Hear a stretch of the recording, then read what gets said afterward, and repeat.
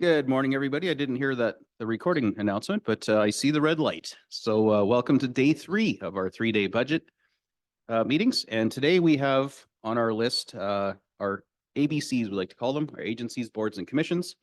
And up first is our Economic Development Corporation of North Simcoe, EDC&S, to present their budget ask.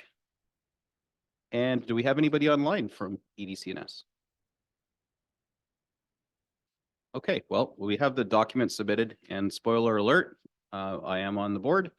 So, and as I've been reporting back to council, the North Star, the EDC&S has been focusing on as they kind of rebuild and rebrand after maybe listing aimlessly in the past, is effectively what's called the Innovation Hub, which is modeled after the Sandbox Center type idea in Barrie.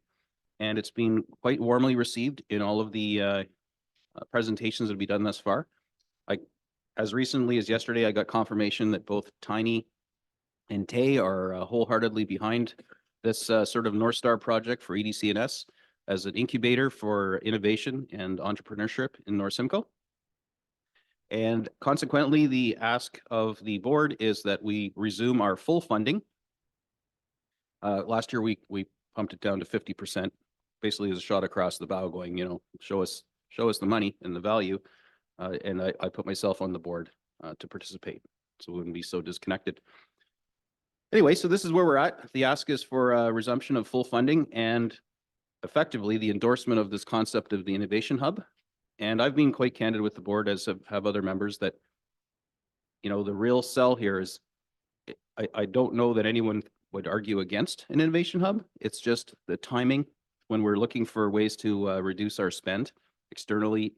Is this the right time to launch this startup with our partners?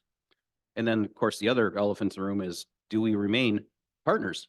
And do we believe in EDC&S enough to remain as full partners in this partnership, or do we opt to either go it alone, or quite frankly, you know, maybe, well, going it alone may be something we end up exploring partnerships with Penetangwisheen, who I can tell you is of the same mindset, what I'm talking about, which is basically pulling out of EDC&S, even though there's this kind of really unique animal that seems to be well adopted or well liked, and hoping it's adopted. If, hypothetically speaking, if we were to pull out of EDC&S, the expectation is we would keep some money towards economic development. I think it would be, you know, very short-sighted for us to just abandon economic development as an initiative for our Midland, but that Penetang and Midland could pool our resources. For example, I'm going to use a number like 75,000, which is about half of what we'd be contributing to EDC&S to the normal ask right now. Our combined 75,000s would be 150, and we could either look at retaining and hiring our own economic development staffer dedicated to Midland and Penetangwisheen ED work, or contribute to the economic development county led initiative, and, you know, be a voice at the table there and provide funding and effectively not replicate the services up here. So there's a lot in what I just shared. And we've had this conversation at the EDC&S table. So this is not, you know, me telling them one thing at the board and then coming here and, you know, looking at cutting their legs off from underneath them. This is entirely in council's hands.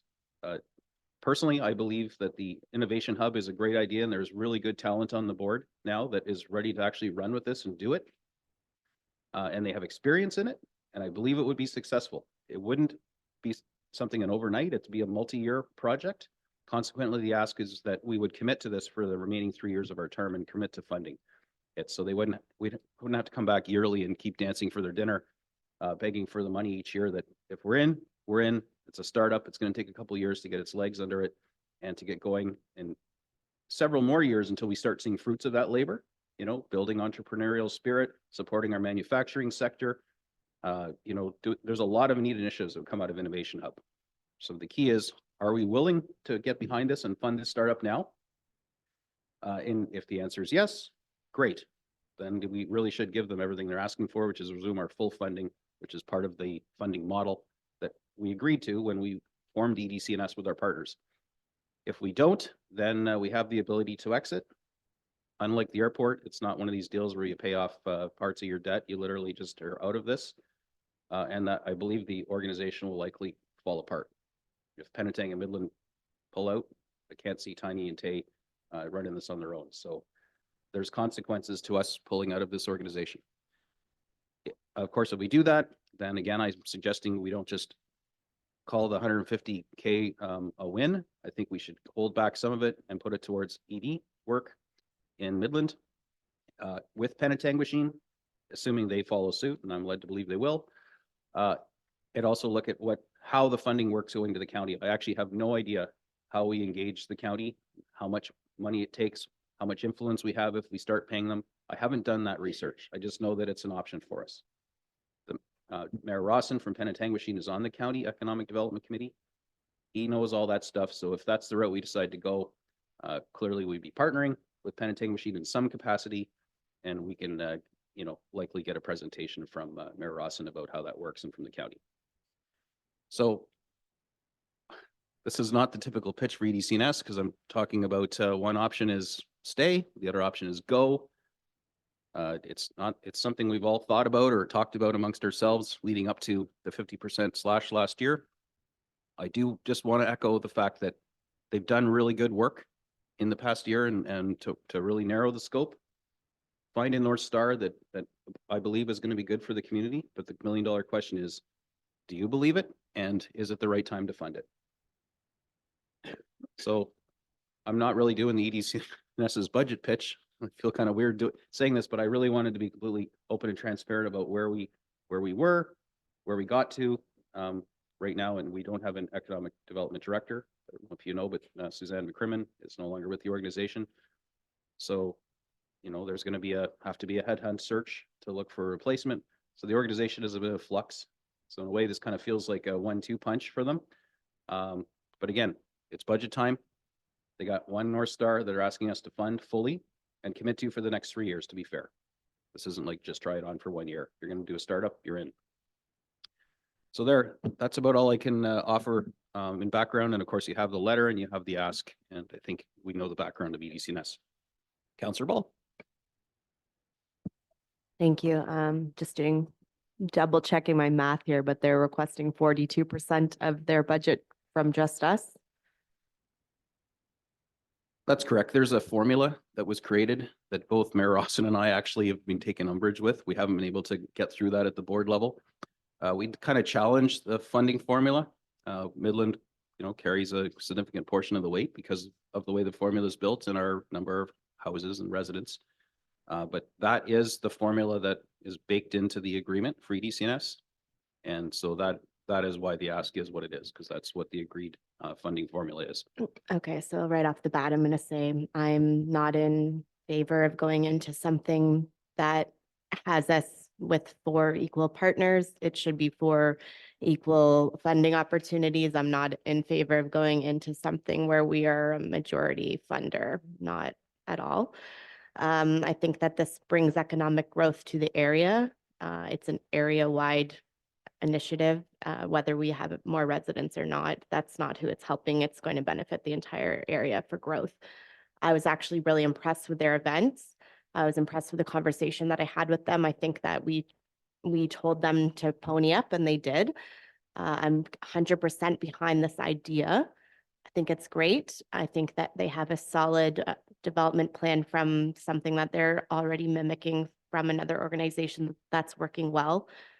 The event was well attended. I've seen other networking events in our area that are well attended, and I think there is a need for this, especially for business owners, even allowing them to have space to rent conference rooms or meeting rooms just to get their small businesses off the ground without having to rent a location themselves. I think it is a great idea.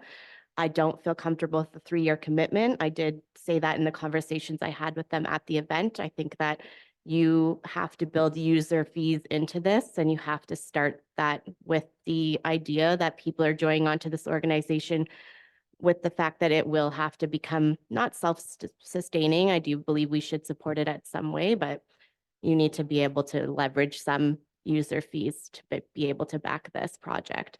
And I think that you're not going to get something as much as they're contributing in Barrie, but there are people in our area contributing that much to Barrie right now. So they should be contributing it within our own community.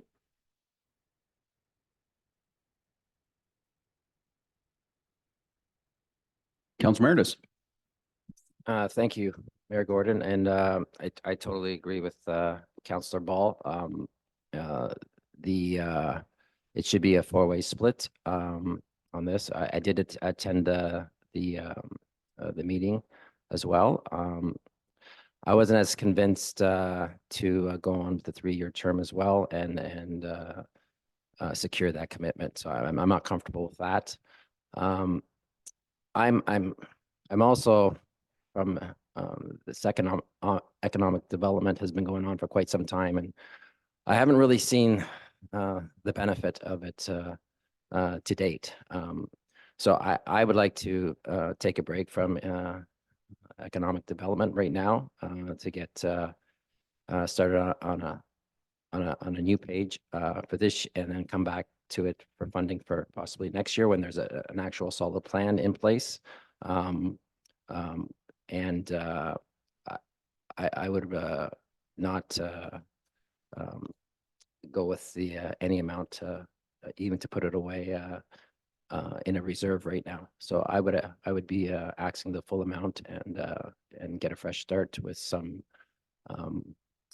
whether it's the sandbox model where they they have members that contribute, and then we can help out a little bit in that way, whether it's through our grants. But right now, I think we just need to take a break from this. Thank you.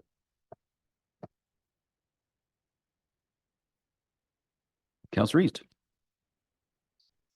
Your worship, I agree with Bill, and I agree with, sorry, Mr. Meredith and Paul. Well, I see the value in it, but at the same time, I know that families are facing a choice of staying in Midland or leaving because they can't afford to be here. And I see the benefits of this, I really do, and I wish that I could say yes to it, but I think that if we remove this and we walked away from it, we would actually be helping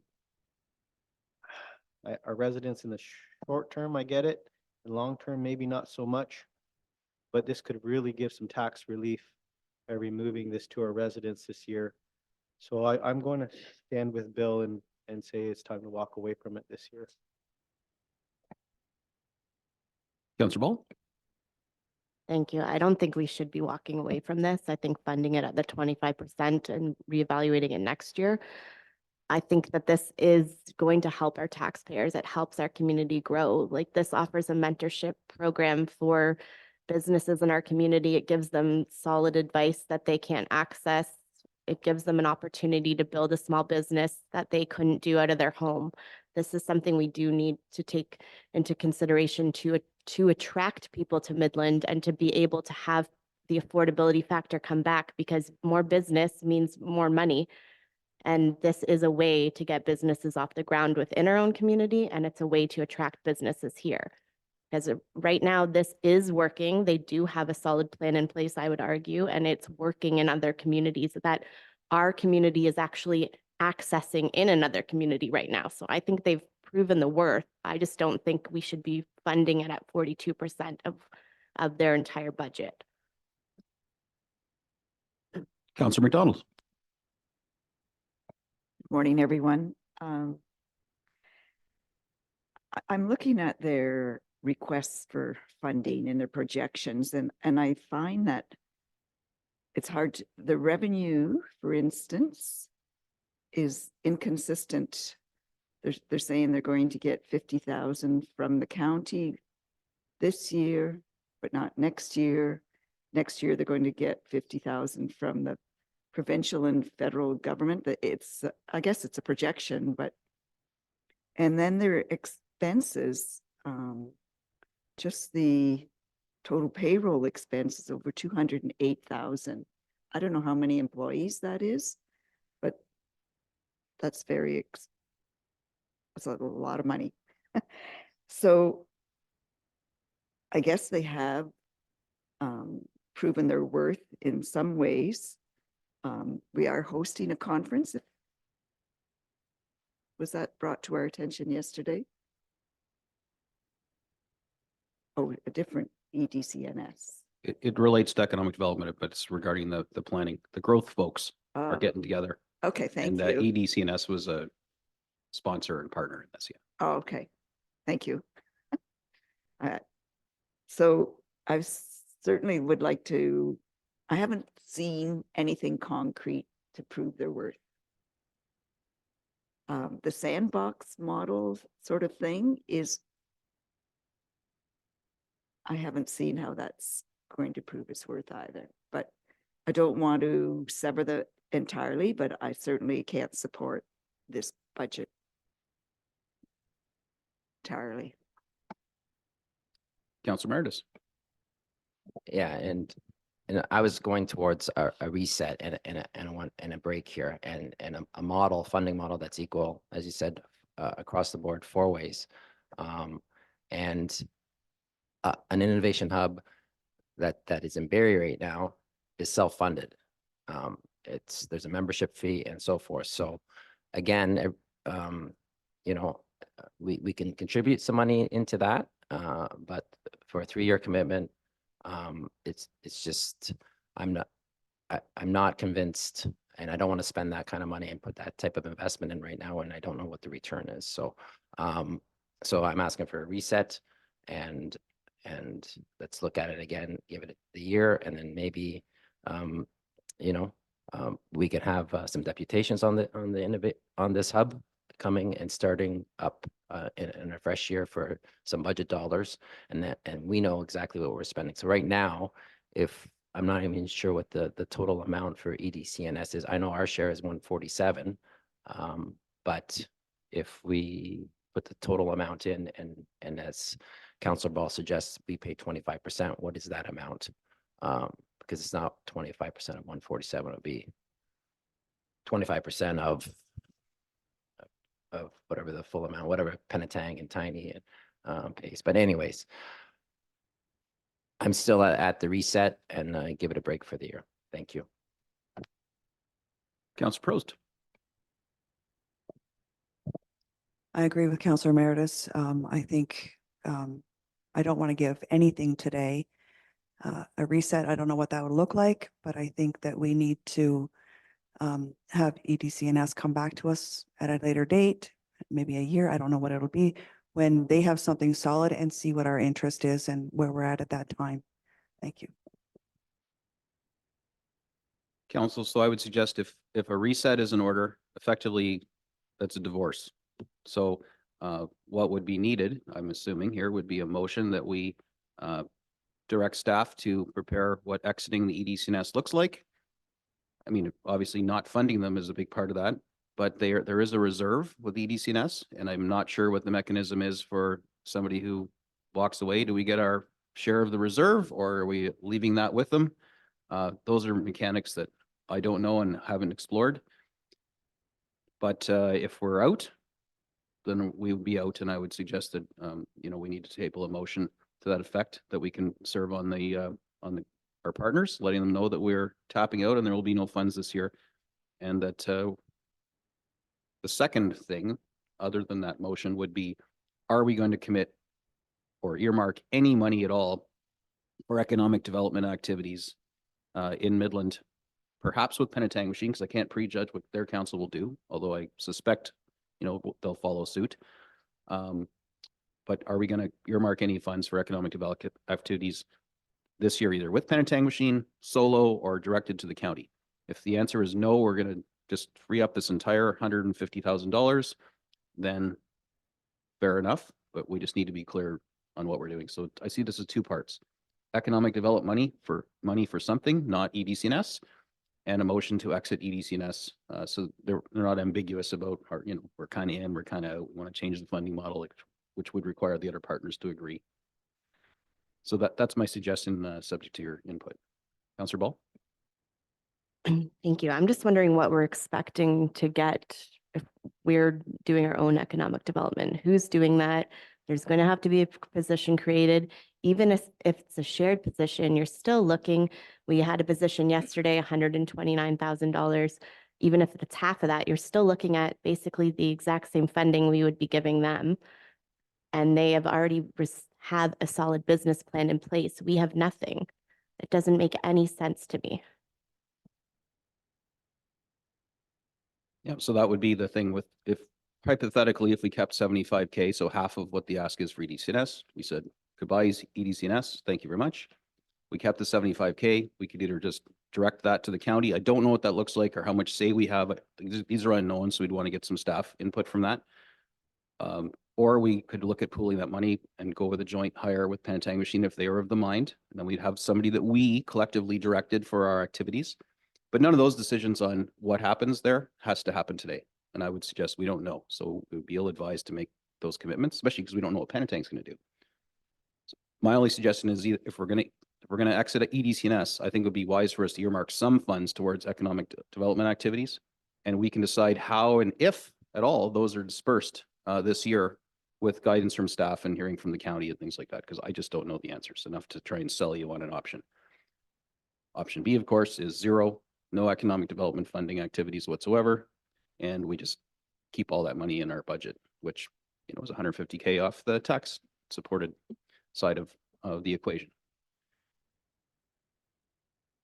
Councilor Meredith? Okay, so just so that I understand it, so this, whether it's we match Penetang, what was that dollar amount was that they put in? I'd suggested 75 in my scenarios To with put in- Mayor Rawson. Okay, so to put in a bucket and then to be determined how we spend it, or is it going right to the county? Or with a plan coming back, and how we spend it? It doesn't have to do with the hub or anything like that unless something changes. Gotcha. And coming from small business, I mean, I'd be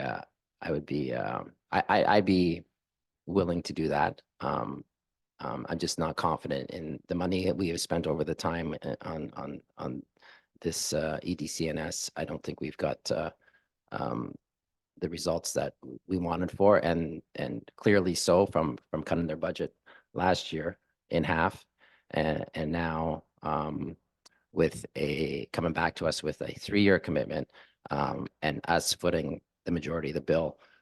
That's what I'm not in agreement with. So I would be willing to you know, spend whatever that percentage, 50 to 75,000, and put away for future considerations on how we spend that. So I'll look to the clerk for some guidance, but I think step 1 would be to deny this funding request entirely. Step 2 would be a motion to, this is the clash moment, should we stay or should we go? A motion, sorry, to exit EDCNS if that passes. That's its own animal. And then the third motion would be directing staff to put $75,000 into our budget that isn't currently there, put into a reserve for economic development. How we spend it, if we spend it, is subject to input from staff and county and ultimately council's decision. But it's in the budget for that 75K. That's what I'm proposing, 75K, if we're going to do that. So just check with Madam CFO about the legalities of this. What I'm suggesting, the proper path forward, if that's council's wish. Step 1, deny this funding entirely. Step 2, a motion to direct staff to have us exit from the EDCNS. And step 3 is to earmarks, put 75K in the budget and hold it in a reserve for ED, not to be dispersed until council decides a direction to go, whether that's county or a joint venture with Penetang hypothetically, or maybe we choose to do nothing and it's just 75K. Those seem like the proper order of operations? Through your worship, yes, it does. So we'll do some checking in on any contractual obligations that we have. It doesn't appear right now that there are any. So yeah, that would be the proper step to take. Councillor Ball. I would rather give them $75,000 if that's an option, because it just seems like we're totally negating that option entirely. They have a plan. We don't. Like I said, it makes 0 sense for us to put funds into something when we're starting at ground zero. They already have a plan. They already have people contributing to this. I would like to give them money. If we're earmarking money, it should go to somebody who already has a plan. We asked them to step up. They did. So let's allow them to continue doing that. Okay, so that is not a terrible idea. And quite frankly, if we go the route of holding 75 grand in a, just a reserve to be determined how we spend it, I would expect we get a staff report on what does spending it with the county look like? What if Penetang does what we're doing? What does spending it with Penetang look like?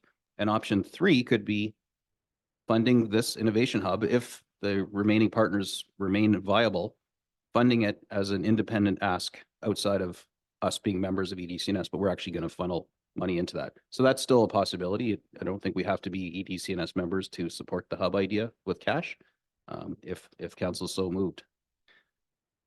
So, Councillor Ball, and then Councillor McDonald.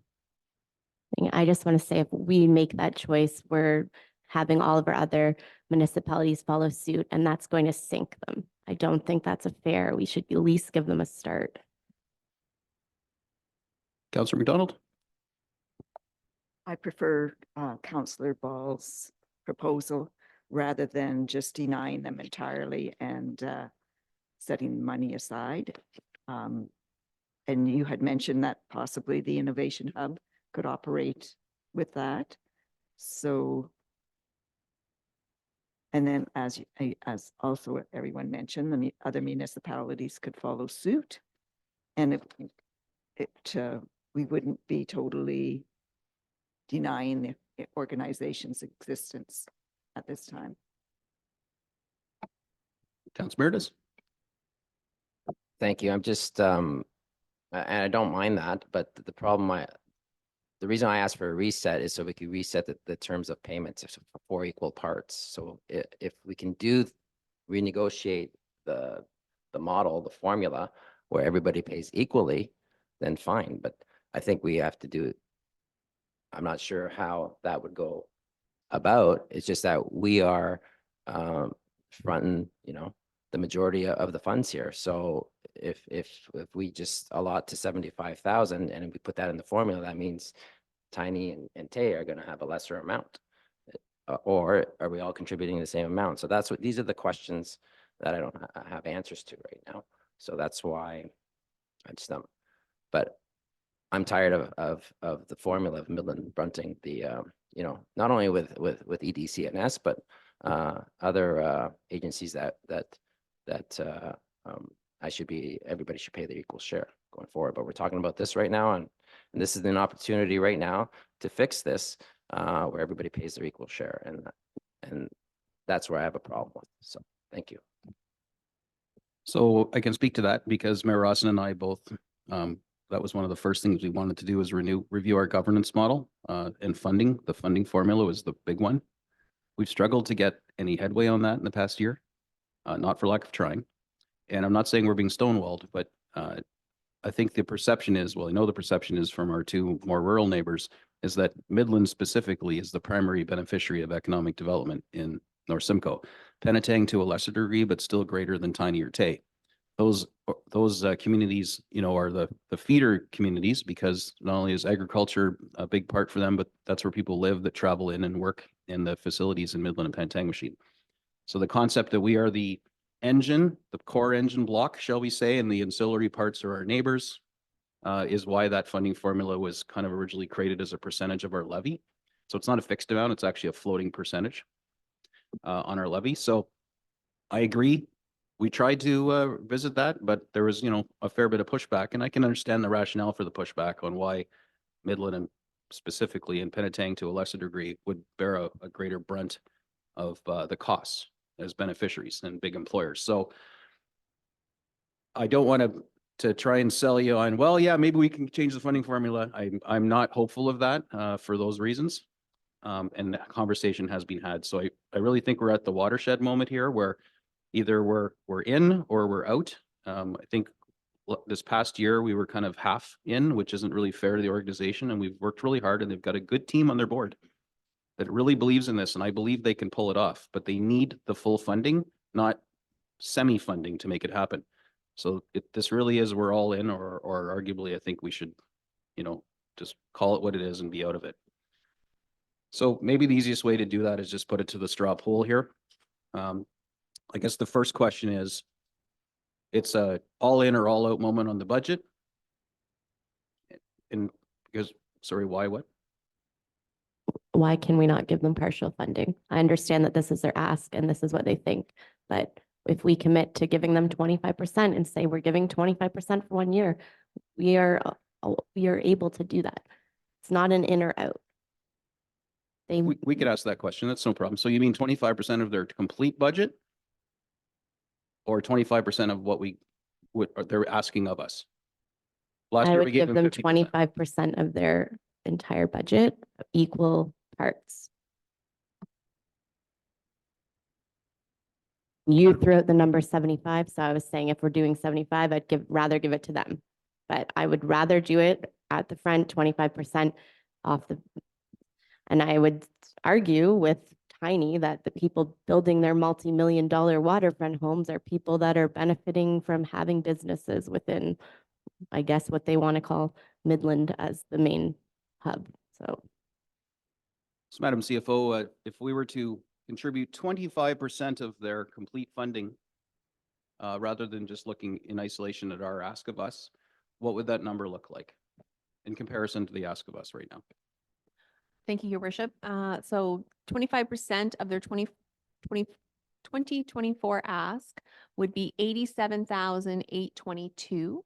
And just for reference, right now in our 23 budget, we have approval for 84,407. So it's just, 3,500 or so difference. So it would be an increase of 3,500 to our 2024 budget, if that were something council was interested in. Okay, so, but on the document here, it says EDC requests a contribution of 147,708.90, which is the 42%. So the budget this year is the 50% cut from last year? So the budget ask, so the 147,708.90 is 42% of EDC&S's total budget. In order for us to put that entire amount in our budget, it's an increase this year of 63,302 based on what we approved last year. Right. So then, assuming we're not doing the 50% off deal of last year, we're back to the full ask, which is that 147,708. If we were back to that, but we decided we're not going to honor a 42% of their total budget, we're only going to honor 25%. That number that council is considering, is that 80 something? Okay. Yep, that is 87,922. Right. Would be 25%. Okay, so then I guess the first, Councilor Merits? Yeah, and then we're still bound by an unequal share. So that's why I want to get out of this. This is an opportunity for us to get out of this and have a reset if we want to do it, and then we go to the table. And if they don't want to contribute equally, then so be it. But I think everybody benefits. I don't care how you spin it, but our whole community benefits, and communities surrounding us. So I'm done with footing the bill fully, or the majority of the time with these agencies. Thanks. Okay, so then to Councillor Ball's ask, let's do the straw poll here on contributing effectively 25% of their budget, which is that 80-something thousand. So we're staying in EDC. If we get the vote, oh, Councillor Downer, did you want to talk before I ask this question? Yes, I do. Please, go ahead, sir. You sit on the board, you were mentioning, and you're happy with what's transpiring. You're happy with what the work they're doing. And I would say leave the budget as it is. Don't tamper with it. Because these people are trying to do the best for the area, and you can't handcuff them by cutting their budget in half just willy-nilly. Okay, they're trying to do the best they can. They need the funds in place to do that. I say leave it where it is. That's where I stand on it. Okay, so then option one option that's being floated is to fund them at 25% of their total ask. So stay in the EDC&S and effectively reduce their funding, but not quite as dramatically as last year. I mean, it's a few $1,000s difference, but keep basically that, we'll call it 50% reduction in their ask. So stay in EDC&S and contribute again 50%. People that are willing to do that, put your hands up, please.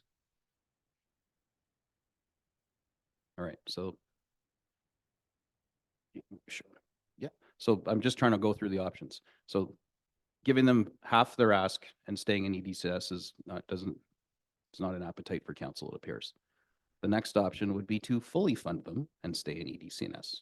So we're all in, give them their commitment. We don't even have to say 3 years because every year we can revisit this. My only suggestion is that if we're gonna fund this startup, let's not make them do this every year. We're in or we're out on it. So before I ask that question, Councillor Meredith?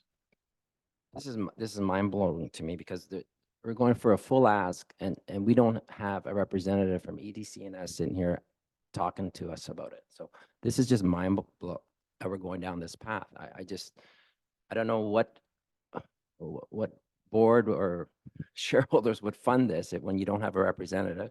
And I'm glad, you're doing your best, but I think we should have had some representation here to, we haven't even had audits on EDC&S. It's just mind blowing that we just are considering the full ask when there's no one sitting in front, speaking to us on this. I'm doing my best to represent the board. Yeah, and unfortunately, Suzanne is no longer with us. Normally it would be her up there.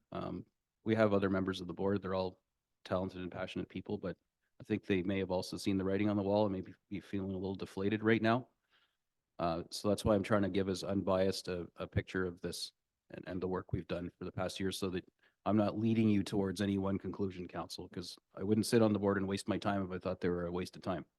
I would have come back and told you, what is this dumpster fire? Let's get out of it. And I'm not saying that. I hope the news doesn't quote me on that. So option 2 is to fully fund EDC&S in spirit for the next 3 years. I would suggest that would be important, but let's just deal with year 1 because that's the budget that's in front of us. To continue, remain partners and fully fund them, which means no more cutting in 50%. Fully fund, stay partners with EDC&S. Hands up if you're willing to do that. Okay, we're working through the options here. The next option is divorce, effectively. We're going to deny their funding and exit the EDC&S. So this is a little more formal than a straw poll. Which one is this? This is a 25%? Okay.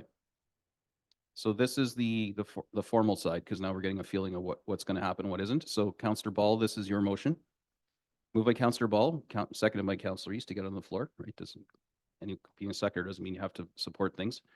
That the 2024 budget request by EDC&S in the amount of $147,709 be reduced by 25% to $87,922, provided that there are no contractual obligations preventing a unilateral reduction in funding by the town of Midland, and that the funding be held in reserves until such time as council determines the distribution of funds for economic development.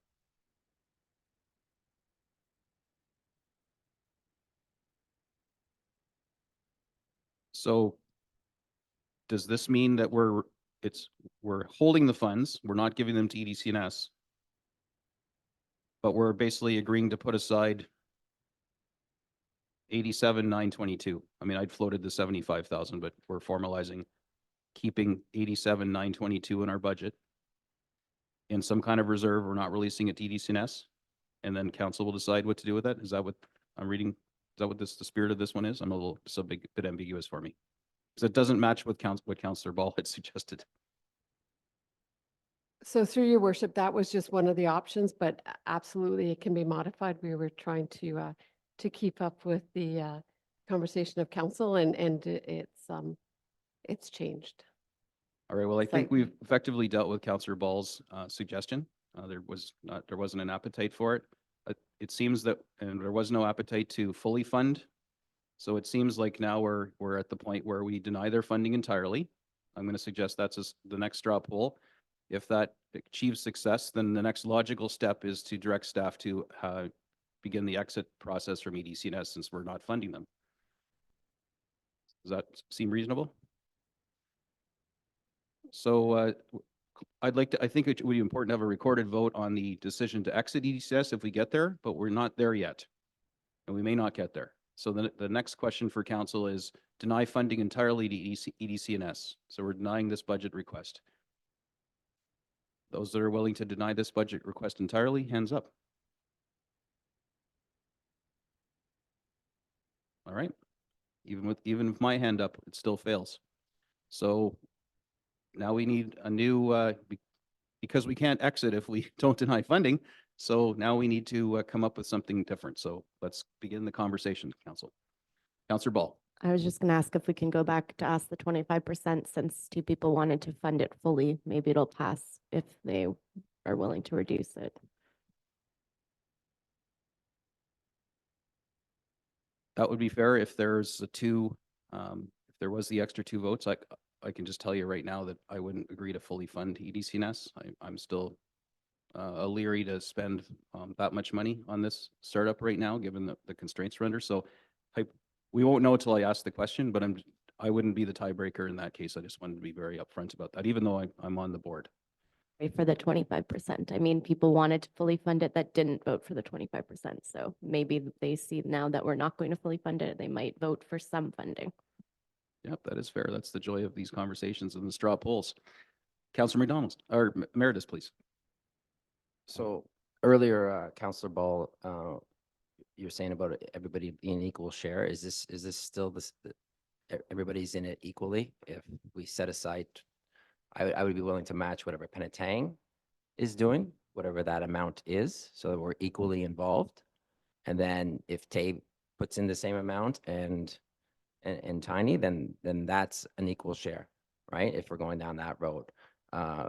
So I believe they set aside possibly around 75,000. I'm not sure what that amount was. But that has to be in there, that the model changes for me to have any type of involvement into this. Unfortunately, that's not part of our ability with the budget ask. That would be, it's a government's change. And as I've alluded to, we've been working on that for a year with no success. So we can't impose arbitrary percentages on our neighbors, nor can we change this corporation's governance model at a council table. So I don't want to paint an unfair picture with your expectations on this. We can't put those conditions on. So I wouldn't want you to think we could.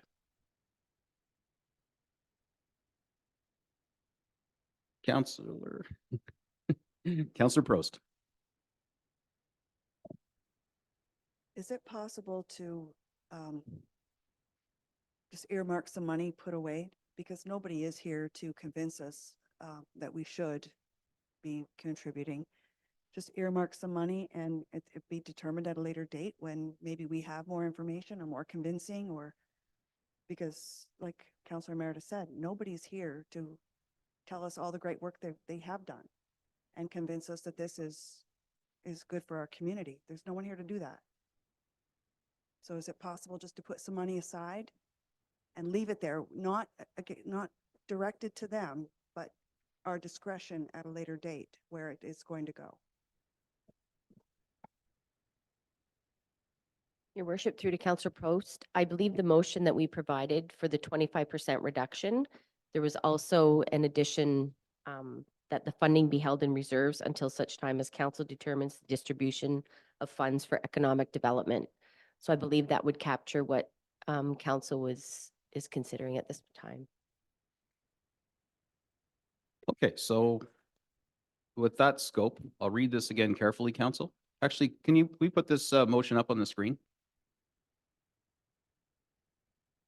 So I'll have to share it over to you. Sometimes it's easier to see it in front of you. So this is kind of this motion, we can change who it's moved by. Councillor Ball, I don't think supports it. But this motion effectively is, I think, one of the options that I pitched originally, only I used the number 75%. because I was talking about the $75,000, sorry, not 75%. I was halving our half.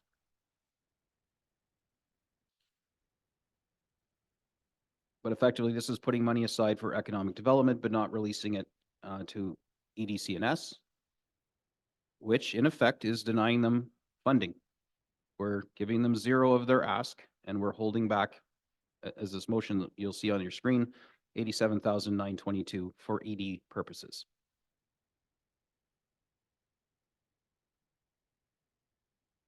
But this will be a real motion, not a straw poll. So we'll just wait for it to come on the screen. Councillor East? Thank you, through your worship. Just if I could get some clarification on it. The money putting it aside, why do we have to take it from the tax base? Can't we just leave it from a reserve in the future so that way it doesn't affect the tax base right now? And then we can revisit it through reserves later this year? And that's something that we're not imposing on our residents at this moment. Madam CFO, if the appetite is to hold $87,000 or $87,922 for economic development, but not released to EDC&S, can it come from a reserve as opposed to bolting onto the taxes?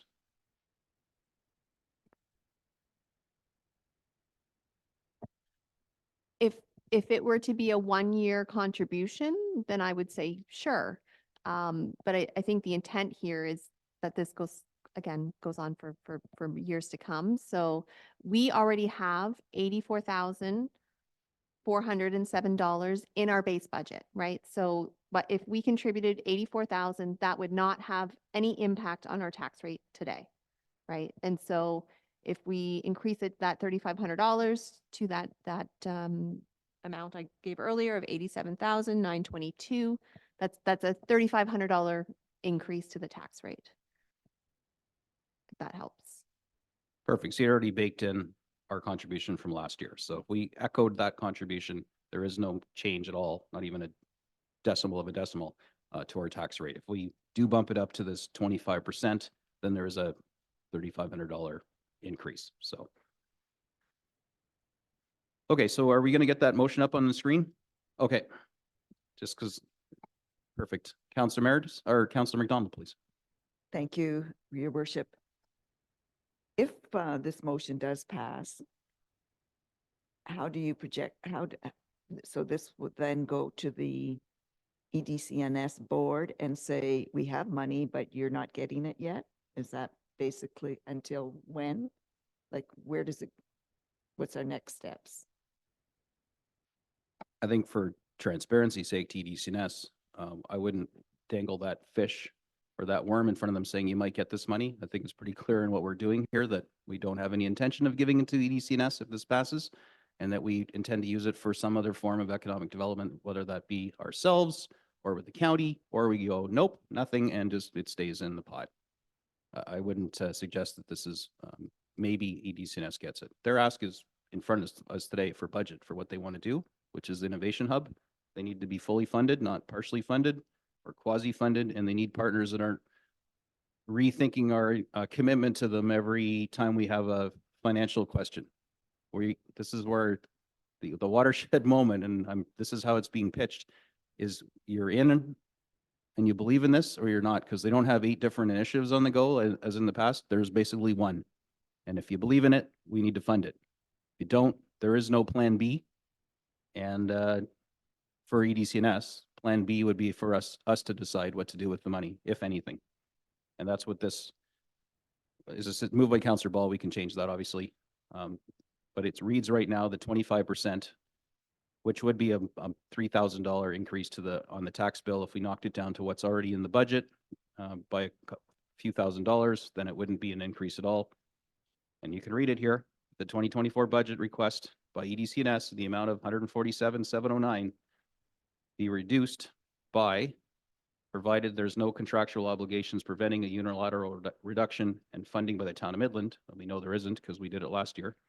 And that the funding be held in reserves until such a time as council determines the distribution of funds for economic development, not to Economic Development Corporation or Simcoe, but for economic development. So, Councillor Ball. No, thank you. There was not enough people to agree to exit the organization, and this motion is exiting the organization. So this is just going around that with a different way of asking it when this didn't already pass to exit. That was a straw poll, Counselor. This is the official one, and this one will have weight. So the outcome of this is binding, and if we wanted to revisit it, we have to go through all the machinations of revisiting. The informal thing that we were doing with our hands up is just to try and get consensus to help, and that's what we've been doing, right? This is a little bigger deal, especially if we're proposing exiting an organization, so this needs to be in a more formal motion. Counselor Emeritus. Yeah, if we're going down this path, Penetang put in 50,000 set aside for EDCNS. I would put that at $50,000 if and match Penetang's if we're going to be in this evenly. But I'm still not in agreement with any of this, and throwing money aside and not knowing what we're doing with it. It's just not the way I would operate a business or a corporation. It's just a bad decision on throwing money and not knowing no direction and so forth. So we have an opportunity here to decrease the tax rate by 147,000, which is probably a 0.6%, and get our tax rate down to 3.5% for 2024, and we can have a reset and revisit economic development at our next budget deliberation in 2025. Okay, there's not really a way to edit this motion that's going to meet that end. So it sounds to me like you just wouldn't support this motion, and then we're back to what's next. Any other comments on the motion in front of you? Yeah, I don't want my name on it. Thank you. No problem. We'll have it moved by Councillor Prost. I'll update the document to that effect. Councillor Prost, do you have any comments before we call the question? I do. I'm just wondering if it should state that the request from EDCNS in the amount of 147 be denied, or because to me, I mean, maybe I'm reading it wrong, but to me, it sounds like they're asking this amount, we've reduced it to 25%, and now there's a new amount, but it's not, because it's not going to them as that, if it ever does, right? So am I reading it wrong, or is it okay? I agree. I mean, what this is effectively doing is formalizing the question to defund EDCNS entirely, and also to put aside money that just happened to be a percentage of their ask into a pot for possible future distribution for economic development activities. Nothing compels us to do that, but at least earmarks it so that, you know, we're not coming back in July going, oh, we need to find 80 grand to fund something. So, Councillor Emeritus, and by the way, all we have to do is ask for an amendment here, and we can amend this. It's a friendly amendment. One last comment is Penetang did fully withdraw from EDCNS, I believe. So we have EDCNS on here. I believe they fully withdrew from EDCNS and put 50,000 aside for economic development.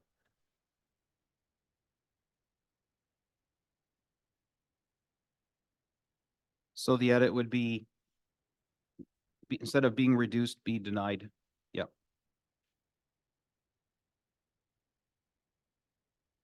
Oh, the edits are happening live in front of us. Perfect.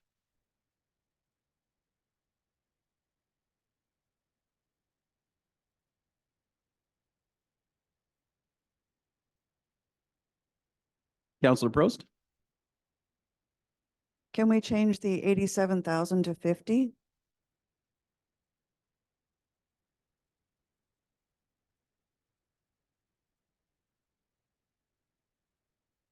There's the magic 50,000.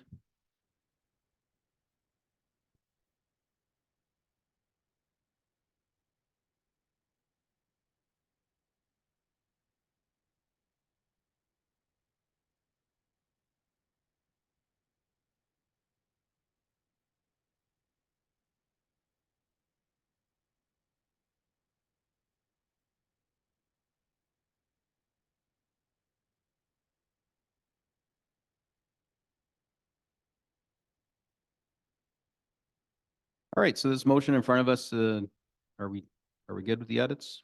Madam Clerk, are you still pounding away on it? Seems to, okay, yeah, it seems to reflect what the banters mean.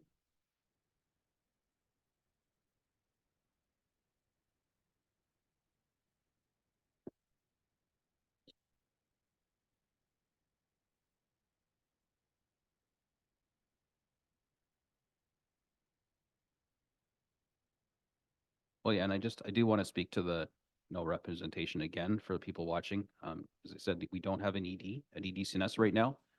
The staff, and a few of the counselors have attended the event, announcing the Innovation Hub and learning all about it and what the plan is and seeing how well received it was.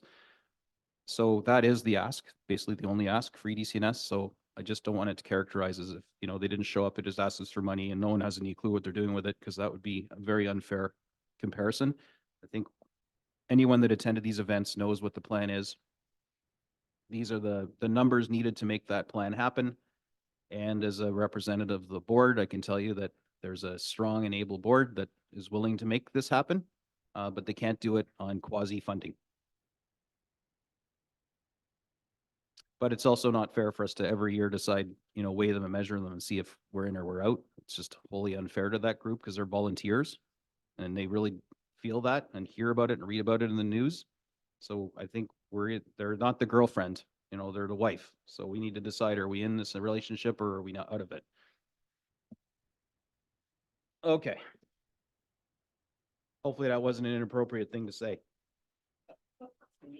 I said it anyway, though. So this motion that's in front of you, I have the document now in front of me that matches it. Moved by Councillor Prost, seconded by Councillor East, that the 2024 budget request by EDCNS in the amount of $147,709 be denied, provided that there's no contractual obligations preventing a unilateral reduction, or in this case, elimination, I would suggest. God, I hate to do this to you.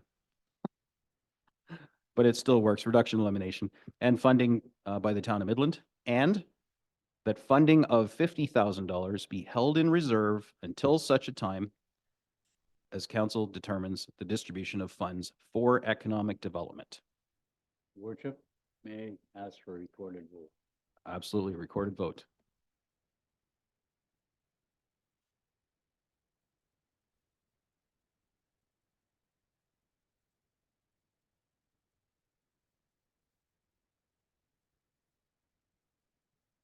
Thank you, Your Worship. Council, you've heard the question. When I call your name, please answer yes or no. Councillor East, Yes. Councillor Meredith, Councillor Prost, Yes. Councillor Bald, it's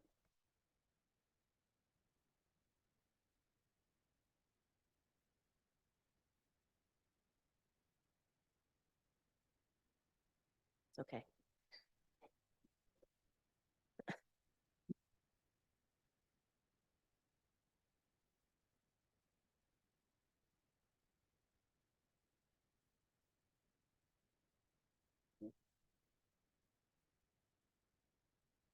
Just to confirm, Councillor Bald did say yes, as did Councillor Meredith.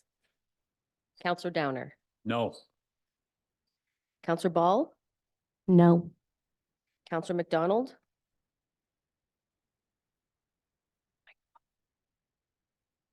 No. and Mayor Gordon. Yes. The motion is carried 5-3.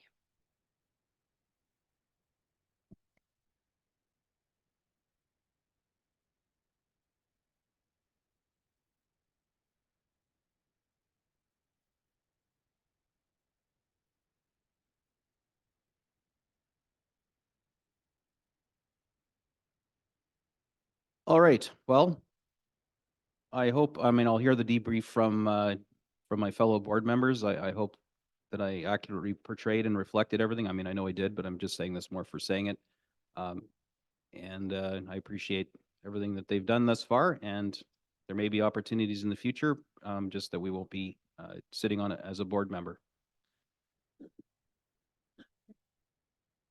Okay, moving on. We have the BIA, our Business Improvement Association of beautiful downtown Midland.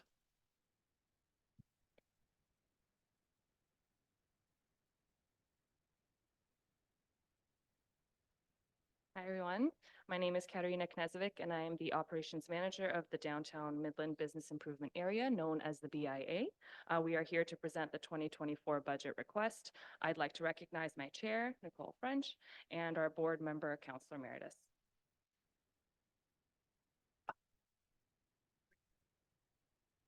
Let's see.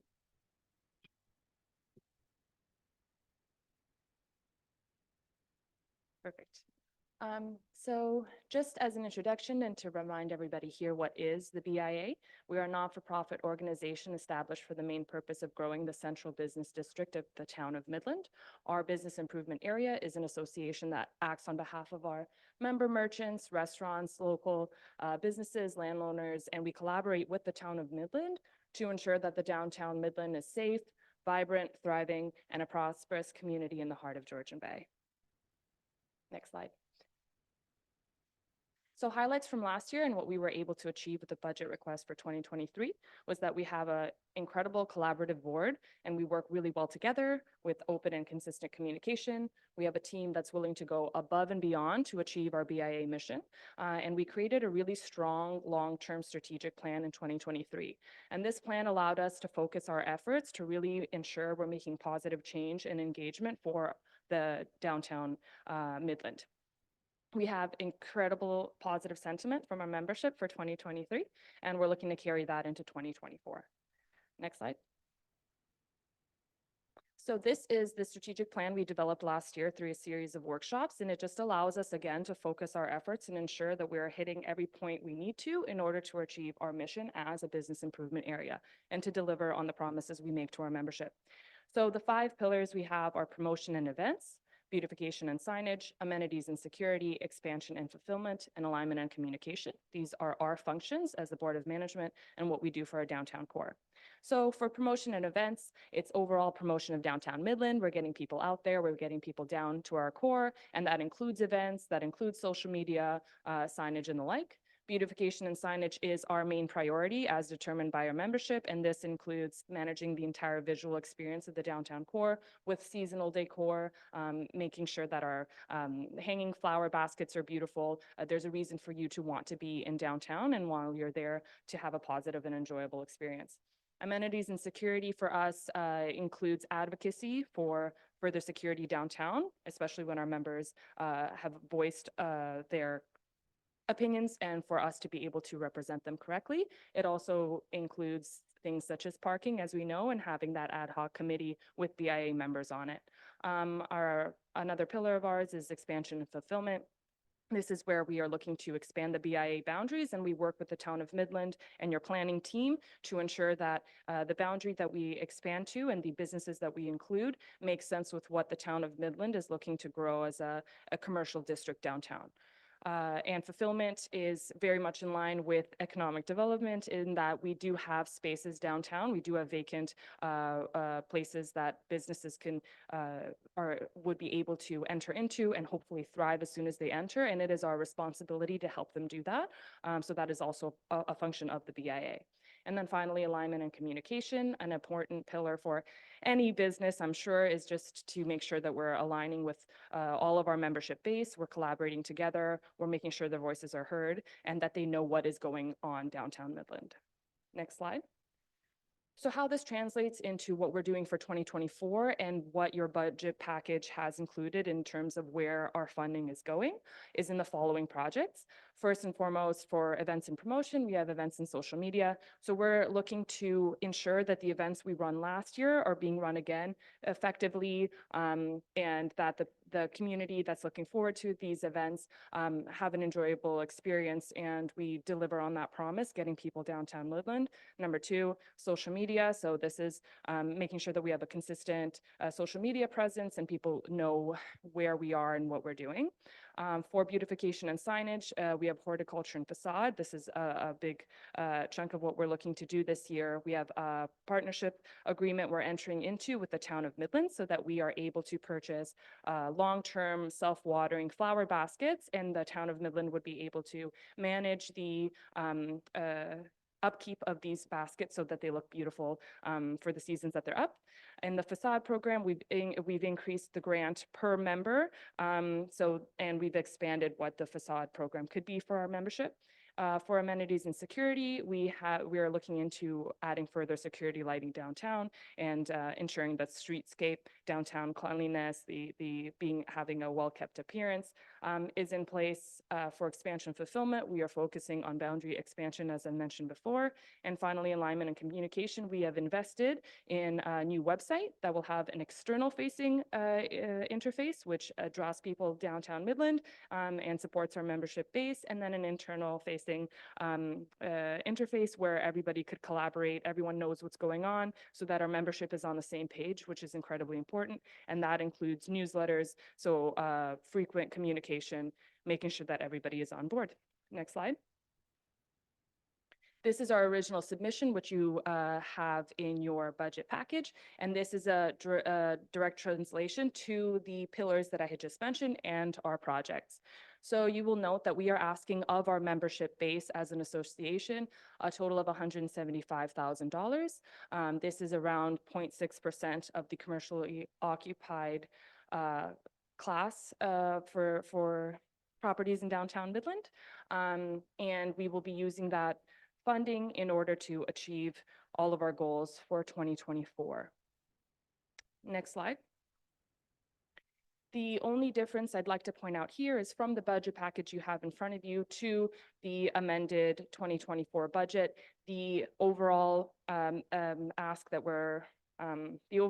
of our membership is the same. It remains at $175,000. Again, this is in order for us to perform our duties. It is in line with historic downtown Midland levies prior to a 12-year freeze. It is also in line with Ontario business improvement areas across the province, and it allows us to be able to put in our long-term plans for economic and community development for our members downtown Midland as everything becomes more and more expensive each year.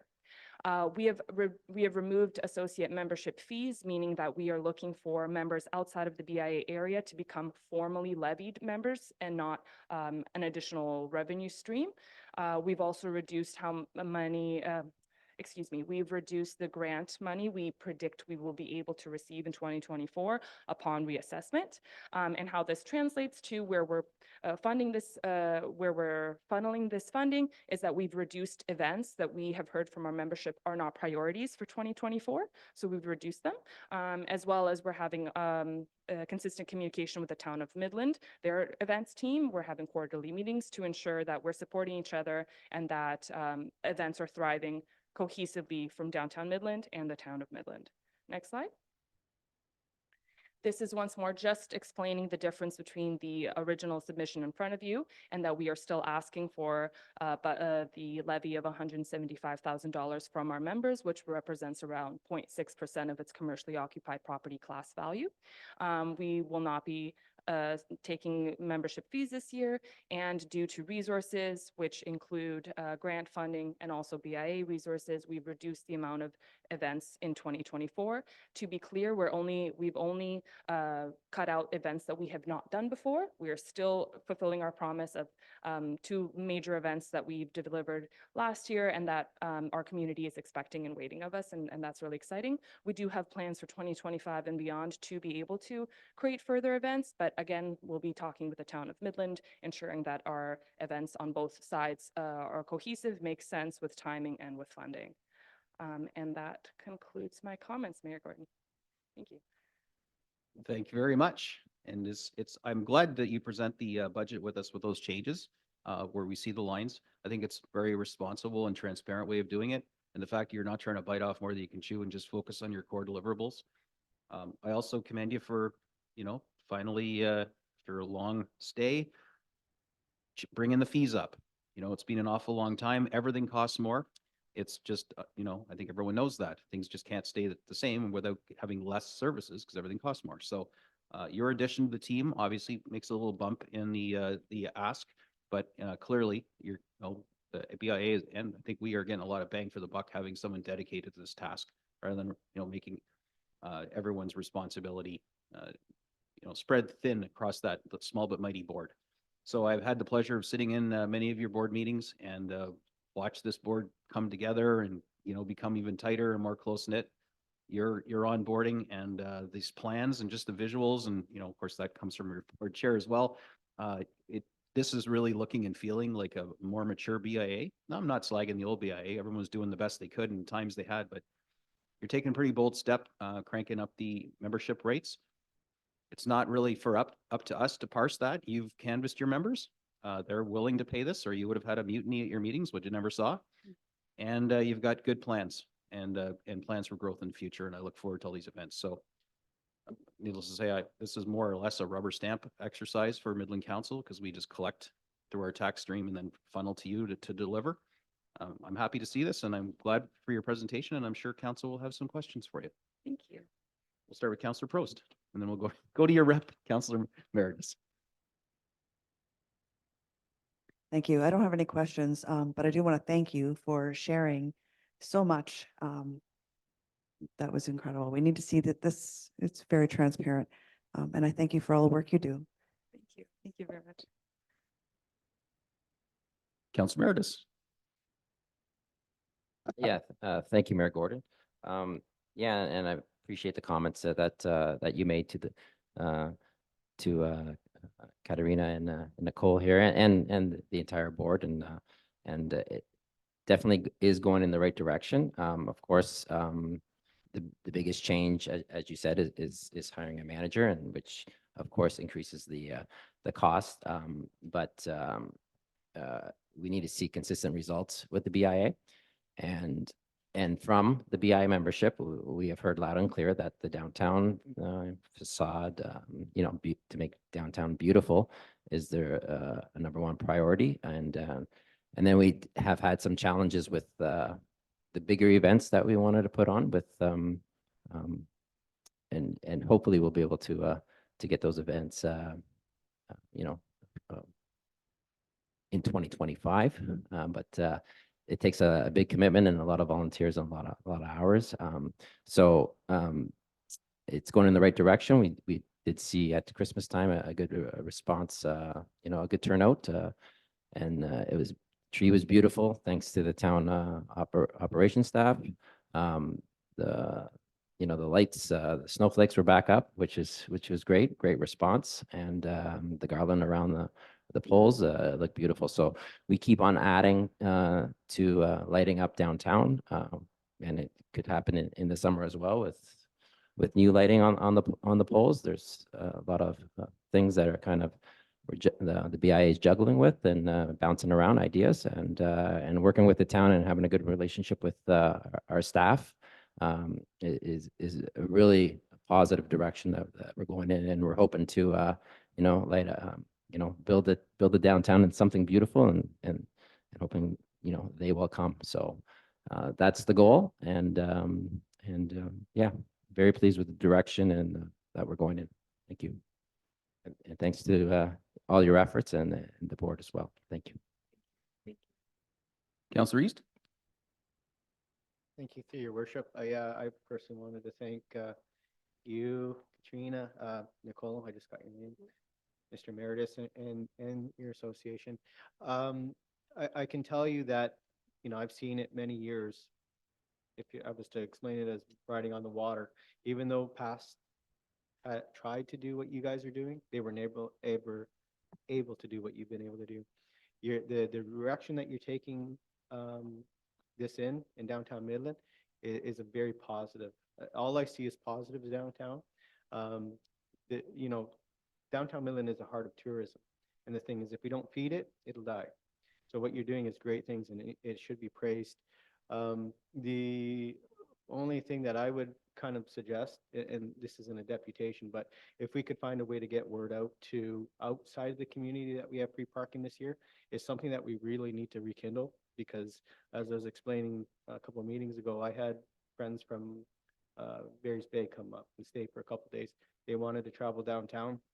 Their last experience downtown was during the chaos of the parking machines, and they hadn't talked to me yet, and they decided to shop elsewhere. So outside tourism still doesn't know that we are trying to fix things, and we're back on board.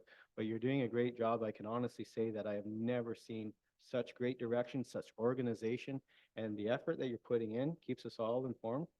Kudos to you. So you should be praised. Counselor Ball. Thank you. I like the direction you're going in. I have noticed a difference over the past year, a substantial difference of what you are offering our residents and us. I think that I would love to see a little more organization when it comes to coming together like you do at the Monster Mash. It's an amazing event, and I think all the businesses getting on board was amazing.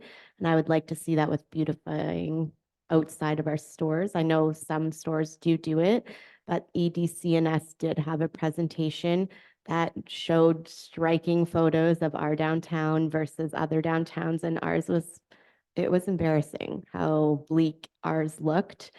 We did spend a lot of money beautifying that gray concrete, but that's all that you see when you look down the street is that gray concrete. I love the banners that have gone up. That adds to it, and it does draw your eye away from that concrete. But I think that having that business, all those businesses come together like they do at the Monster Mash and beautifying some of the suggestions that the Aurelia, I'm not sure what her title would be for that, but she had a lot of suggestions that were extremely low cost. I know they were met with some resistance. We were looking at, I think, more bigger picture items, and which I think is great. You've had a bigger picture items with all these new events. I'm sad to see that they won't be here this year, but I like the bigger picture, and I like that you're starting small. And I think starting small with beautification, we maybe can relook that and just say there are low cost opportunities that might not be the best of the best, but it allows us to get there. So that's my only suggestion. And maybe office space. I know that we double paid for some of that, so I'm hoping that we are not doing that now. Okay, you're nodding, so I appreciate that direction, and I like the reevaluation of the levy and having associate member fees. I think that's a good way to go. Counselor McDonald. Thank you for your excellent presentation. I just want to reassure you that we will be working with the BIA with the challenge of the parking solution and the safety.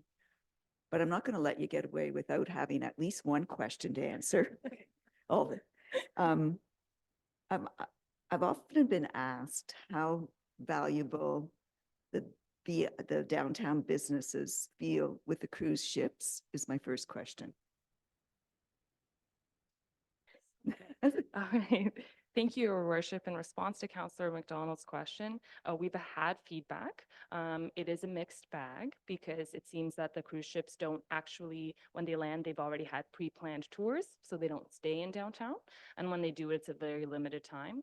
That being said, we're looking to expand our partnership with the cruise ships, which could mean having a booth in front, having a pamphlet on the town of Midland, on downtown Midland, having goodie bags that represent our businesses, and so that hopefully people will come back. And also just one of our original initiatives with one of our events that we will hopefully run in 2025 is ensuring that it happens in a time where the cruise ship patrons are in town. But it's mixed reviews only because they do not seem to be staying on the whole on average in town when they dock. They eat all their meals on the cruise ship. So anyone that is selling food or is a restaurant, it's not benefiting them. So we have to watch how much benefit our majority of our members receive where we put our dollars. So we just have to watch that. Okay. And I see that you're hope to organize a car show, so that would certainly give them something to do right downtown and may wander up the street more. So again, great initiatives. So the other question, I get mixed feelings about the summer patios, and I wonder how the BIA response is to that. The summer restaurant patios that are put out, does the BIA, most members like them or dislike them? From a merchant standpoint, there's some people don't love the cost that they need to pay to be able to put out their patios. And then there is some concern around what are they called? The bollards? The bollards, moving them and how the flow of traffic is with the bollards moving and whatnot. So that said, we have toyed with the idea of a patio program to help afford patios, but it hasn't been set, and it's just something that we are potentially talking about. But people do want patios, but they don't want to pay to have the bollards moved and the fees. My only comment there is it takes away from the beauty of downtown because they're all mismatched. Some of them look okay, some of them not so And much. this is where So we talk about a patio program that potentially can help with the fees and also with that maintenance of such things. I would that encourage that. we But will thank you take for that your dedication to downtown Midland. Thank you.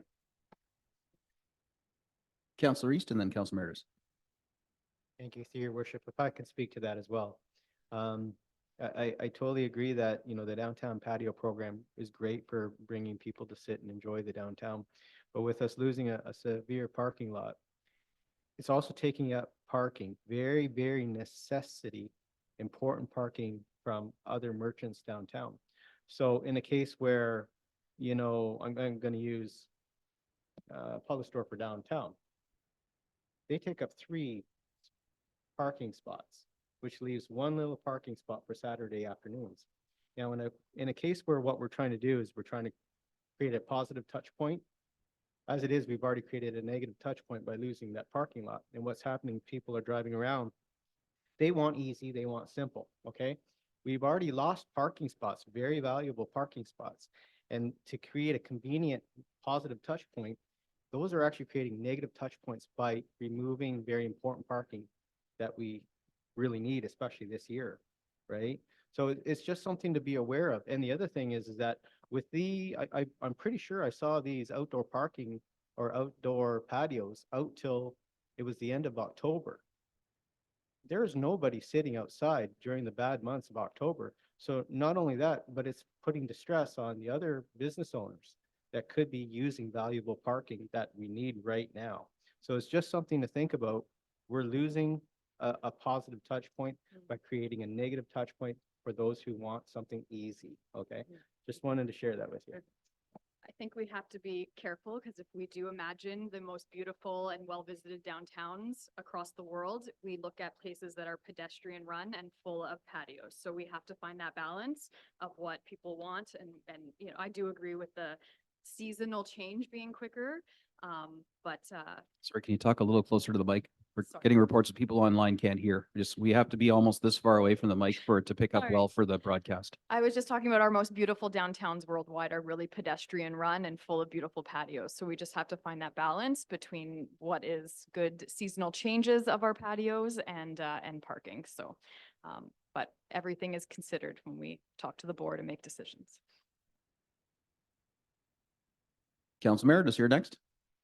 You yield? Oh, Councillor Ball.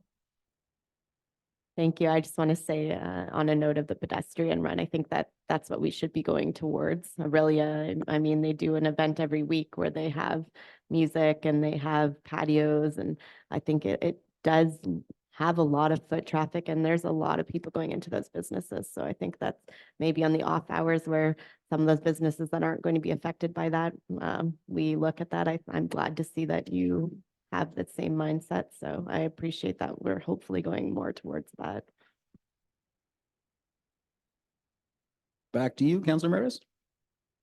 Yeah, I just wanted to touch on the parking spaces, I guess, and going up and down downtown Midland, you could see patios that are, and this kind of can get cleaned up about that. They only take 1 parking spot, but they're spread over.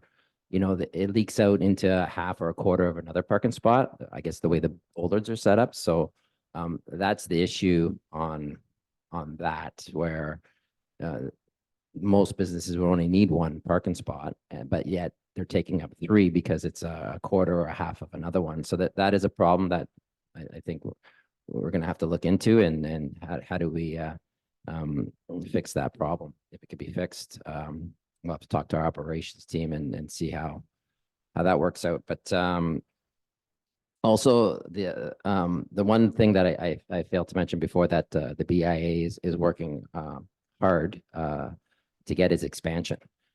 We noticed the top half of the top block of King Street. There isn't any flower baskets or hanging flags.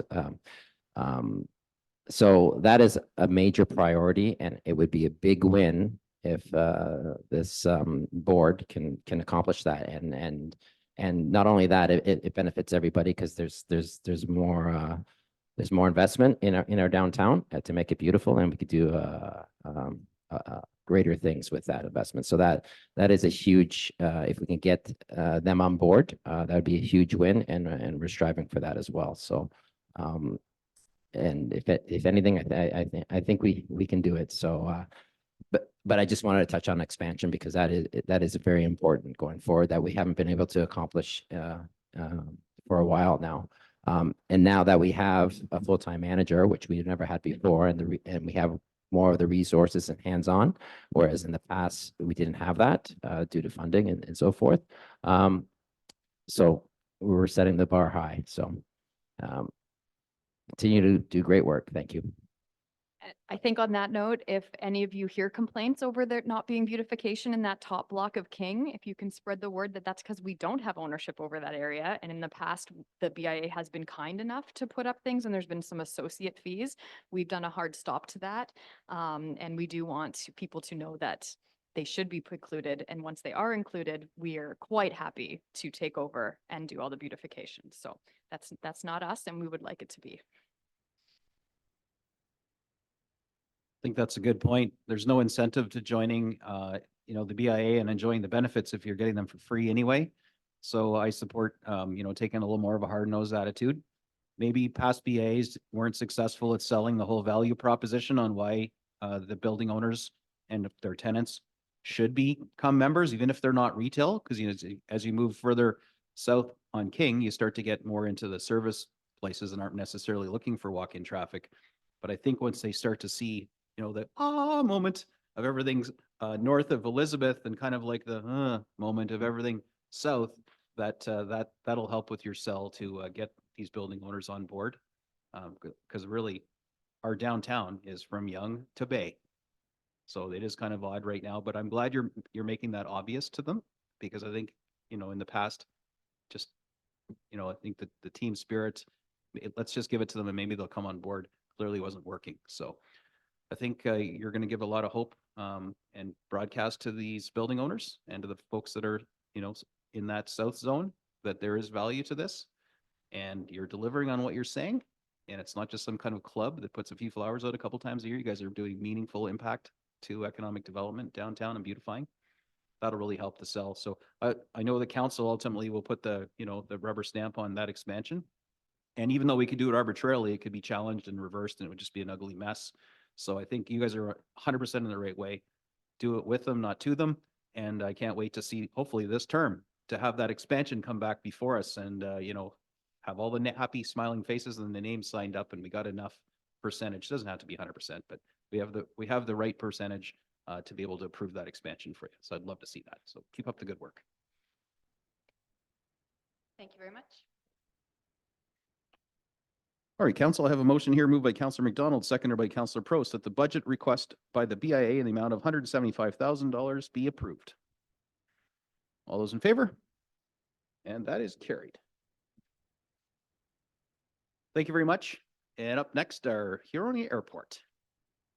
Request 5-minute break before that long discussion, please.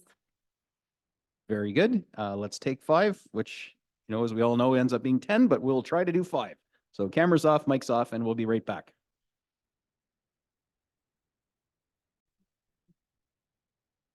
All right, welcome back, everybody. Moving right along today, we now have our Huronia Airport up next. I'd like to welcome Craig Jewell, our manager. Our new manager. We've gone through a couple, and we went through a couple until we could find the right one, and we got the right one. Craig's been a great addition to the team at the airport. And once again, council, I'm on the airport commission and been working with them for the past year. who was drinking from a fire hose, because what did this guy know about managing and running an airport? Zero. I know there's airplanes, but anyway, so it's been a really good team effort working there, going through a budget, and happy to see a flat one. Although one can always question, how do you have a flat budget when everything goes up in price, especially with the inflation we've seen? But you're about to find out why, and also get an update on some of the plans that we advanced collectively with our funding partners and Tiny and Penetangmachine about land sales, and a chance to get an update on what happened to the original one that we hoped for and what the plan is for the future. So lots of good update. Craig's here to give us all the goods and follow up with an ask. Take it away, Craig. Good morning. My name is Craig Jewell again. Just been hired as the airport manager at Huronia Airport, also known as Midland Airport. Just for those of you who don't fly, I'm also a pilot. We always refer to it as the Midland Airport, just a lot easier to say. Here for a budget request, as was mentioned, 0% increase from last year. The way we've done that is restructured all of our leases in the commercial buildings we have to bring them up to more current datings. All the airports around us were significantly higher than what we were, so we restructured all of the land leases, or all of the leases that we have for them. So that brought a little bit extra money in for us. We're also controlling expenses much better than had been done in the past. As was alluded to, the airport itself has been it's been kind of into shambles in the last year or so, or last year and a half. Lots of people thinking they know how to run it and what they should be doing with it. My point of view with it when I was hired was to run it like a business and not be a club. The idea is for us to be able to make money, or at least break even with making money. We don't want to be drawing money from you guys all of the time and be completely dependent on all of the partners that are involved with the Huronia or Midland Airport. Total request was $78,900. I believe that's about $600 less than last year. Runway loan is $9,800. That's a 5-year fixed term at 3%. You can't beat the money, so we might as well keep borrowing it and just get that paid down as soon as we can. Which I think it will expire in 2 years, so we'll have it paid off in 2 years. Operating expenses now are going to be at $61,000 or $62,100.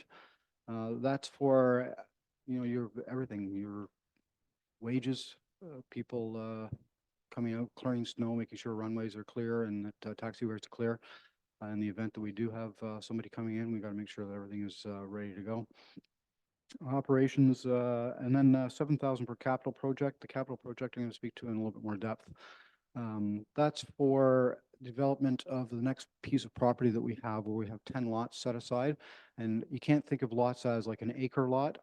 For us in our industry, a lot would be a 60-foot by a 60-foot lot. So you would build a 50 by 50 building on that. We're going to put power down to that next block. That's the only service that we can provide to them. There's no water, there's no sewer. So we'll provide the hydro down to them. Total cost, I've got two estimates at $14,000. So that's why we're at $7,000 for a capital request. Each and every one of the people who is going to be developing on those lots will be expected to pay a fee of $9,000 for development. That fee will be put into a coffer or into a capital account, which we'll just let sit and grow for future development. The plan is eventually what we'd like to do is we'd like to be able to start selling land underneath these properties, the 60 by 60s, and I'm just going to use that as a loose term. Some of them are a little bit smaller, some are a little bit bigger, but just as a loose term, we'll say 60 by 60. So what we're going to do is we're going to sell that as a per square foot, and that cost has been determined now based on a assessment that was done last June. The cost for an R plan or to break everything up is quite expensive. I just think as a business, we should take care of it ourselves. I don't want to come to you guys, and I don't want to come to Tiny, and I don't want to come to Penetang and say, hey, can you give me a couple $100,000 to develop this land? I'd rather pay for it ourselves. So again, we'd like to start running it more as a business as opposed to, a club. It's not, we're not looking for handouts. We want to be able to be a viable business that can service a community. Everybody always talks about what are the things that you need as a community? Well, infrastructure is one of them for sure. We always talk about planes, trains, and automobiles. We have a beautiful port here, which is awesome. There's no trains here anymore, but certainly to limit access to the area through aviation would be, I think, a mistake. The other thing is, I'll bring up, I was actually just told this story, which I was unaware of, before the Midland mall apparently had been an indoor mall at some point and was contracted to be an outdoor mall. Turns out the folks who did that were from Sarnia, and the best way for them to get their executives up here to have a look at what was going on was to fly them up. So having that airport certainly was handy then. I don't know that I could say for sure that's ever going to happen again, but I mean, it was there and it was something that was used. The other thing we'd like to do is we'd like to be in partnership. Like, we don't want to be, you know, oh, the Huronia Airport or the Midland Airport, what a pain. And we want people to come out and enjoy it and, you know, see the things that are going on out there. If we have fly-ins, we have lots of activities that go on throughout the summertime. We want to expand on all of those things, get more traffic out there, more people realizing that, yeah, you know, this is part of Midland, it's part of Tiny, it's part of Penetang. It's really the package. I mean, it's not just, it's Northern Simcoe. Like, this is where you want to be. You want to come up and have a look around. So those are some of the things we're doing. We've hired a new operations manager, local fellow from town. He's about 6 minutes away from the airport. Really good knowledge of equipment. I was working out at the quarry for a long time, came really well, highly recommended from some of the car companies here in town. You might know them. So he's taken on really taking control of the expenses of all of the machinery and stuff that we have. So we're being very cautious about what we're spending, where we're spending it, and do we need to spend it as far as equipment is concerned. So it's kind of where we stand. I don't know what else to say, really. I'm sure you guys have 100 million questions for me, and I'm going to do my best to answer them. But again, I've only been here since October. I've walked into kind of a gentleman's club, to be quite frank, and I'm making those changes to run it more like a business. I just feel like it's fair to not only the airport, but I think it's fair to all the people who live around it and all the people who could potentially use it in the future. So I'll close with that, and thank you for the opportunity to speak today. Thanks, Greg. Now you know why we hired him. Councillor Prost. It's no secret how I feel about giving money out to the airport every year. But I have to say, I didn't expect this today. I'm very, very happy you've come aboard, and this sounds like it could be great. And I know that even today with the ask, we're obligated to do that. And of course we will, but I'm really glad to hear that things are moving in a much better direction, and it's not going to be consistent and be a strain on our taxpayers. Thank you. You're welcome. Councillor Ball. Thank you. I do have some questions, but I also want to know what our obligation financially is to pull out from the airport. I thought we would see that number. I know we would be responsible for some debt, and I would like to know what that is. I also have a question for you. I'm glad to hear you come in and say this. I think that there's been big ideas there. I supported those ideas last year. Those ideas were not, I guess, forthcoming with us having all these additional costs aside from approving land sales. That was not given to us up front, which I did not appreciate. I do see the value in an airport. I don't see the value in what we're paying now. I don't like the way that it has been run in the past, like you are suggesting as well. I would like to see small aircrafts being charged a fee. I hope, and I'm going to ask if that's in your plan, because I did pool pilots last year and they are coming here. They're not spending what we are led to believe they're spending here, and they are not spending at the airport. So I would like to have a fee, even if it's what you would pay for an Uber from Barrie to Midland from that airport. I would like to see that fee incorporated here. So I would like to hear your thoughts on that, please. Craig, just like I can just jump in on the exit thing. It's kind of unfair to ask our airport manager to speak to that. That's a much higher level conversation. This council has already approved a request of staff to come back with exit options or options for the airport, one of which could involve an exit. And of course, that report will include dollar values. Rough math, 100 grand, Councillor Ball. But for today, we're not talking about exiting the airport. This is a budget funding request, and that there will be a report coming. I think it's in draft right now about options for us to consider about the airport. So just to be fair to the manager.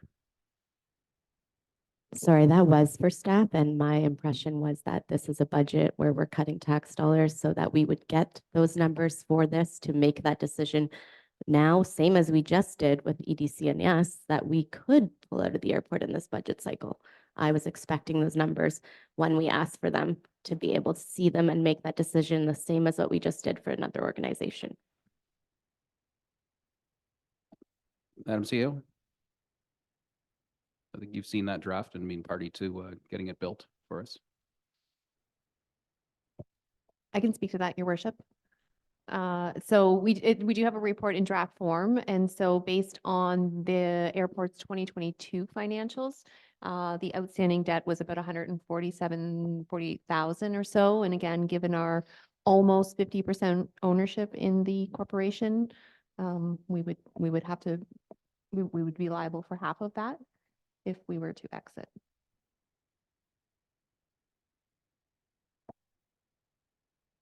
So less than the ask that's in front of us today. Very comparable amount. Anyway, you got Mr. Jewell, perhaps you'd like to answer the other question. Sure. The other stuff is more from a governance perspective, so. As far as fees are concerned, right now we do charge a landing fee for all commercial traffic coming in. One of the things that I had talked about when I first started was to do landing fees for some of the schools that are using the airport for training purposes. And we can start doing that. It wouldn't be, I mean, it certainly wouldn't be that hard to implement. It'd just be a matter of sending a bill to somebody. I'm not opposed to doing those. I have seen in the past where it can kill an airport. I know Owen Sound implemented a landing fee and they had no traffic at all. So it was just easier for everybody to go elsewhere. What I have done actually is I've reached out to the owner of the school in Collingwood, and he's actually made a guarantee to purchase fuel from us. Instead of waiving fees, we will give him fuel. We're not giving any discounts for fuel at all. We're going to be full price, full charge. So they've put it into now part of their training program where some point somebody has to stop and get gas from us. Which is also good for the industry itself because a lot of students have no idea how to stop and get gas after they've gotten their commercial license. So it does build in a little bit of training for them as well. So it's been good for that. As I say, we do commercial and other people I haven't looked at it in depth to say, yes, it's a great idea or no, it's a bad idea. I certainly would want to, put feelers out and see how people would feel about, even if it's a nominal fee, I think that that's not unreasonable to ask. I really don't.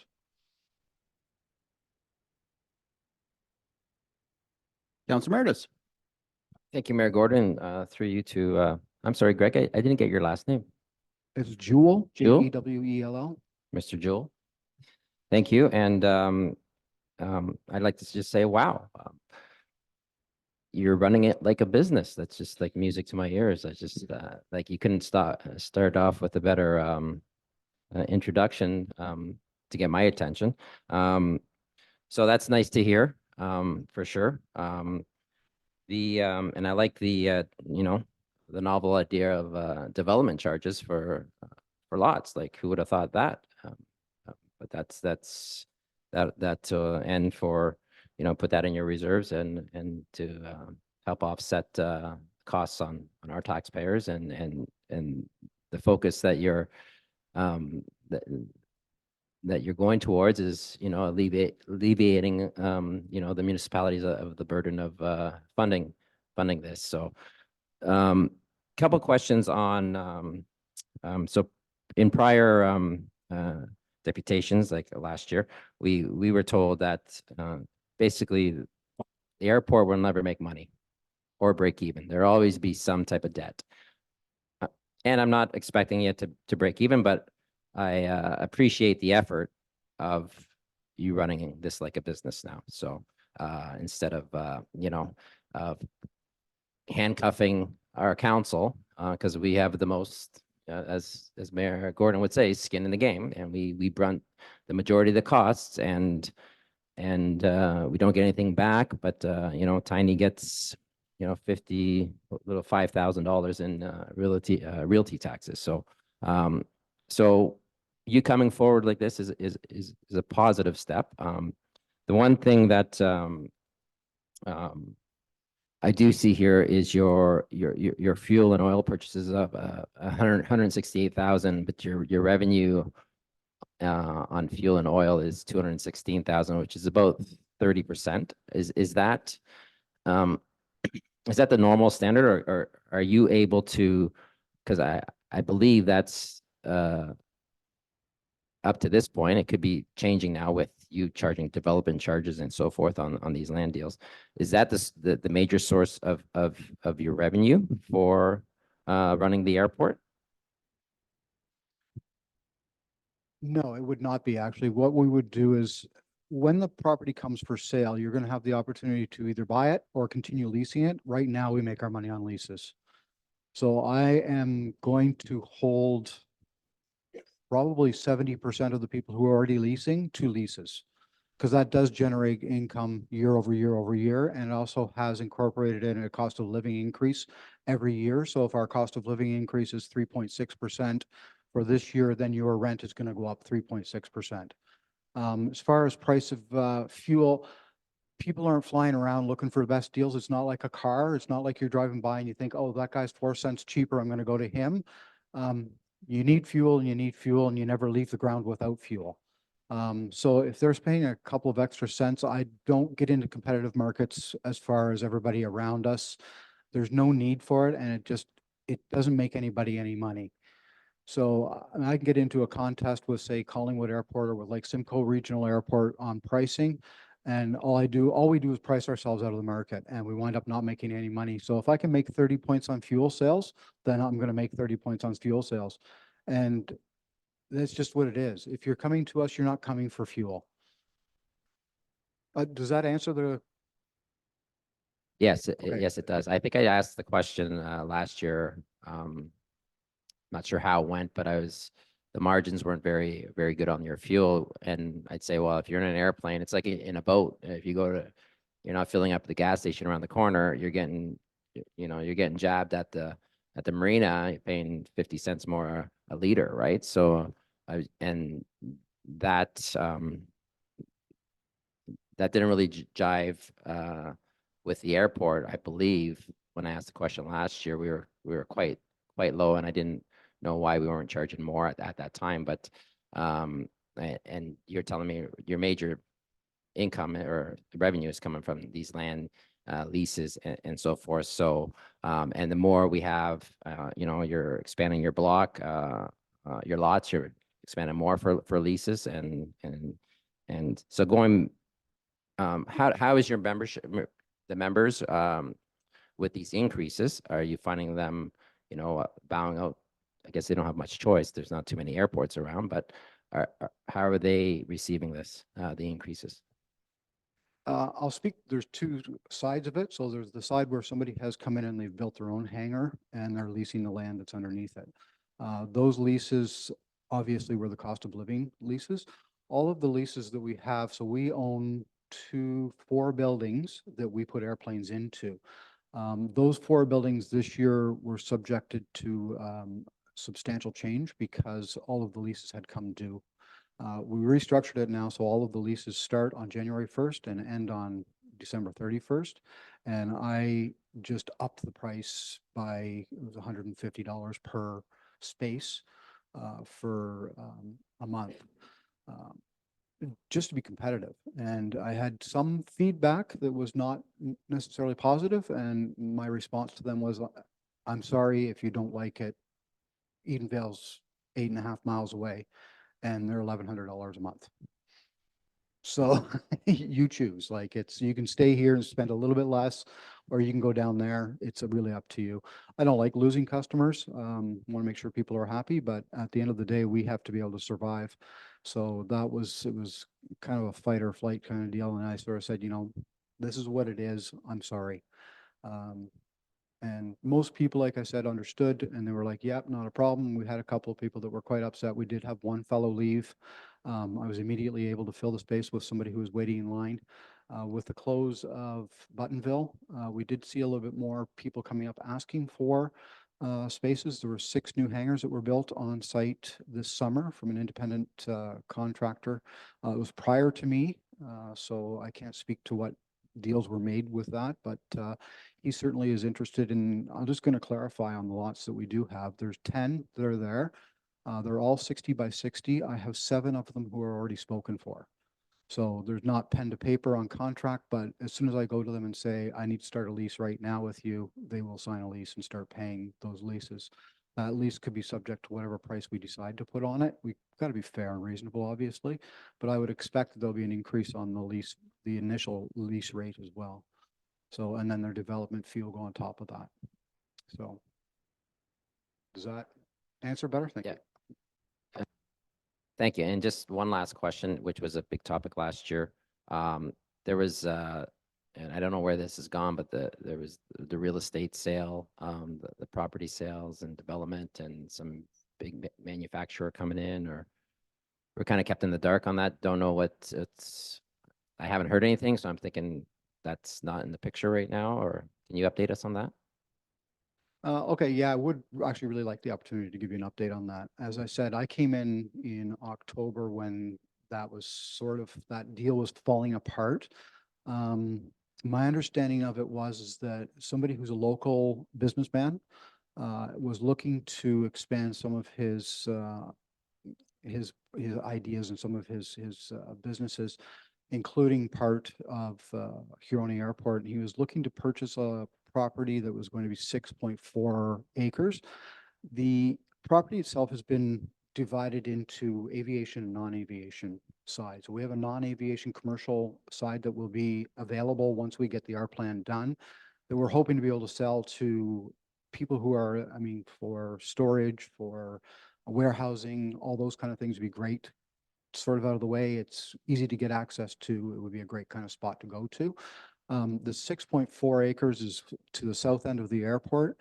Certainly could be developed, but there was no services. Is a part of our problem is we can't offer sewer, we can't offer, we can offer hydro, but certainly not to a 200,000 square foot building. That would require a huge infrastructure build. So I think that what had happened, and again, I'm thinking that what happened was that there was a price that was determined per acre for non-aviation and for aviation. And when that price was given to the developer, he had kind of said, well, I think it should be a quarter of that because there's no services and I'm going to put all the services in and this is what it is and take it or leave it. And the commission said, well, we need more information. We need to be able to be sure that we can sell the land. We want to do it properly, not it wasn't doing it properly, but he wanted it done right this very second. And as we all know, through government, through, processes, nothing happens fast. So, I think that he got very frustrated and said, that's it, I'm not taking the deal off the plate. So, I think actually, and this is only my personal believing, I think that we actually dodged a bullet with it. I believe that it would have not been necessarily good for the airport itself. It would have been too much, too fast, too uncontrolled. It's nicer to have a better, good plan in front of you, follow a good plan and make adjustments as you go than it is to go fly by the seat of your pants. So, was it a lost opportunity? I don't know. It's not there now. We can't do anything about what's happened. We can only move forward with what we've got and try to do things in the proper way so that, people are happy with the result at the end, as opposed to, well, how did this happen? Great. Thank you very much. One more bit to add to that. It wasn't all negotiation in a large degree, but he also had a vision to bring in some larger planes because they were going to be servicing the Ring of Fire and flying to another location. Our runway couldn't support, wasn't long enough for those bigger jets that he had. And the cost of extending that runway and the acquisition of land to do so was prohibitive. So I think compounding all of this, he wanted a cheaper deal on the land. We weren't willing to just give it away. I'm not oversimplifying it. And the infrastructure costs of the hydro and maybe extending the runway or running with smaller planes, the whole thing added up to being, not so good. But to your point, it was sold to us as hurry, quick cash. We got to make this deal now. We expanded it from allowing just that small parcel to be sold to allow the commission to sell any land, any available land. So since that thing fell off the table, which arguably is probably for the better, This board, which is a very small working board, I'll tell you, we're all doing stuff. I'm going in to fix the internet tonight, depending what time we're done. But the idea is now we have the ability to actually plan this and separate out these little parcels of land, have a business plan for leasing this property so we have money coming in perpetuity, but we also have people, because they're making big capital investments, building these hangars on leased lands. Some of them struggle for financing from the bank unless you own the land. So we're in the process of drafting letters to our existing lessees saying, you guys have first right of refusal to buy that plot of land that your hangar's on once you can. But right now we can't because nothing's divided into officially these land thing you can put title on, like actual lots. So that's just our planning process, which is a couple $100,000 to do and takes time, no different than any other developer coming to us with a plan of subdivision. So that's what the board is working through. And to Craig's credit, I mean, the idea is to try and fund most of that planning activity through other means other than just tacking it onto the core cost of running the airport. So, I too have expressed verbally more than once, what's the value of our airport? Council concurred, and we've asked for this report on what options we have. And, part of me is hoping that you're going to see that the hard work that this commission has been doing for the past year is actually showing that it may not be worth it to leave right away. Like maybe the way it was running before, yeah, it was easy just to flush the toilet and be done with this, but things are turning around and the other partners are interested in it turning around too. And I'm more than impressed. Like Craig's really amazing at the commission meetings. He speaks just as articulately and lays the facts out. I'm really glad that you're able to do that in front of council because I think they really need to hear about the good work and heavy lifting and the fact that you're looking at the airport as a business rather than, like a club basically, which is what the perception has been, arguably reality for many, many years. So for what's worth, I stand in support of the commission that I sit on, that this work is being done and can only echo what Mr. Jewell is saying about what the plan is for the future as it unfolds. Councillor McDonald. Thank you, and welcome to the area, Mr. Jewell, and for your presentation. My question is in regards to, well, first of all, I'm impressed that your budget request is as low as what it is compared to the previous year, but we are still expected to pay 50%, Penetang 28%, and to be honest, Tiny a share of 22% is even less than that because they receive the realty taxes that they don't share with us. So I have trouble justifying that ratio. Well, that's just easy because that's the percentage of shares we own in the asset. So, but unlike EDCNS, the formula is based on ownership. That's the long and the short of that one. Yeah, and I'll speak to that just very quickly. It's the same thing. If you have 100 shares, you guys have 50, Tiny has 22, and Penetang has 28. And Tiny is collecting tax from the property itself. I think the sum is just under $5,000 per year. So it's not significant, but it's still enough that I agree that maybe that's something that needs to be renegotiated in the shareholder agreement that is between the three communities. I would imagine Penetang is probably saying the exact same thing as you are. So I wouldn't disagree that should be, somehow it should be distributed more evenly, or at least be distributed evenly. So I think I do agree with you on that, that's probably something that maybe we could talk about as a commission as to, what would be the process of, getting any income that is coming from the lands to be distributed in a fashion that would be commensurate with your ownership. Thank you for that. And actually, I am surprised that the realty taxes are that low, because that's a lot of, how many acres there? There's 348 acres in total, but it's undeveloped land. Really, and I mean, it can only be used, right now it's used as an airport, and even environmentally, I think it's the only thing it could be used for as an airport.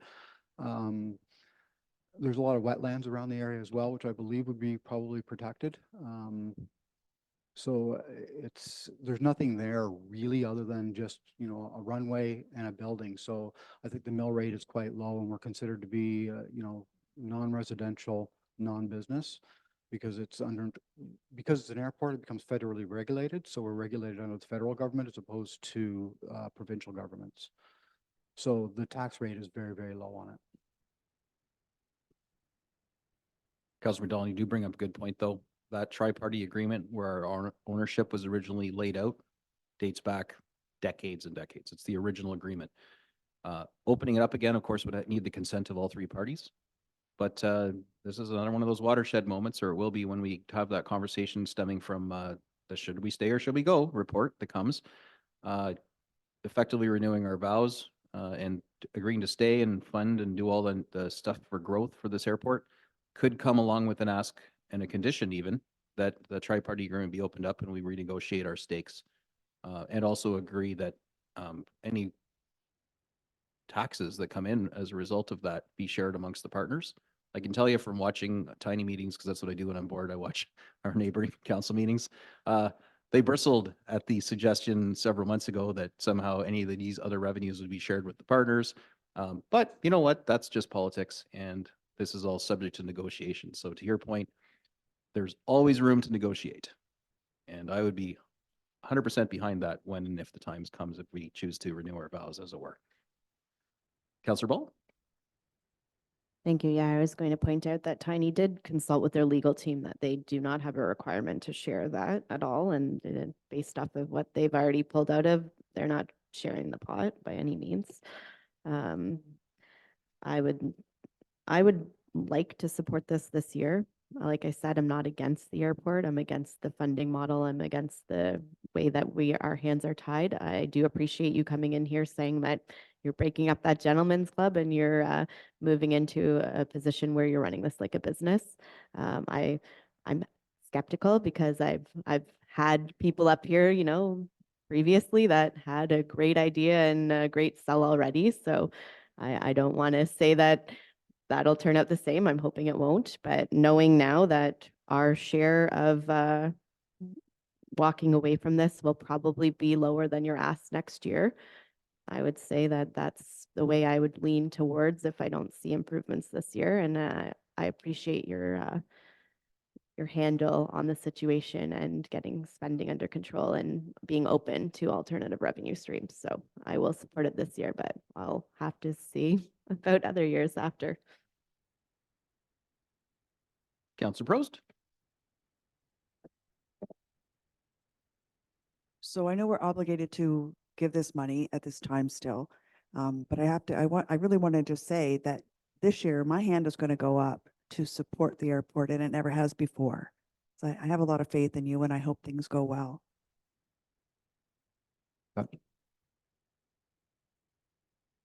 Alrighty, well, thank you very much, Mr. Jewell. We have a motion on the floor moved by Councillor Downer, seconded by Councillor McDonald, that the budget request by Huronia Airport in the amount of $72,640 be approved. All those in favor? Any opposed?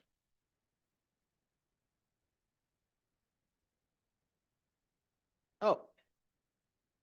I have 72,640 on my motion. Do I need a motion?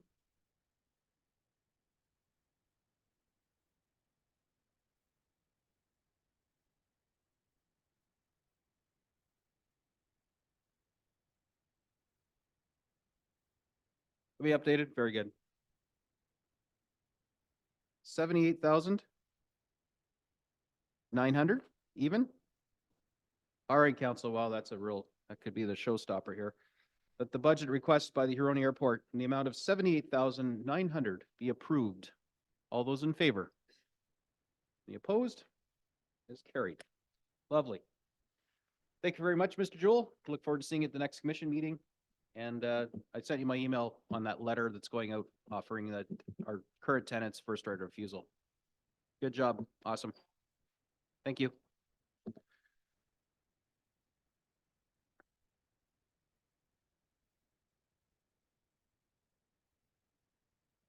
Yeah, sure. Yep, no worries. All right, little change in the order of events here. We're going to go to the Midland Public Library and revisit Huronia Museum after. little connection issue getting Nani on board. And Trish Hayes is here. So I welcome our library board.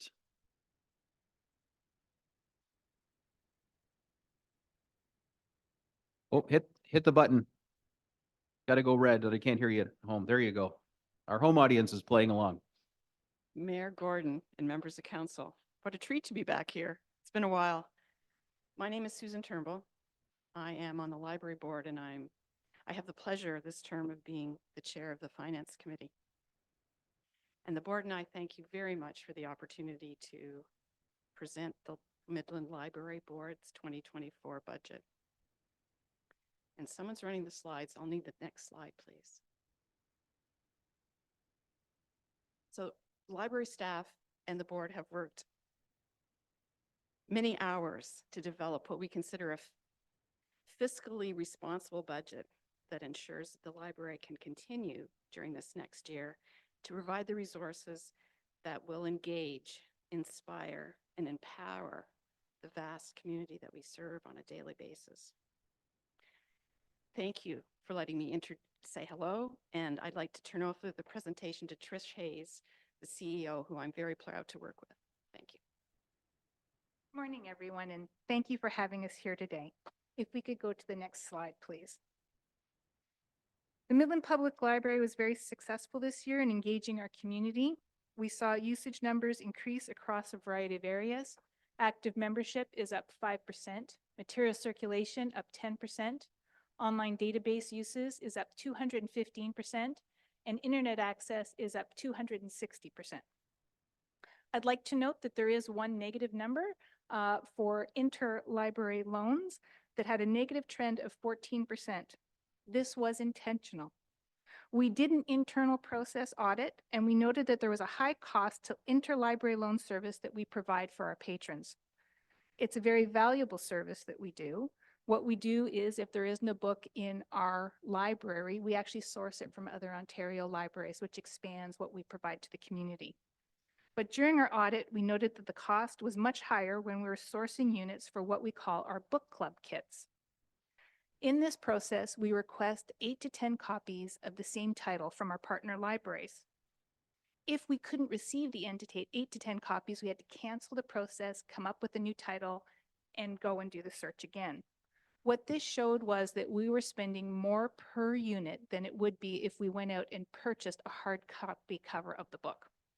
What we did was we switched all book club kits to soft cover titles, which are 50% of the hardcover cost.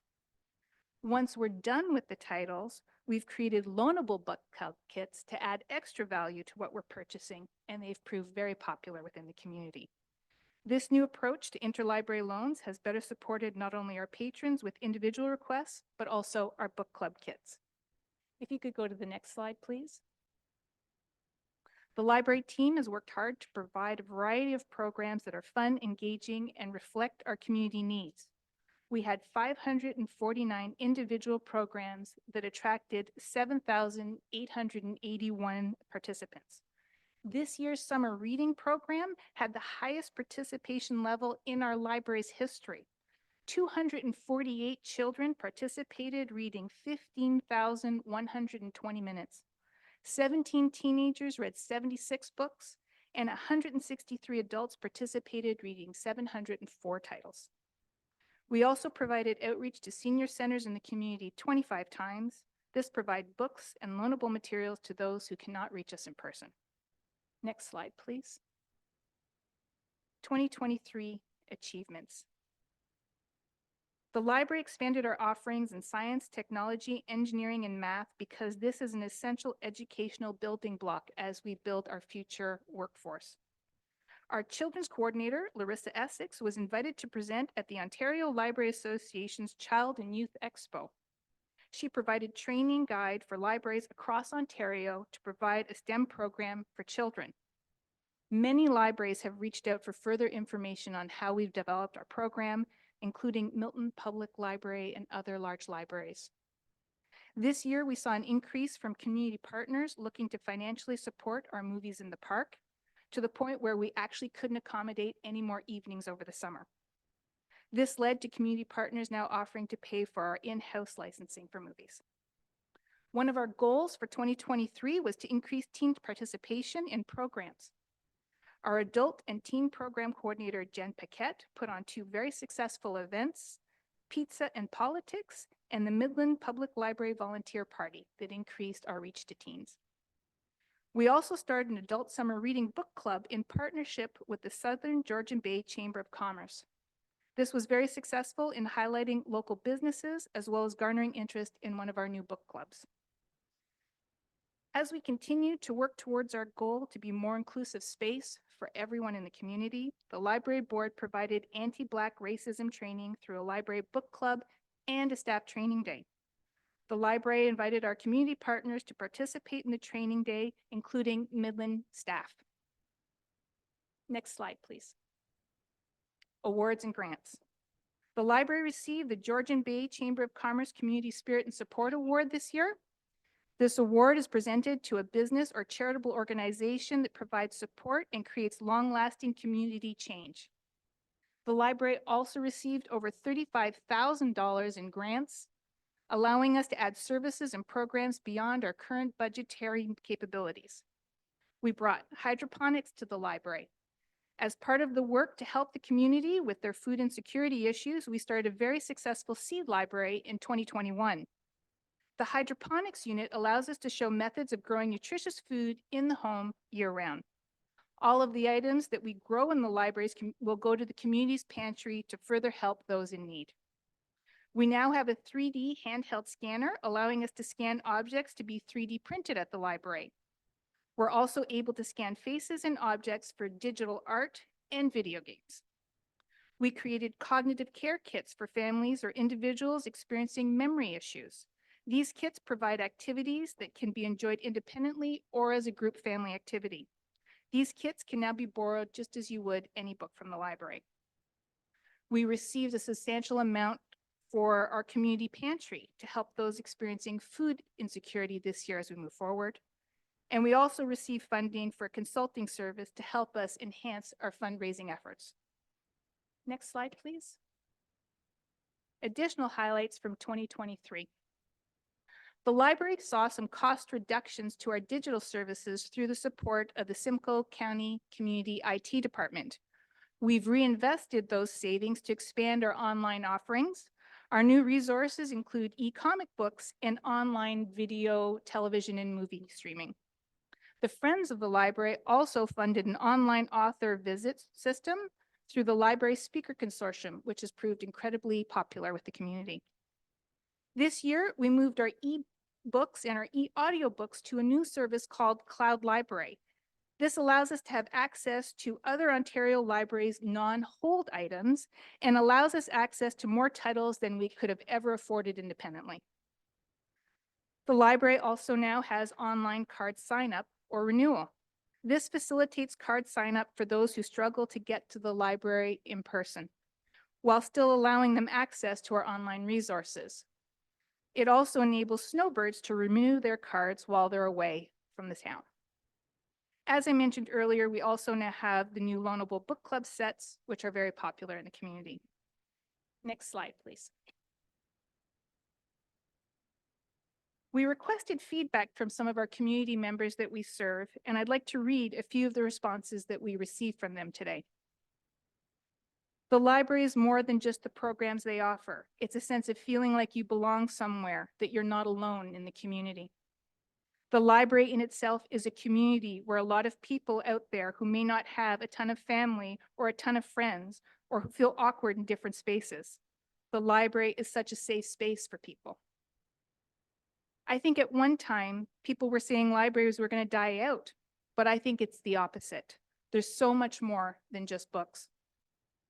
Because I'm retired, I don't have much money. Everything the library provides for us is a way for me to get out and socialize with other people. It's a chance for me to socialize with people in the library, as well as expand my horizons with different uses of the cricket and all the different things they offer. And finally, I don't know what the world would be without libraries. I hope there's someone out there with a big heart who's willing to help libraries.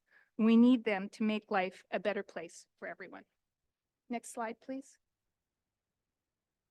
So the library went under, this is just a bit of a budget analysis and why we ended up where we are.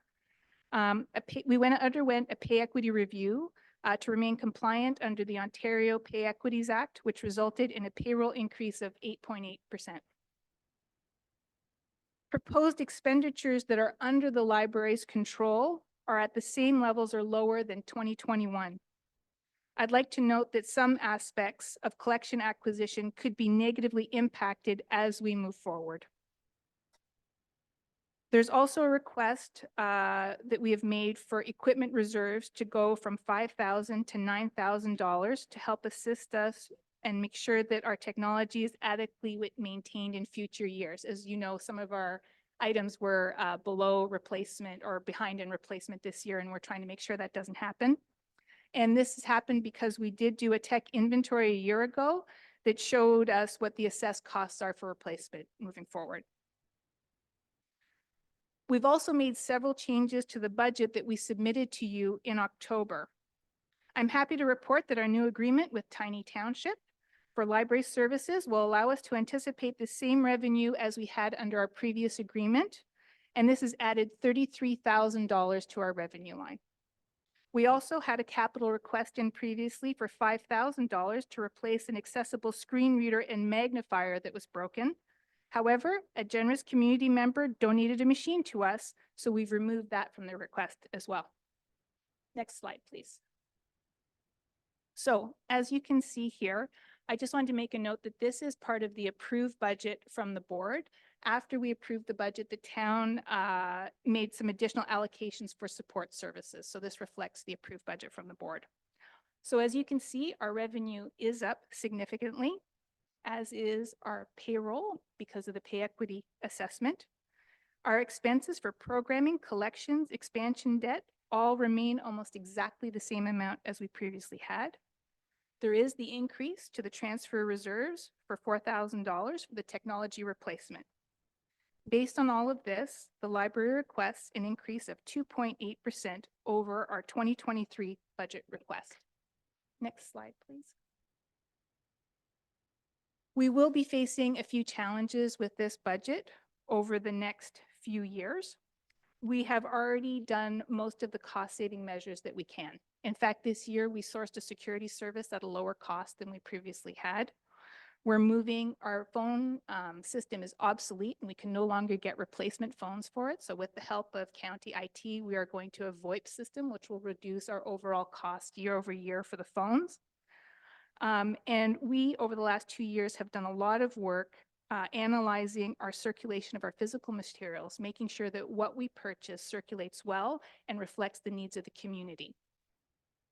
But most of these sources have now been exhausted as we move forward.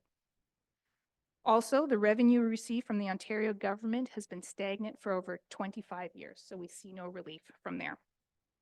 And as I mentioned, we are looking at fundraising, but there's a risk of giving fatigue in our community as we look to increase our efforts there. Last slide, please. So I would like to note, though, that we do have opportunities ahead of us. We continue to actively seek grant funding for our collections, projects, and programs. We're developing a more ambitious fundraising plan to meet the emerging needs of the community. And we're very focused on community partnerships to optimize the outcomes that we do. In fact, we currently have, we're partnering on 2 grants that could bring 5 years of funding to the library to help Canadian newcomers. We're partnering with Georgian College and Barrie Public Library. I'd like to thank you very much for taking the time to listen to me today, and I'm happy to answer any questions you might have. Thanks a lot, Trish. Appreciate that. I might understand that, you know, Tiny's retraction of their commitment from past years actually turned out to be a gift, and that we're ahead by 33 grand so far. We're not ahead. What I've done is put in what we had the previous year to ensure that we could meet that target. But we do actually hope to be ahead.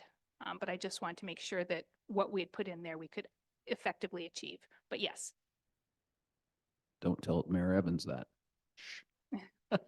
We're happy. We're very happy with the terms, just so I could say. That's great. Good work too. I mean, you got it to a number higher than what I originally anticipated, but it's a fair number and it equates to the same amount that the rest of Midland residents pay for the library. Well, it's actually a Slightly little higher, higher. a little slightly higher, but it, Yeah. you know, it's nice that the non-resident fee isn't below what our own residents pay, Mhm. because that kind of defeats the purpose. So anyway, kudos to your board for, and yourself for making those negotiations.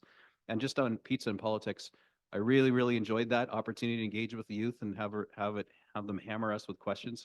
You know, MP Chamber was there and MPP Dunlop and myself, but we only got to speak to one of the two high schools. Yes, so we are hoping to implement that. That was done with the Junior Bears. And so we're looking at either whether that's something that they want to work on this year or if we're going to do it independently, but we are actively seeking another opportunity. That's awesome. It was a really good outreach, and hopefully we can pepper that with reminders that we have this youth committee, youth council, yeah, we use the terms interchangeably, that we're desperately trying to fill, to reach out and engage. But if they don't want to do that or they can't, then, you know, going to them where they are is an excellent opportunity, and pizza is a great incentive for both me and the students. Anyway, I'll turn this over to council. Thank you very much. Councillor Ball. Thank you. It's no surprise that I'm a huge library supporter. I think that you standing up here, just listing basically for 10 minutes, everything that you have done the past year on top of what you already do, it shows the value in itself. Just going into the library and seeing the changes that you continuously make shows the value. And I think even online, just showing the events, the sheer amount of events that you are able to run, and mostly they are free. Some have minimal fees. That offers a lot to our community, and I appreciate that. I'm glad to hear about the newcomers grant that you're going after, because I know we did have a meeting about that, and I think that's a need for our community that I wasn't able to, you know, swindle any taxpayers into paying that. So I'm appreciate that there's something that is able to do that, to get newcomers into jobs that they are equipped to do here. I also wanted to just speak again. I spoke about it yesterday, and you and I have talked about it, sidebar, about the lights in the bathroom for the renovation, to ensure that we are putting those lights in where people can't see their veins. I know yesterday we talked about it in our own buildings around town, but obviously the library sees way more of that than we do in our bathrooms downtown. So you and I had that conversation, but I'm just bringing it up for the public here to, again, reiterate that that's a need. Thank you. Thank you very much. Councillor Prost. Hi, Trish. Thank you for your presentation. I personally love the library. The makerspace is my favorite hangout. And I tell everybody that I can, because it's a great place to go. It's not just books anymore, and not that there's anything wrong with books, but it's a wonderful place to go to and find so many surprises. So thank you for all your work. Oh, thank you. And again, I have to say, it's not me, it's the entire team at the library. I've never worked with such a strong team before, so it's not just a one-person job. No, it's not. So you and I had a little chat before budget, because I don't believe in blindsiding people, and it's no secret from people following along. We've been hacking and slashing and cutting everywhere we can, where that we feel is responsible to try and get our Restler tax rate down, and really next to nobody's unscathed from that. And I didn't want the illusion to be, or the reality that, you know, we didn't ask the same thing of the library. So I had on my potential list, asking you guys to hold flat, which would effectively be a reduction, as it turns out, effectively equal to what you've managed to eke out of this, you know, making lemonade out of lemons with the tiny township funding issue. So just in transparency, I'd shared my ideas with my fellow councillors, just, you know, feeling them out to see. I have a whole list of things. Some of them have come to pass, some haven't. And I'm just going to be forthright here that I'm not prepared to advance that suggestion to hold your funding at 0% this year, because the savings, there are some savings, is actually lower than what you've already managed to knock the ball out of the park with your renegotiations. So I am content. And I just, for those people say, oh, you left the library alone. Well, actually, no, we didn't. We really, you guys had the boots put to you by, through no fault of your own, by this other change, and you've come out, you know, look ahead of the game. So kudos for that. And I have no appetite to ask for any further reductions, because I think you more than made up for it with your hard work so far. So just so you know, you're safe from that. From my perspective, I can't speak for the rest of the council, but they all know that this may have been coming, and I'm just wanting to tell them why I'm not advancing it as an option for this year. So thank you. Thank you.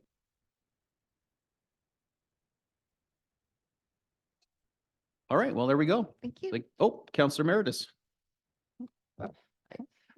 I can't leave without saying hi, at least. To you, Hello. Trish, but thank you through you, Mayor Gordon, to Trish. That was great information, and I could see your hard work with your team is great to see. The one question I had, well, two questions.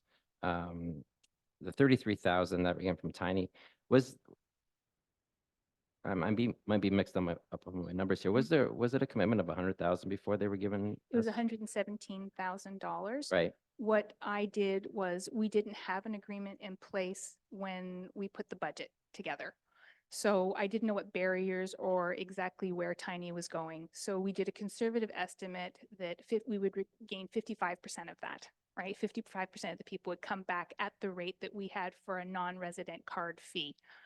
Since then, we've negotiated up with Tiny for better terms, and they've removed barriers of people having to pay in advance. So I feel quite certain that we can go back to, and possibly, I'm hoping, above the previous rates that we had with them. Right. So the commitment right now is 33. No, the total commitment will be 117 as it was. Okay.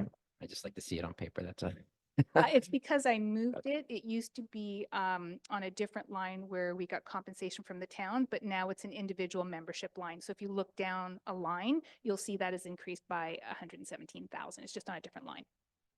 Okay, thank you. And then another question I had is with the increased funding for your neighbor next door, and I know you had a lot of traffic coming in using your facilities, and you still have I believe you call it, do you call it the community kitchen? Is that what you call with your the community pantry? pantry. Sorry, Yep. pantry. Yeah, kitchen is a big word, or broader. Is that still, do you still see that traffic flow and the use of the pantry increasing daily? So for sure, the pantry, everybody's still hungry. So even though we've had the increase in funding, generally everything goes in the morning. People are lining up to get into the library, and it's just not people from our neighbor. We have seniors who line up who have told us it's the only time that they can get yogurt. We just can't keep the pantry full. It's in constant need, whether it's people who aren't at the facility next door, they're staying on, they don't have anywhere to stay, or it's seniors, or it's people who are hungry. We even have children coming in and grabbing food off. They may be from a home situation or not, but the point is we don't ask any questions and we don't put any limits on it. So absolutely, even though we've gotten the extra funding, we still can't keep the shelves full. Thank you. And prior to coming into these meetings, and Mayor Gordon did share us that list on what he was able to kind of negotiate and kind of get this rate down. And I thought, well, you did work hard and you got those savings, but you were committed to those cuts. So and I'm going to get defeated, but I'm going to stick with those cuts right now. Just so everybody's on the same, we come in here with an objective to get this tax rate down and work with everybody. But I'm going to stick to the original 0% for this year. Thanks, Trish. Thank you. Perhaps just in fairness, when we, mused about, I was musing more about what does the cut look like? What do I do that doesn't impair your operations? Because I'm certainly not anti-library. Could you share with us hypothetically, if we held you at 0, what would be the plan? How would you how would it be impacted? What impacts would it have? Because we had discussed, ultimately it's up to the board to decide, but we had discussed what that impact would look like if we asked you to give a little more at the altar this time. So quite frankly, our largest budget line is staffing. And we'd have to look at where we would go with staffing. While I don't have a concrete plan, and of course it would have to go to the board and we'd have to talk to them, staffing directly impacts everything. whether it is no longer having student pages, that means that my staff now have to put away books. One of the biggest issues that we have with staffing at the library is keeping everybody safe. So last year, we had 153 significant incidents in the library that required a write-up, and that's why we keep staffing at 2 on the bottom floor and 1 person on the top floor where the security guard seems to be. Our biggest issue with any reduced staffing is keeping everybody safe. We have enough incidents that we need to respond to them, and we need to keep people safe. So it would probably be staffing because we've cut everything so effectively everywhere else. So just as a point of interest, in my previous position, what I did was I went around to libraries and actually talked them about how to be efficient. And I put proposals together, and that was part of my consulting job in sales and marketing. We've done all of those things at the library. So I believe the next place to cut is staff. And even cutting student pages mean I don't have 2 staff at the front desk where the high volume areas and where we're seeing a lot of incidents. And in fact, recently the OPP has designated us a higher risk area and are now doing regular walkthroughs. So even they agree that we're seeing incidents at a high level there. So it really is about keeping everybody safe, not only the staff, but everybody at the library. Thank you. So Councillor Merritt, sure, Councillor Merritt. Sorry. Thank you for that. That's great information to know. The security company that you hire, they're not required to do incident reports, or? They are, and we do have them do it. But we also have our staff do it. So it's sort of a bit of a group effort. We do get them from the security guards, but we have the staff do them as well, just to make sure that we're reporting on everything. Sometimes also too, the security guard isn't there, right? So if the staff is the one personally experiencing it, the staff will write up the incident report because they know exactly what happened for accuracy.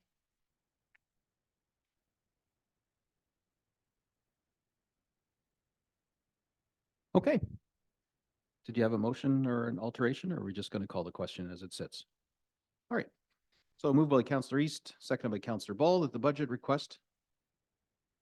Actually, sorry, that was the, it doesn't matter. This is moved by Councillor Meredith. Would you like me to have it moved by somebody else, or are you content having the motion moved by you? Very good. So moved by Councillor Meredith, seconded by Councillor Bald, that the budget request by the Midland Public Library in the amount of $1,578,998 be approved.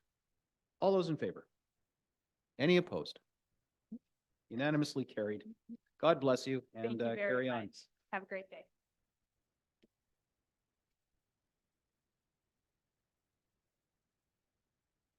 All righty then, moving right on to the Severn Sound Environmental Association. And we have our reps here today. Thank you for coming. And I yield the floor to you, and I think we have a presentation ready, all queued up here. Great. And thank there's you. no clicker, so you just have to say next slide, please. Excellent. Thank you, Your Worship, Deputy Mayor, Council, staff, guests. I also have one of my board members, Severn Township Councillor Mark Taylor, with me here as well. The rest of our board is actually still in our board meeting currently. So Mark Taylor and I escaped. I'm going to speak to you today about some of our 2023 activities and probably of most interest to you, the 2024 budget request. Next slide. Yeah, next slide, please. We are 1,000 kilometers squared watershed. Severn Sound is. Severn Sound itself is the open water in the bays. Approximately 15 kilometers of the Severn Sound shoreline belongs to you, Town of Midland, along with the lower portion of the Wye River, numerous smaller creeks, Little Lake. The Town of Midland is really a critical part of the watershed. And since 2009, the SSEA has been your joint municipal service board under the Municipal Act, your shared environmental department, so to speak, and you gain efficiency by sharing SSEA as a resource and enabling watershed management. So watershed-wide, being able to deal with upstream and downstream at the same time. It also gives you access to a very diverse team of experts who bring significant expertise and experience. Many have been on our staff for quite some time, upwards of 20 to 30 years, some of them. I'd also like to mention Councillor Roberta Bald, and thank you for your representation from the Town of Midland on our board. We're also the Source Protection Authority under the Clean Water Act. Next slide, please. So I'm going to go through some of the 2023 activities just to highlight.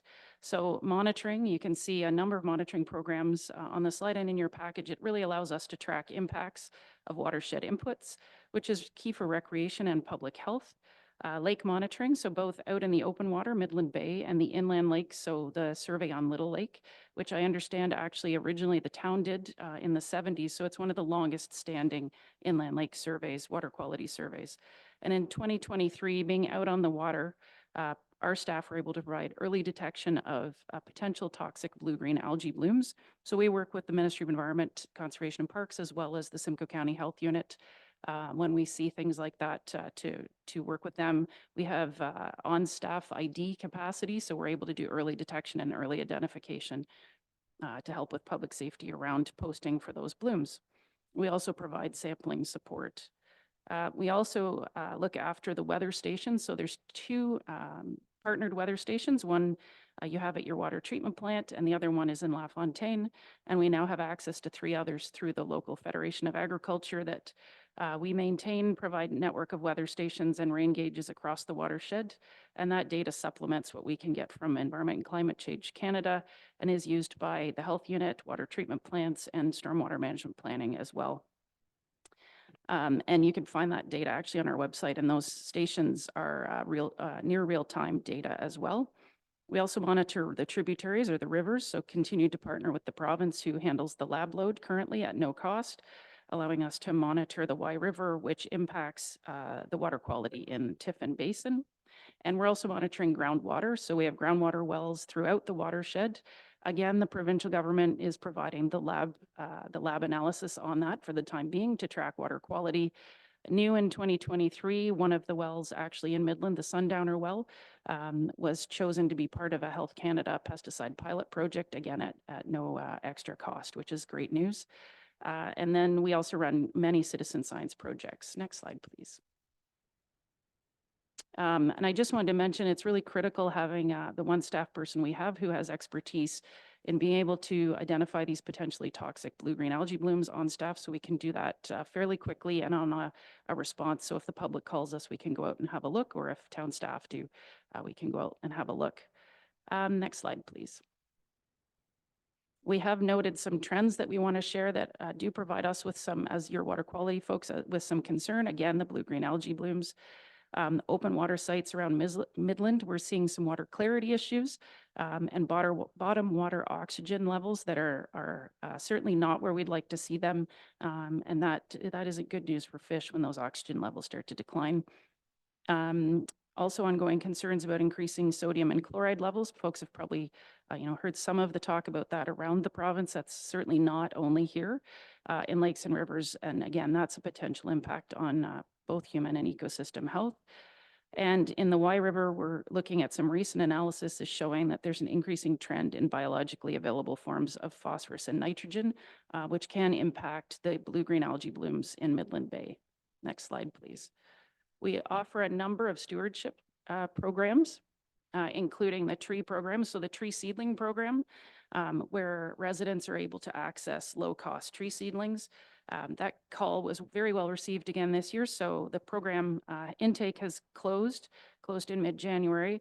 And to date in the town of Midland, over 11,000 seedlings have been purchased and planted through this program.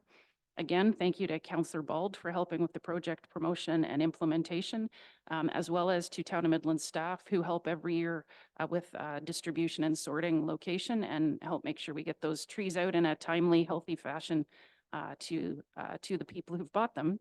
We also are still looking for community sites for tree plants. So those were where you might have a larger site, whether it's private or public, that you would want help with the trees and the volunteers. So we would do that at the cost of, the SSEA does that at no cost to the municipality. We also have the invasive species program, which is ongoing. We've been lucky enough to have summer students through the Ontario Federation of Anglers and Hunters at no cost for the last couple of years. So it really helps us with our budget as well and being able to get feet on the ground on that project. We were also in the last quarter of 23 been approved for $10,000 in grants to do some survey mapping and extra management projects. That there also is a municipal invasive species working group. So again, thank you to your staff who are involved in that group. And we'll continue to do inventories, and there will be an update on the 2023 piece coming to council as well. That report is finished and will be coming out soon. And you'll remember you had a deputation, I believe in December, about the habitat enhancement project that was through some provincial funding. That project wrapped up in December. Next slide, please. So the Drinking Water Source Protection Project is under the Clean Water Act. So we act as your source protection authority, and one of our staff is your risk management official and inspector. Those staff participated in pre-consultation meetings and commented on applications and reports. As a source protection authority, SSEA works to ensure the science behind municipal drinking water source protection program is accurate, up to date, and we're heavily involved in the changes to water systems, such as removing the wells on 4th Street and Vindon wellhead protection areas. And the risk management official works with your staff towards completing annual reporting for the province, looking at risk management plans, and at current 3 risk management plans were signed in 2023, leaving 4 remaining to be signed by July 1st in 2024, and that's a provincial government deadline. So we'll be working hard with you and your staff to get those completed to meet that deadline. We're also involved in obviously looking at development applications to make sure new proposals are in alignment with your local source protection plan policies. Next slide, please. So the Sustainable Severn Sound highlights you have in front of you in the package. You've been an active member in that plan for a significant amount of time. Next slide, please. And into 2024, we'll continue to work on those activities. And I'm going to speak a little bit to some of the stuff specifically through that plan as well. Obviously, there'll be a number of activities that I've already covered that we'll continue to work on.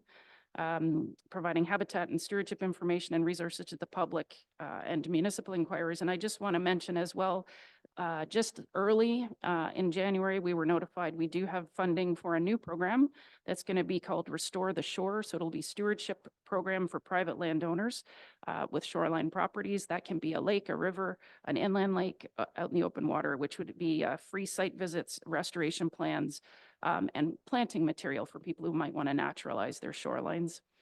Obviously, the tree programs I spoke to are continuing. The habitat assessment and review and input to site-specific plans and developments at your request will continue. The environmental monitoring programs, and we're completing a 20-year review of all of our monitoring since we delisted as an area of concern to see what the trends look like. And that's where we're going to be and have been providing some of these concerns that we see.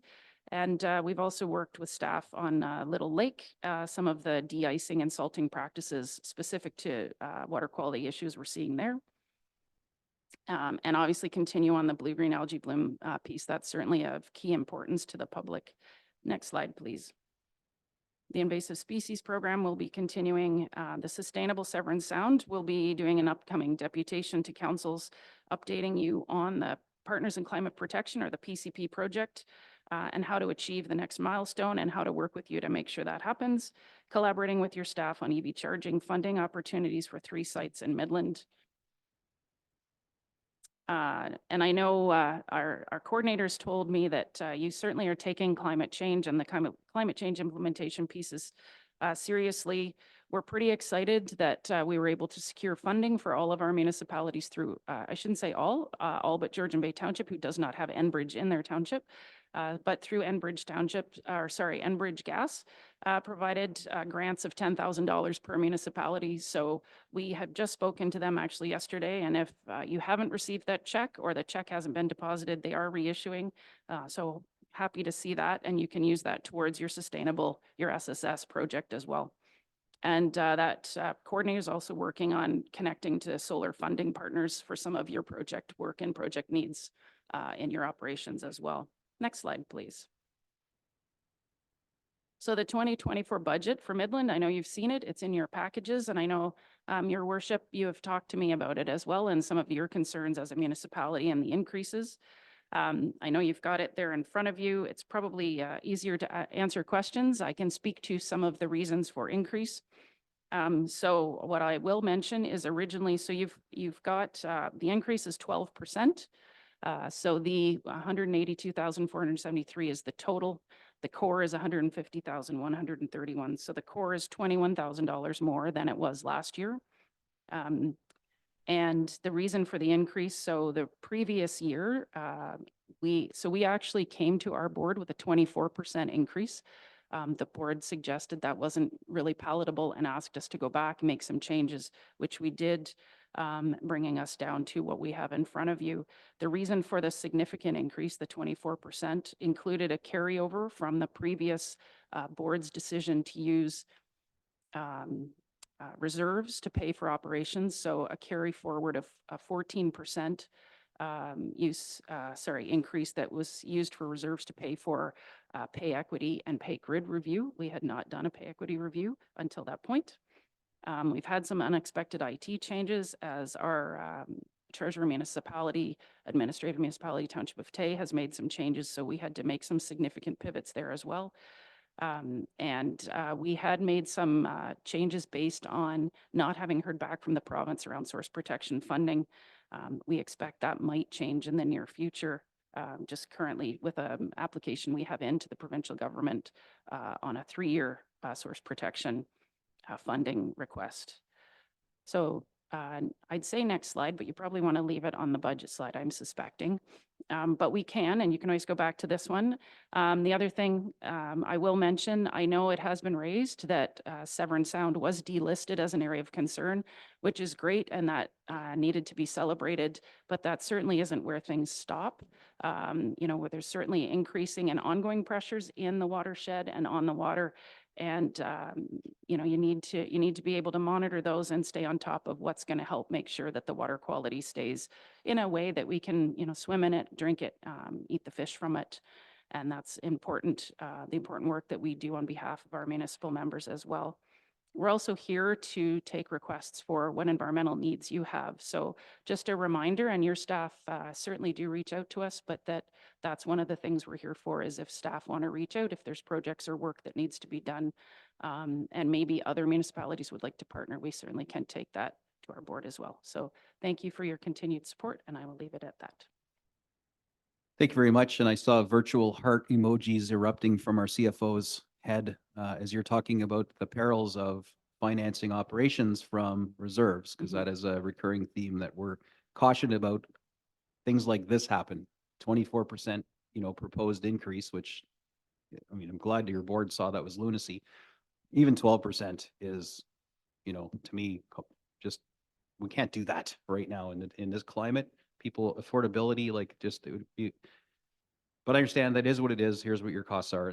You need this money to operate. So I appreciate, we did have some good candid conversations. I actually talked to Councillor Walma too from Tiny about this and my concerns, but of course I'm just one guy on our council here. But anyway, I'm sure there'll be lots of discussion and debate.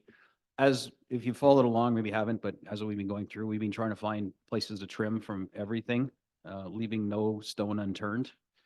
And quite frankly, in my little list of changes that I was going to float with council this year, as you may have just heard about the library, I was going to be suggesting holding them at 0%, which would have hurt a bit, stung actually, would have meant shedding some staff in the form of co-op students doing good work through the summertime, kids' first jobs. However, I didn't proceed with that for the reasons I shared, that they'd found this other money in their funding from Tiny Township. So lovely. Thank you for that wonderful agreement. Things are working out well in the end, as it were. But now we are with SSEA, and I had a similar suggestion for council that we hold you at the 0% increase this year, which is, not a staggering difference. It's, 20, I don't have my sheet up in front of me, 23,000 or something like that. If we kept you at last year's, just because we're asking everyone to give at the altar. We need to reduce our spending in some way. Part of that is driven by a frustration that I feel, and I think maybe other councillors, but I won't speak for them, in that we don't seem to have ability to, other than our one person on your board, who again would just be one person, to really control scope creep or the perception of scope creep that your organization does amazing things for the 9 partners and has since inception. And all of the things you do are valuable, some more to other municipalities than others because of their geography and what they have as far as the needs from SSEA, the partners. And so one of the things this council had asked for through a resolution, I think late last year, was basically a shopping list from SSEA of here's the things that, you know, you exist, that we have to do with somebody, and it may as well be you. And that's one of the reasons why, you know, we co-founded this organization, and that being our drinking water source protection. We can't just opt out of that, or we could at our own peril. We all go to jail. But there's a lot of other things that you do that, you know, not from an anti-science perspective, that we could say, well, that these are more nice to do. And if we had more money, let's fund it, but we don't right now. And so we'd like to opt out. So we kind of wanted to get and this is what we asked for, was a list of the items that you do with, you know, ranked from mandatory to optional, and what percentage of your budget that was. And then allow us to kind of cherry pick a la carte, if you will, what things this municipality was prepared to put into the partnership. That's not the way the agreement works. That's not the way we don't have that ability to just cherry pick what things we want to use SSEA for and what things aren't important to us, or things that it will never be, but that are very important to Tiny or very important to Springwater or other partners. That's the frustration that I feel, that we don't have any ability to control the costs, really, if that's what it feels like. And we just have to pay the bill, much like policing. You know, if we don't feel we're getting good bang for the buck, well, too bad. Here's the invoice and you're paying it anyway. And so nobody likes being in that position. And I guess we just feel like nobody has a real hand on the tiller, and that the scope increases. There's a lot of staff at SSEA. You know, it's no secret when you look at the Sunshine List, how many are plus 100K, which, you know, there's arguments about Sunshine List being less relevant these days, but nonetheless, $100,000 plus staff. And there's a lot, I think 22, maybe approximately at SSEA. So there's a lot of people at SSEA, and you have a lot of assets and you have a lot of financial challenges, and we as a funding partner pay a bill when it comes across the table. And that is frustrating for us when we're trying to control our expenses, which is why my suggestion, which, you know, I'll be floating with council, is to hold you at zero, not punitively, like we're not suggesting what I did or what we did to EDCNS last year of 50%, but holding it at zero, because a 12% increase in today's climate, I think we'd be heavily criticized as decision makers and the keepers of the purse in Midland to, you know, rubber stamp a 12% increase when we have no real say or control and can't opt out of things that we're not even, you know, we have no benefit from at all. Like, we're effectively funding things that are happening in Tiny or Springwater or other partner townships, which is why this organization exists, to do that. I understand that. But effectively, it doesn't seem like, and I've heard this from my fellow mayors, like, you know, Tay's been very vocal about this too, short of rewriting this agreement, which there may or may not be appetite to do, it seems like our only option is to trigger a 2-year bye-bye and tell you we're gone in 2 years. And then we would either engage you ad hoc for the things we need to do, or we would go to market and pay some private firm to do that for us. I don't even know what that looks like, but I'm just trying to summarize the frustration and also, you know, the options that we have. And I'm not leading the charge to say, oh, let's trigger the 2-year exit from SSEA. But I just want you to know that it feels frustrating that we lack the ability, or what feels like we're lacking the ability to control what is perceived and what I believe is scope creep, where your fine folks sit around and dream up arguably really good things to do for the environment, put a cost to them, implement them, hire people, and here's the invoice. That's what it feels like. And if I'm mischaracterizing any of that, then please correct me. This is the opportunity to do it, because I'm blasting this out in the public. So that's just my feeling and perception, and I believe it's shared by others in the community, perhaps by some of my peers, and I'll let them speak. But from the summaries and the stuff I've just, you know, uttered, is there anything in there that's just blatantly wrong, or you know, that you need to correct the record for? Thank you, Your Worship, and thank you for the opportunity to speak to that. And I also want you to know I certainly personally have heard your concerns and your stress around what you're trying to do in your own municipality, as I have in our other 7 municipalities. I know everybody's, you know, struggling to keep costs down, as we are as well. The couple of things I just want to mention is, so I just want to clarify that 12% is $21,000, right? So that's the change. I also want to clarify, we don't have 22 staff. I think you mentioned we have 6 full-time permanent and 6 contract. The other thing I want to mention is that I would not be able to take a project specifically that all 8 municipalities share with a specific cost. They're blended between people too, right? Without having a ton of staff, many of them are doing multiple things. So to just remove a line item would certainly impact, possibly projects that you didn't mean to not be part of as well. The other thing is we don't sit around and just randomly come up with fun things to do and throw it out there.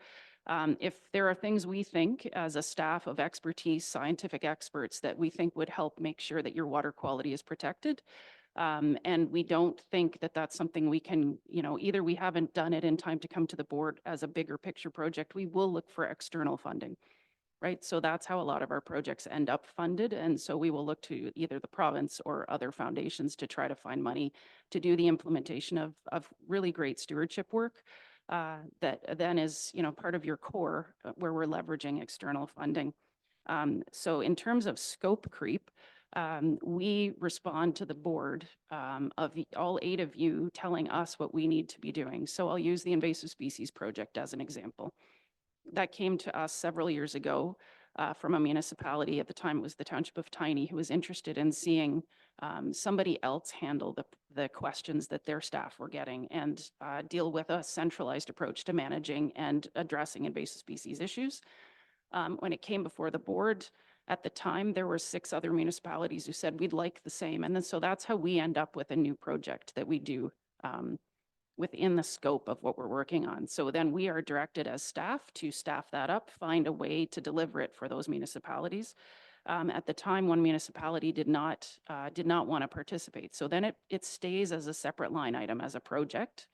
That municipality did hire us on an ad hoc as they needed basis, and within 3 months said, we've already spent what we would have spent if we had just paid at the time the amount that it would have been for the project. So they then joined the project. And then that's how we end up with new projects, right? It's what comes to the board from other board members or what the board asks us to bring forward as items that will protect the watershed or protect your water quality. So I think for me, that's what I wanted to just make sure is clear here. That we work pretty hard, the 6 full-timers and the 6 contract staff, to deliver for the 8 municipalities as we're directed to do. Thank you for primarily correcting that number. I obviously got it wrong in my notes, so I appreciate that. And as for wages, well, wages are what wages are in these days. So, but I just wanted to call it out that it just seems frustrating because we don't feel like we have that kind of control. However, we do have a able board member whose hand I see waving.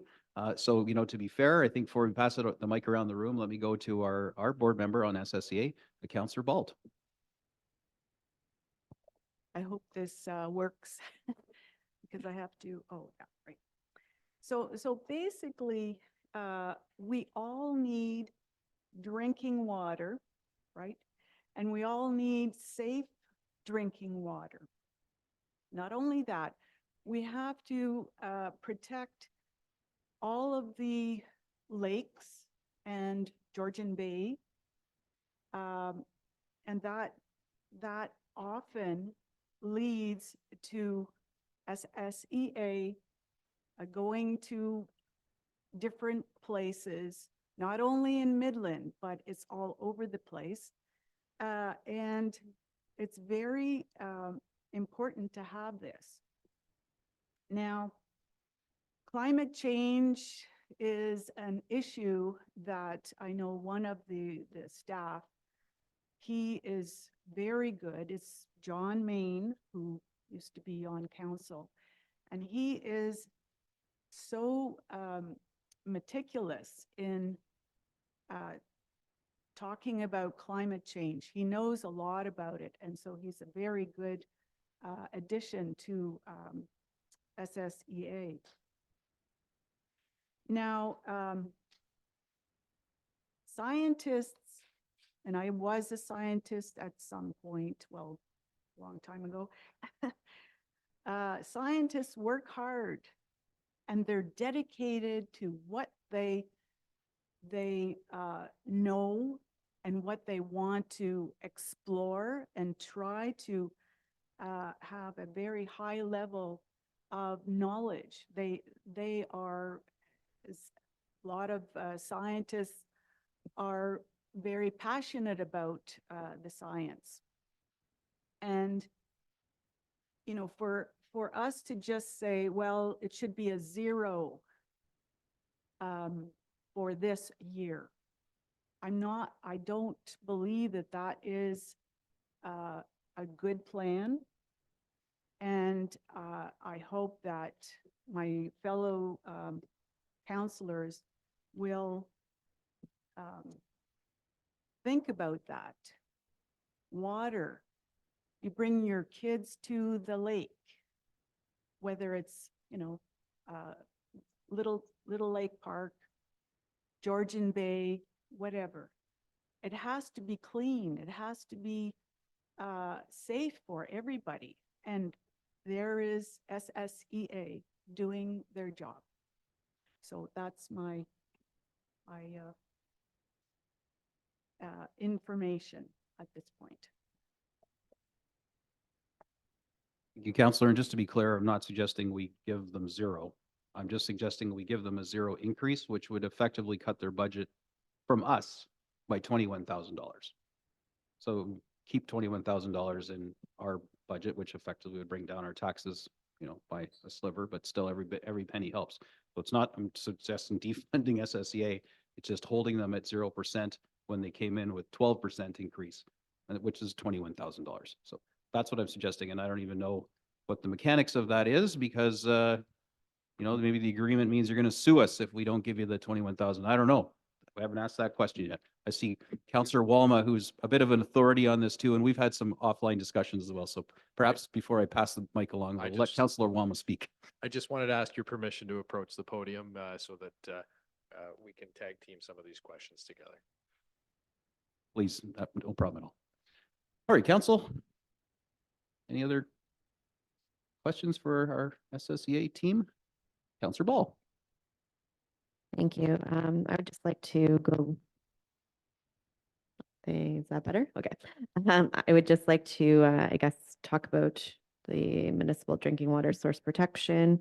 Anything in relation to our drinking water, is that not something we can do specifically in-house? Is that something, as Mayor Gordon alluded to already, if we are contractually obligated to use U4? I do appreciate knowing about funding opportunities from the ministry, because that would be my question is, if you're working in partnership with the Ministry of Environment, what financially does that look like? So hopefully that will come into fruition. And I look forward to hearing that, but that is my question around water. Thank you, through your worship. I mean, that's something you could explore as a municipality on, you know, bringing on a staff person who was your risk management official. We are the source protection authority. So the drinking water source protection piece, there's 2 pieces. One is the risk management official who's doing, working with your local businesses in source protection areas around your wellheads to make sure risk management plans are in place. Reviewing new applications, those sorts of things. But the second thing that she does is sits at the, or we do, is sit at the provincial level on the drinking water, the larger picture policy piece. So when you're bringing on a new system or taking out old systems, that sort of thing. And so that one we are designated by the province. But the risk management official piece, you know, you certainly could look into that yourselves at figuring out a different way to go about hiring that out externally or hiring a staff person to do that. And just further to that, within the municipal partners, we do actually have 2 that contract outside, or just spring water. They use Barrie. So the city of Barrie has a risk management official, and they contract the city of Barrie to do spring water, which makes sense because more than half of Springwater's municipality is not in the Severn Sound watershed. They actually have the Nottawasaga Valley Conservation Authority as well as the SSEA. So if I could, if I could also just mention, so the drinking water source protection to this point has been funded by the province. And we're, like you mentioned, we've got our fingers crossed that what's just gone in will get 3 more years of funding, which would change what we will be able to work with our board on our budget, looking forward 3 years. And so I also want to mention the years that you pay for drinking water source protection in the budget that comes forward from us to you as a municipality. When we get provincial funding, that goes into a reserve that we hold with your name specifically on it. So you are able to, at any point, access that to put towards your current budget.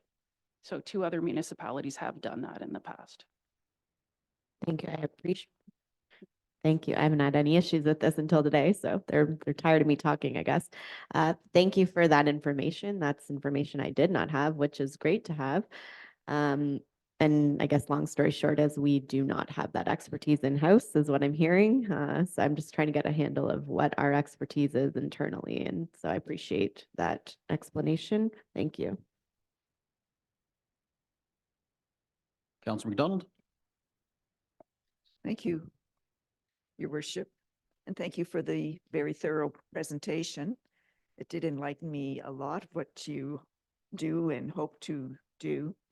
My question is, are you going to all 8 municipalities with a request of a 12% increase?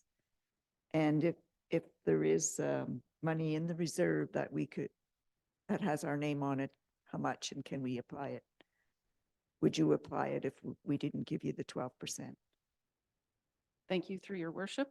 There's a couple of questions in there. So first of all, our budget is set by our 8-member municipalities. So it is the same increase for all 8 members, although the core budget is calculated, has a calculated system for each municipality that's different based on your size, et cetera. So, but the percent increase is the same across the board. And so, yes, we are going to each municipality as asked. Some do not ask us to come to do deputations, but we do go to those that ask, obviously. We are also going to be doing, I believe it's March 7th. We just said at our board meeting in the evening, I believe, Your Worship, you were part of a bigger ask earlier on, I think in 2023, about doing thank you, an orientation and something that would be more all 8 at once so that you could have some conversations together about where you want to see things going. So then your other question was around reserves. So we'll certainly work with your treasurer staff to clarify what we know you have in reserve specific to the source protection piece. But I also want to mention, the SSS project, for example, you pay this year would be $12,724 for the climate action project. So the Sustainable Severn Sound project. And with the recent grant of $10,000 from Enbridge, you could certainly use that towards that cost. So that would bring you down to $2,000, basically $2,724 for that specific project. But we will get back to your staff on the exact amount that's in the reserve. I'm sorry, I just don't have that on the top of my head. Thank you. Councillor Meredith, and I'll go to Councillor Ball. Thank you, Mayor Gordon. Yeah, so I mean, Mayor Gordon did have a lot of, comments there that I reciprocate as well. I know that when I'm looking at these numbers, I don't really know exactly, where the figures are going, where the numbers are going, how much are we paying in total salaries? I know you said you had 6 full-time, 6 contract staff.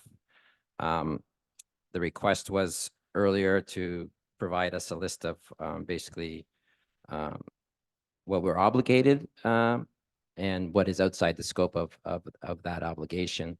And I imagine what we were trying to figure out is a dollar amount on how much it would cost for obligations, and then what is outside the scope, as I've seen in Tate Township, and I haven't been following the SSEA, in past council and councils before then, but they have. I did watch their council meeting, and costs have skyrocketed, and they're wondering, where that money, where's that money going? And I believe a report's going to come back to them in February on that. So The 12% increase is,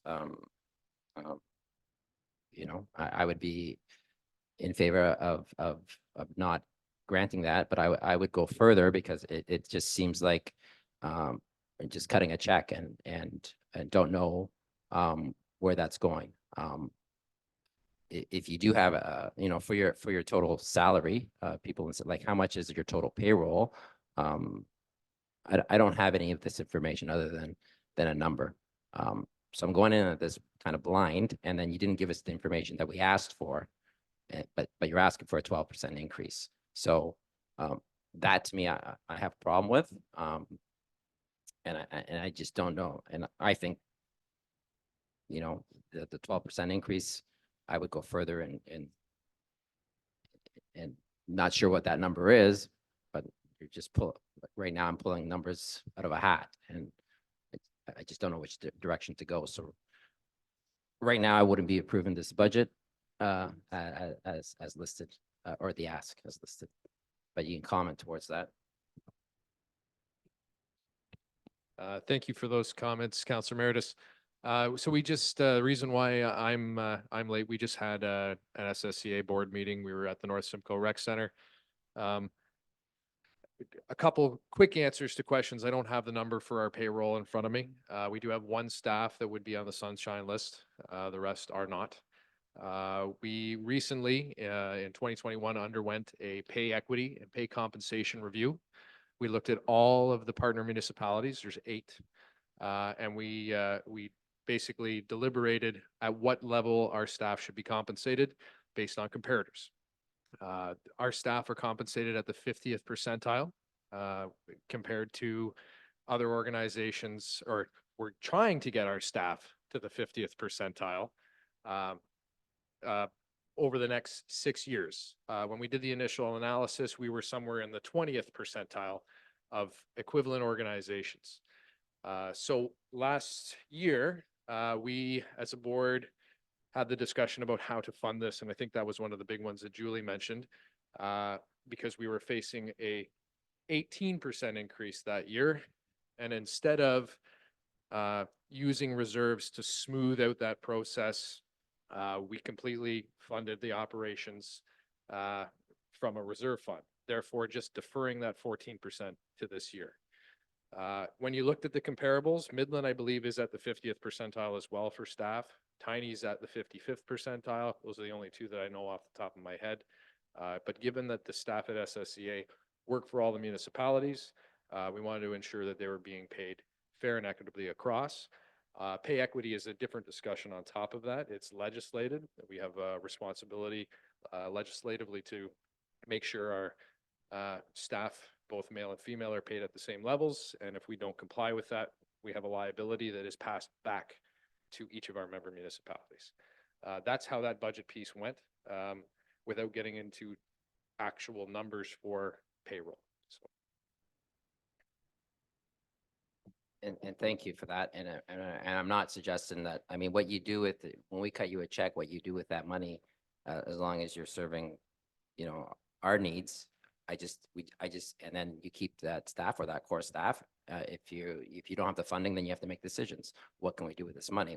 Whether we need 2 less staff or however that goes. It's management, right? Mm-hmm. So, my job is how much, you know, what am I going to approve, and whatever that number is, you take it and you decide what you want to do with it, right? So, but our asks were earlier so that we weren't guessing at what's going on here. Is what are our obligations and what are outside of that scope, and we need to get that information.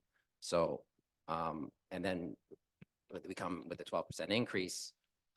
So that's kind of where I'm at. So, very little information other than, you know, and I'm looking at getting our tax rate down. So, hey, so this is, to me, I'm looking at, you know, do we cut it down 50,000? Do we do 0% increase? I don't know. So, thank you.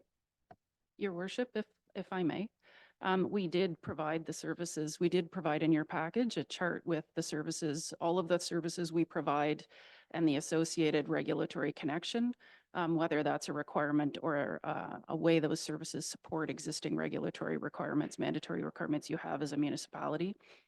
Unlike a conservation authority, we do not exist under a piece of legislation. So we do not exist under, for instance, the Conservation Authorities Act. So that's different than us. Everybody's looking confused. So maybe that is not in the package. That chart, that table is not. Okay, that I thought had gone back in the package we sent for presentation for deputation today. So just further clarity to that, outside of the signed MOU that we have with the partners, there is the only legislative requirement that the SSEA provides is source water protection. That list of core services outside of that, we are only beholden to each other on a 2-year exit clause. Any issues that arise, and this is, I'm not trying to sound curt, but they need to be brought up through those members during those board deliberations. We do the deliberations earlier in the year to set our draft budgets so that we can come to our member municipalities when we're asked. Georgian Bay Township, for instance, asks us for what our budget is in July. We always have to say, we're not ready yet. Here's a placeholder. We're going through those deliberations ourselves. When we went through the budget in the summer of this year, or last year, we did not have any member, Tay, Midland, Penetang, anybody, come forward with issues with the budget. The budget was passed unanimously. If there are budget concerns from our partners or direction that municipalities would like to see with SSEA, my recommendation would be that you pass that recommendation, pass it along to your board member to go to the board for that discussion. So if you want to see a 0% increase, we need to figure out how to do that at the board level. But being told come budget deliberations when we've already passed our budget becomes very challenging for us. There are options, as Julie outlined, as far as diminishing those costs for you this year if you don't wish to levy the additional 12% to the board or to SSEA. There is money in reserves for source water protection.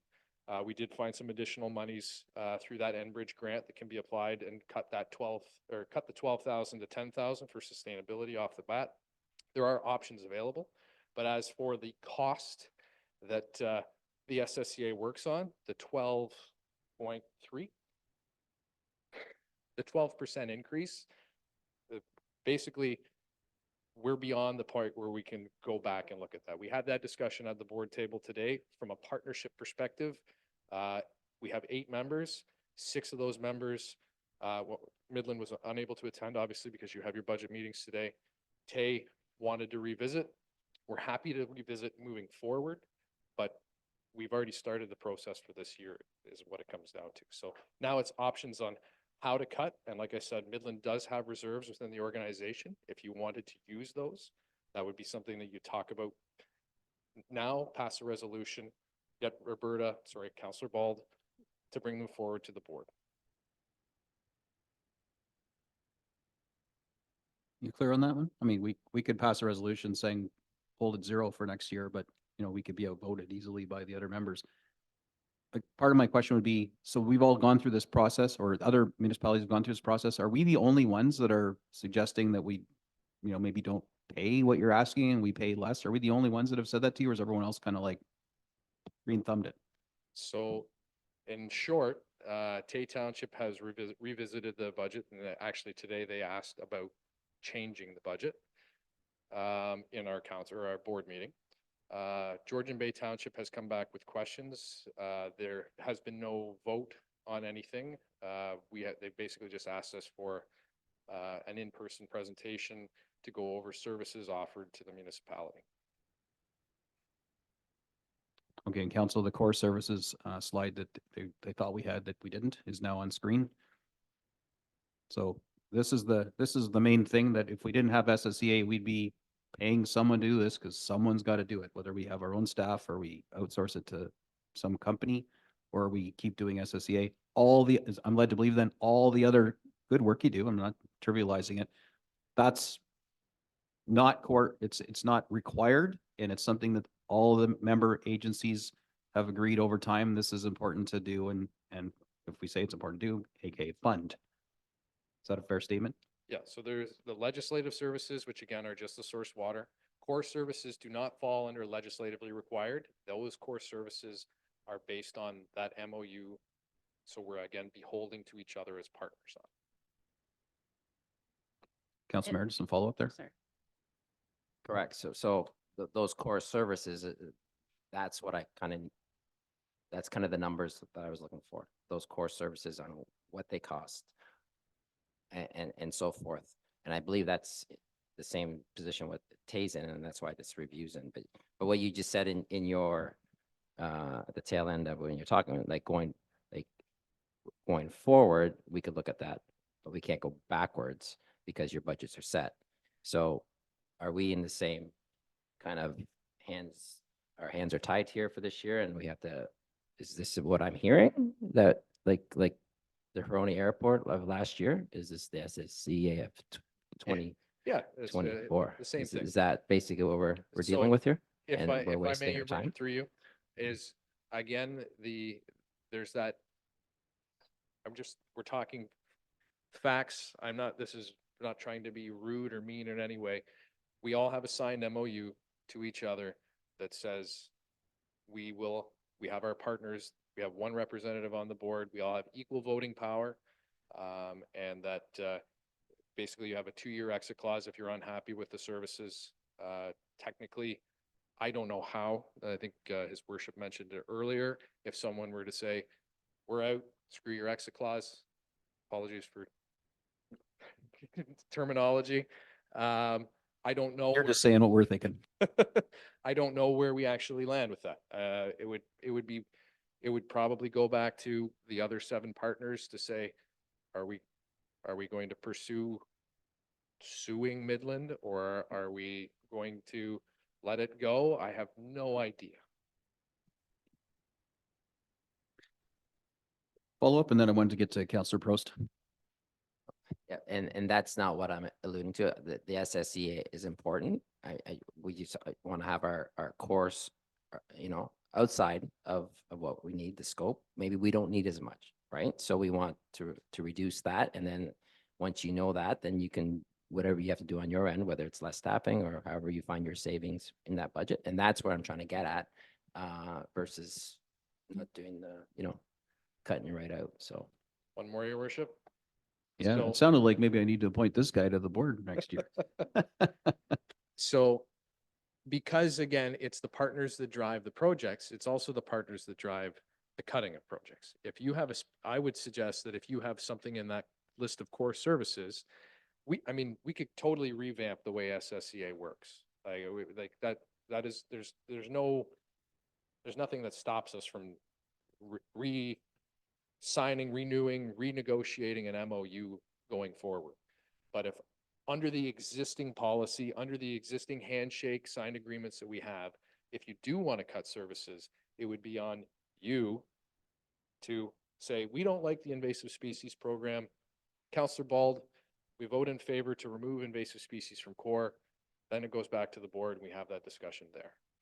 So I guess I go back to, as of right now, we went through a very comprehensive process, and obviously we all have been here. Budgets are tough. 24% obviously was not acceptable. We ended up cutting staff position off the table right away. We're doing our best as well. So like I said, there are options to cut the cost to Midland, but the budget would remain the same. And then next year we would still be in that same boat because we used reserves to fund operations. Councillor Prost. I'm just a little confused. You set your budget in July, and then you come to us now, like you have with everybody. And did you say that we should have been there to say something then if we didn't agree with the amount? So we basically, every person has a board member appointed. And if there is an issue, like I said, if you want to see a 0% increase within the organization, that has to be inputted during that part of the process to the board. Okay, so whoever we send to sit in that meeting is the one that needs to say, we don't want this big of an increase. Yes. Okay, just one more, and I don't mean to seem so confused, but everybody else who comes with their budget to show us what they're asking for and why, I don't think I've ever heard them say we can't change that. So my only argument, or I guess point to add, would be that other organizations, you don't have to fund. We have, we don't, I mean, again, technically, I have no idea what happens from that MOU if people decide that they're not interested in doing it. But as a partnership, when we made this signed agreement, we recognize that if, I don't know, we have an oil refinery in Tiny that leaks into the Wye River, these are obviously some crazy hypothetical situations. It doesn't just affect Tiny. So the concept of the partnership is that the watershed, something that happens in Georgian Bay, can affect Springwater, can affect Midland, can affect Tiny Township. And we recognize that doing the works for water quality monitoring benefits everybody. We had ourselves in a situation 20 years ago where Georgian Bay was listed as an area of concern. We've pushed our way out of that. It's really hard from a metric standpoint to show what the benefit of ongoing water quality monitoring is. But if we stop and we don't notice an issue or the phosphorus levels, nutrient levels are going through the roof, and we're not doing that, we might find ourselves in that situation again, and it's harder to fix those kind of problems than it is if they've been festering than it is to catch them early. So that's my only argument. Okay, it was a big surprise. It's good to know that when you have this meeting in the summertime, our representative needs to come and let us know what we're looking at budget time. 100%, yes. Okay, thank you. Haven't heard from Councillor East yet. Sorry, I'm trying to give everyone a first chance before I go back to seconds. Thank you, through your worship. Yeah, I'm gonna kind of mimic that same plow feeling, all right? And I understand that our hands are tied at this point. I feel at this point, we're kind of spinning our wheels. I would support what Bill's saying about the 0% increase this year. And just as your township is going to be dealing with tax increases next year, you guys should be planning on a 0% increase next year as well. Because you're gonna meet this wall again, right? It's no different than what you guys have to save in your township, we have to save in our township. Every dollar right now matters at the bottom line, and I totally appreciate healthy water. Believe me, I use it all summer, okay? But the thing is that it's no different than you guys looking at what kind of cuts that we have to do. Very important. When you're doing your budget, you should be looking at a 0% increase next year, bringing this to us, okay? And I value everything, all the hard work that everybody does for you, okay? But once again, we owe it to our taxpayers to find a way to get that down this year. This is an opportunity for us to save a couple dollars. So I would be on board with what Bill's suggesting, and I still thank you for all of the hard work that you do for us. Councillor Ball. Thank you. Yeah, I agree. I would like to see the 0% increase, and you can fund that 12% through our capital reserves that you have and the funding that you've received from the ministry and plan to receive, so that it's not affecting your budget. It's just affecting the reserves, which I know that our chief financial officer hates and has already scolded me on.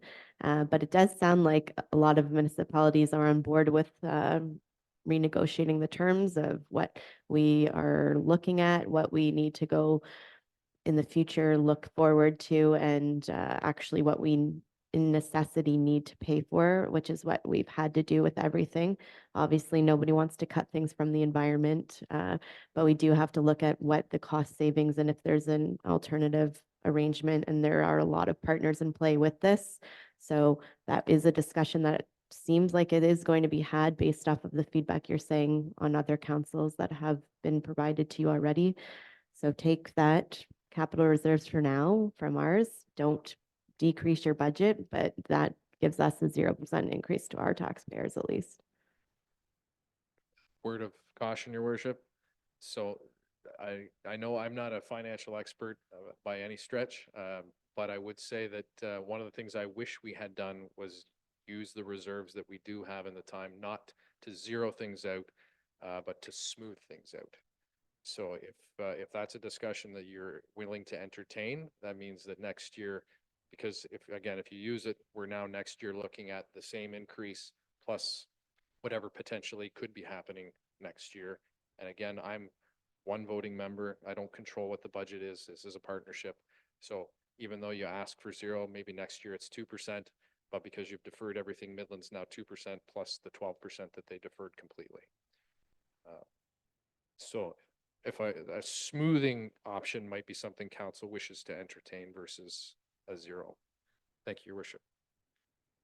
Thank you, absolutely. That's why I was saying, I know our chief financial officer is hating on me for this, and that is not a long-term solution by any means. I would never suggest that to be a long-term solution, but it does sound like this is going to be a program that is going to have to be revamped. This organization is going to be looked at from all of our partner levels, and hopefully we will find the savings in there to be able to offset that reserve withdrawal this year, is what I was hoping will happen, is that we won't have such high of costs going forward after we've looked at it on all of our partners and all the municipalities involved.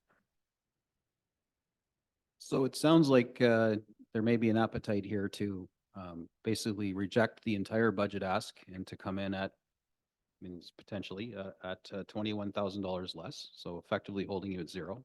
Where that $21,000 comes from remains to be calculated here. If that were to happen, I would say that, clearly we would be reneging on that MOU and that understanding, and which would send a pretty clear message, I think, to the board and the organization that it's time to sit down and renegotiate this agreement, which could mean potentially removing some of these non-essential services to bring all of our partners' operating costs down. But that's something that would have to happen over the next year or so. But this could be kind of the soft shot across the bow. 21 grand is not overly material in the grand scheme of things. It will have an impact. It's not like all of a sudden you got an extra 21 grand missing. It has an impact, but it could be something that satisfies our need to feel like we kind of put SSEA and our partnership on notice. We want to sit down with all the partners and renegotiate this deal. And of course, if the deal can't be renegotiated, then, one of the options would be we trigger the goodbye clause, and then we have to come up with our own solutions to manage these things. I wouldn't anticipate that being the outcome, because it sounds like there's an appetite from TAY at least, and possibly others, to sit down and renegotiate and maybe shrink to some degree and focus the efforts of SSEA more. Maybe there isn't, but we won't know until we do that. But so it's kind of a two-stage thing. We could look at, reducing our funding on our tax rate today, which would definitely help us. And it would also, I believe, send a clear message, not meant to be a punch in the face or anything to SSEA, but a clear message that we are definitely looking for renegotiation of this deal, so we have less expense and maybe more say or more control, whatever that looks like. Your Worship, if I may, I've heard the intent, and I completely understand that we would be looking at a renegotiation of services from Midland's perspective.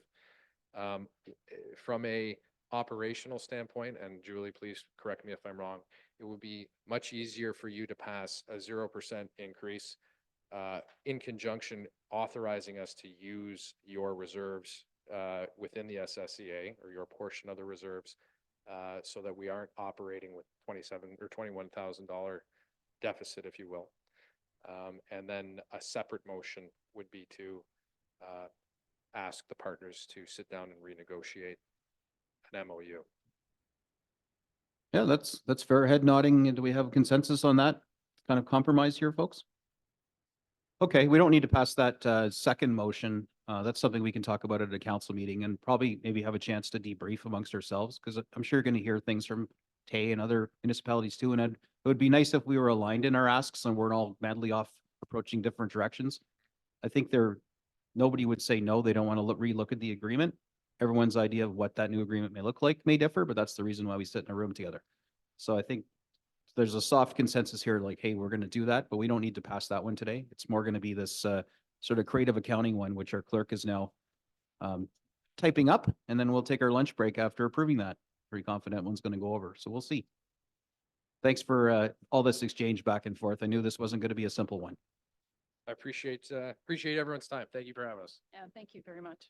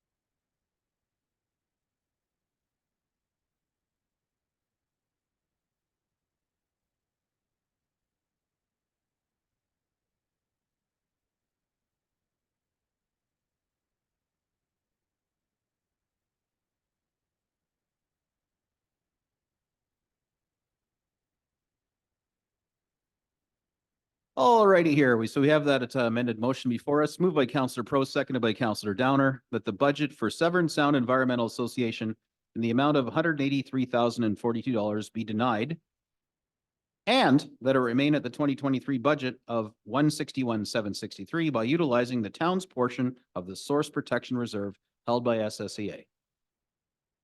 Symbolic savings nonetheless.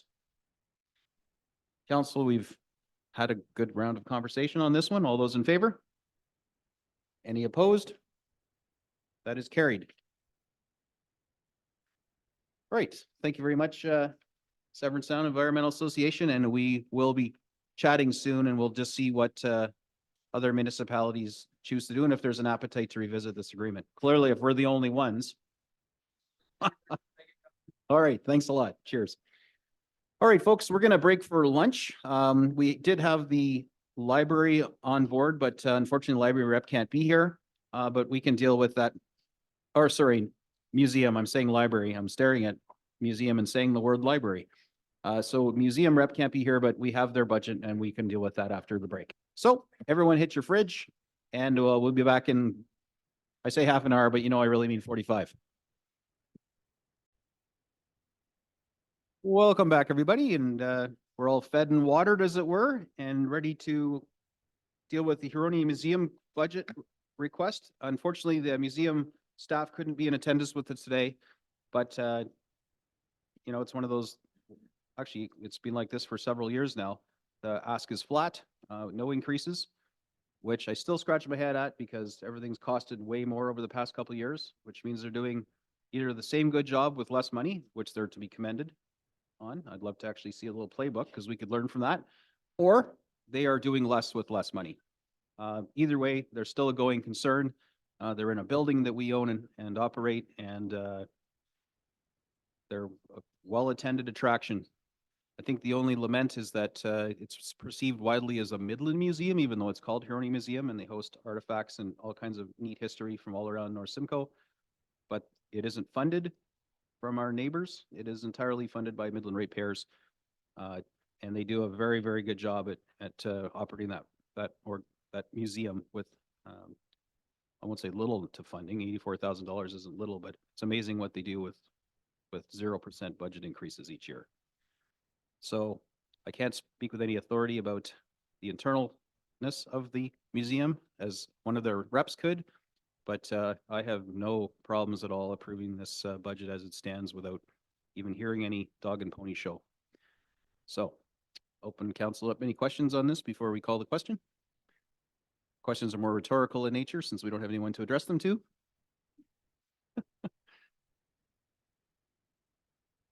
Anybody want to laud praise on our museum? This is the time we usually do that. Kind of, yes, okay. All right, so I'll call the question moved by Councillor East, seconded by Councillor Ball, that the budget request by the Huronia Museum in the amount of $84,000 be approved. All those in favor? And that is carried. Okay, turn things over to Julie Emery now to talk about Ellery. Emery, I don't know where I got Emery from. Julie Ellery to talk about the OPP and the police board. Back-to-back budget requests.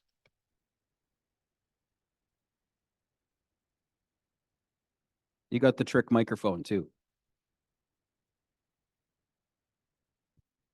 Oh, okay. Are we good now? No.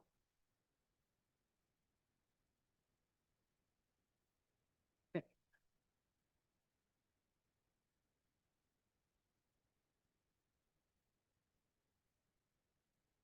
Oh, okay. It's good I didn't wear a skirt today then, right?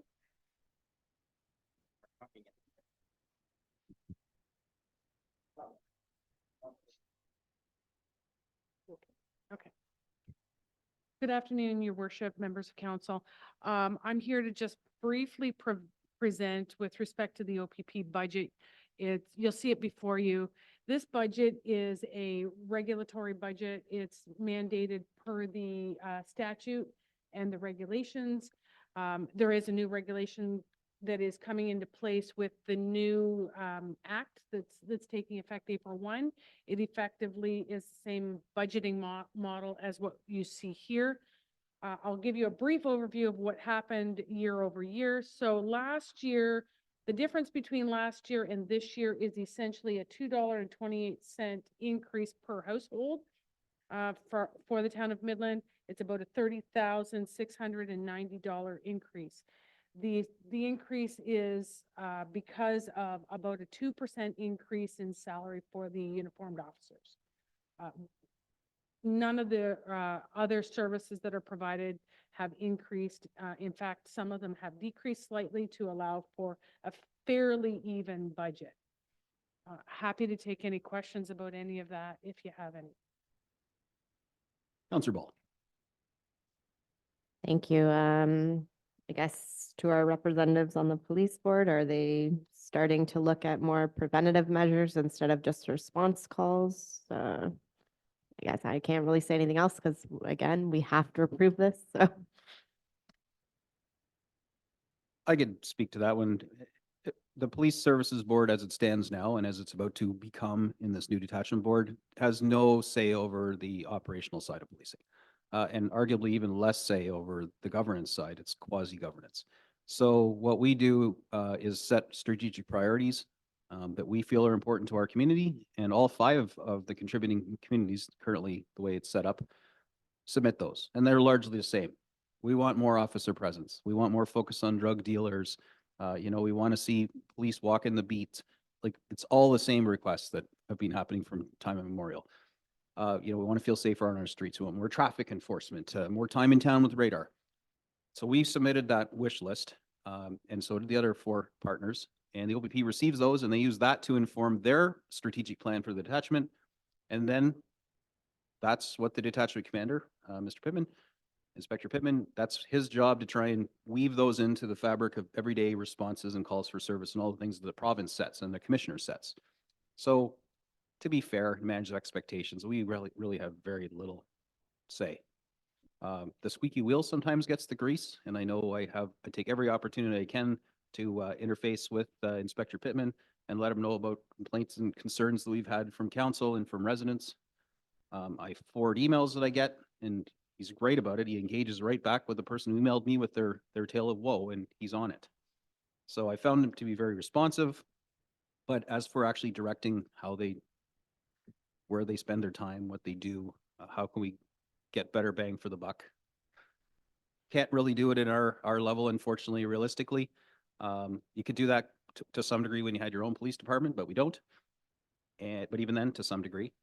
And with this new detachment board, it's still a little unclear because we haven't had the formal briefing yet on how our role has changed. But from what I've read, it's diminished to a large degree, and it's more about operational efficiencies that benefit the OPP because now they don't have to take their dog and pony show to 5 different municipalities 4 times a year and do the stats in the slide deck. It's going to be one time or one show for all 5 partners in our case.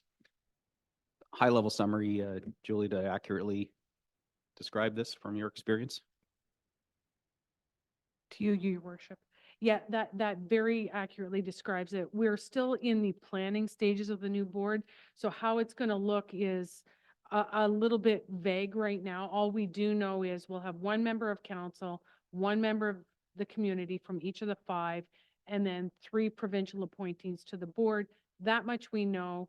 The rest of it is still in transition, and we're hoping we're going to have some answers for council and the public about all of how this board is going to move forward into the future. And I'm hoping fairly soon because it does come into force April 1. Thank you. Yeah, obviously that's the frustrating part that we are all well aware of, that we do not have any operational say, but I'm glad that there is somebody on the receiving end of this squeaky wheel and that they seem to be answering. So that's all my concern was. So glad to hear it. Sadly, this is another pay the bill. Slides across the desk. And so, no, it's not just us. This is any community that has doesn't have their own police services, how it works. Councillor Downer. Your worship, I concur with everything you've said. I mentioned at a board meeting about visibility in the community. Some of that was lacking. And since we had that chat, I've noticed a real difference in visibility in residential areas as well as their downtown core. So they have to be seen more often, in my opinion. So I think that is happening and we have full cooperation with that. Perfect. Thank you. Glad to hear that.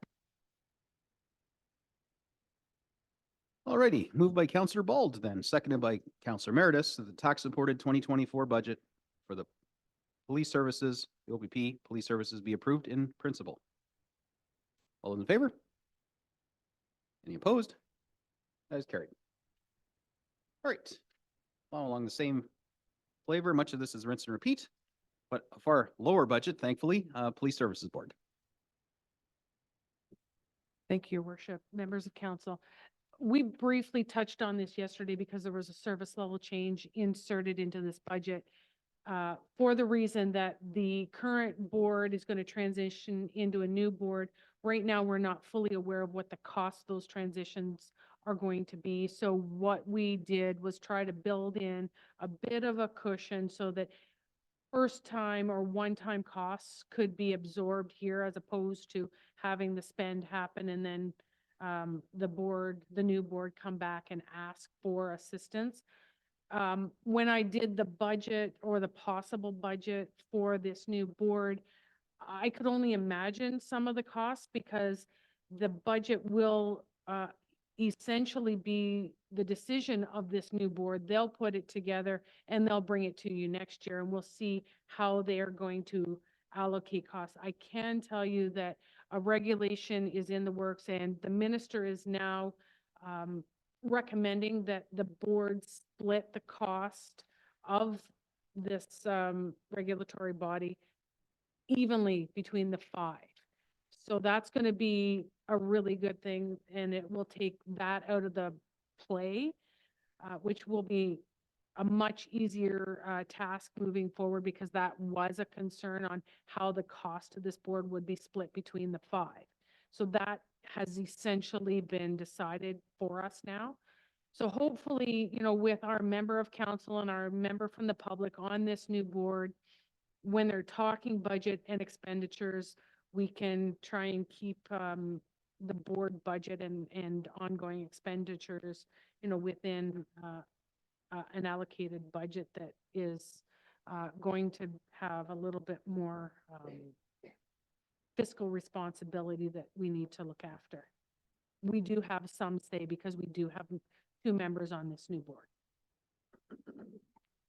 And again, I'll repeat my pledge from yesterday. You can expect Councillor Meredith's style critique of our budgetary expenses as this new board forms and around only doing what's needed, not what's wanted. And we can expect the same thing from our appointee, Mr. Osborne, Mike Osborne, as he's certainly well-versed in policing and matters and police budgets and is also a Midland taxpayer. So we are all equally motivated to, you know, keep it real with the cost of this board and not let it turn into some, you know, perpetually funded, you know, expense incurring organism that we'll have to just keep writing checks to. So you'll get regular updates from me on this one.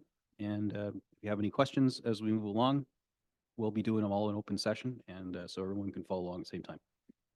So necessary evil, as it were. Any other questions? I'll call the question.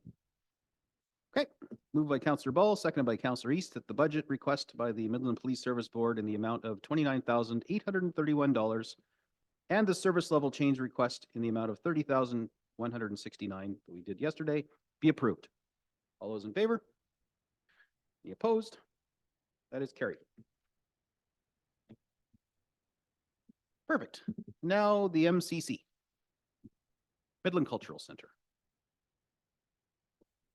Thank you, Your Worship.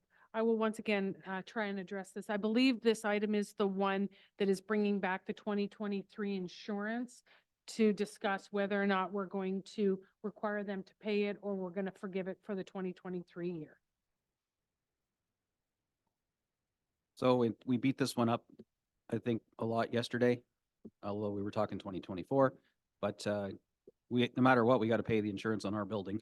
It's just, what are we going to do with this? If we give it to them and they can't pay it, then we've paid it and it's just an outstanding debt. So at some point, we're going to have to ask ourselves, we can keep putting the bills in the mail and they're not being paid, or we have to come up with some other plan. I'm not suggesting we come up with another plan today, but basically this insurance premium has been paid already by the town. Clearly, it's from 2023. And are we just going to lick a stamp and put the bill in the mail and say pay it, or are we going to eat it, which is effectively what the ask was for 2024? Zellery. Your worship, I can tell you the actual invoice did go out. The stamp was licked and it went out. And I think that is where the request came for forgiveness. Very good. Said stamp was licked. So Councillor Ball. Thanks. I mean, this should have been dealt with yesterday altogether. So obviously that was an oversight on everyone's part. But yeah, so I say we approved 2024, not thinking about 2023. So I think we should give them 2023, and then I don't want to give them 2024. So that's how I feel about that. Is I wanted to give them 1 year. I didn't want to give them that last year. I said I wasn't going to. So to forgive 2 years, I don't know. I don't feel comfortable with it. I don't love the idea. I don't know how anyone else feels. I feel like we debated this conversation a lot yesterday already. Councillor East. Through your worship, I think that they need to look at what the Huronia Airport decided to do and finally run it as a business as well. I just can't see flipping this anymore. I once again, I'll repeat what I said. I can't see the Weber Foundation building this building to put the weight on taxpayers every single year. This has to be run as a business, and they need to understand that you just can't keep coming back and expecting this when you have people that are paying customers in there. Run it as a business. Councillor Meredith. Well, thank you, Mayor Gordon. You know where I stand on this. I've stood on the same page on this issue since my term in council. So, and again, I'm not in support of paying the tab on this. So if it's in our books, it's in our books. At least we could keep on, stuffing the envelope and licking the stamp and seeing where it goes. Thank you. Okay, so this is accumulating as a debt on the books that, at some point there's an expectation they repay. And that's kind of where it would be. So if we reject this motion, then it just stays on the books as a debt. And they got to work towards paying it off, find some way to become more profitable, which I'm led to believe they're doing. Actually, I know a guy who's opening up a veal joint in the Little Roxy Cafe, hot veal in a bun. That little bit of rental help, but ain't paying this off. So this is the thing that is their challenge. So there's nobody here to really pitch this concept, but we have had the, I think well-crafted letters that lay it all out. I don't know what more could really be said about it. So. Sorry. Yeah, we've had deputation. Yes. So, I mean, there's no real new information. They're struggling. They're trying.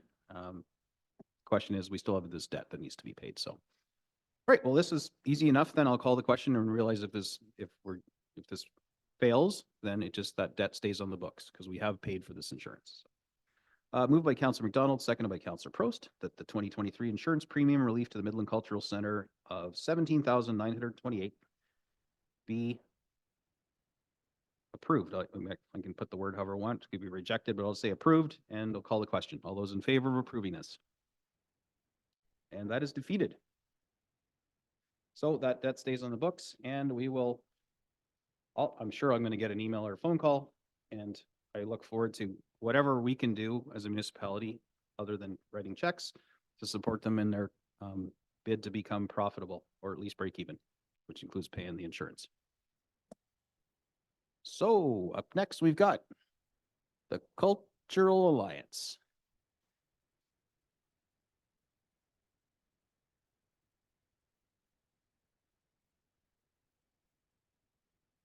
And I will take full responsibility for the fact that the ask increased this year when it's always been $10,000 since inception, because after attending their events and seeing how well attended they are and the real change that it's making with the one I went to anyway, entrepreneur, the good it was doing for the relatively, measly amount we pour into this equal partnership. Everyone was paying 10,000. Well, almost everybody, but that's a different story. We don't need to go there today. I said, man, you guys need to raise your ask a little bit, because I don't know how you're doing it, scraping by with this $10,000. So I own the reason partially. I mean, they could have ignored me as to why this is up to 12.5.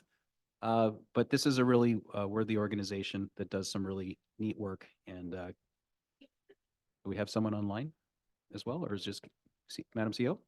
Through your worship, we just need around 15 minutes because we're ahead of schedule. So, so if it's possible to move to further items on the list and come back to this one, that would be awesome. Yeah, well, I think there isn't anything else on the list other than our revisiting some of our previous decisions, as we want to try and mess around with that number.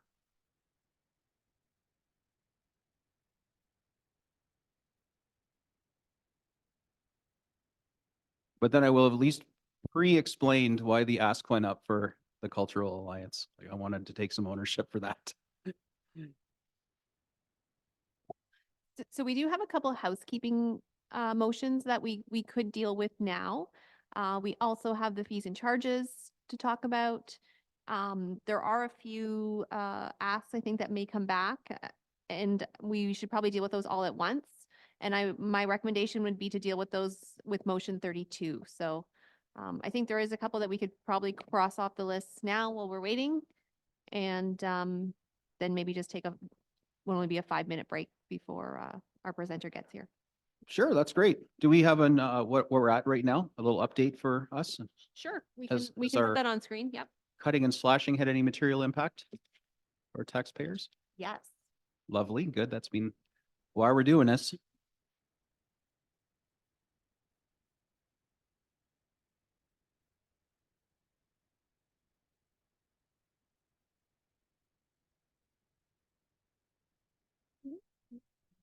Oh.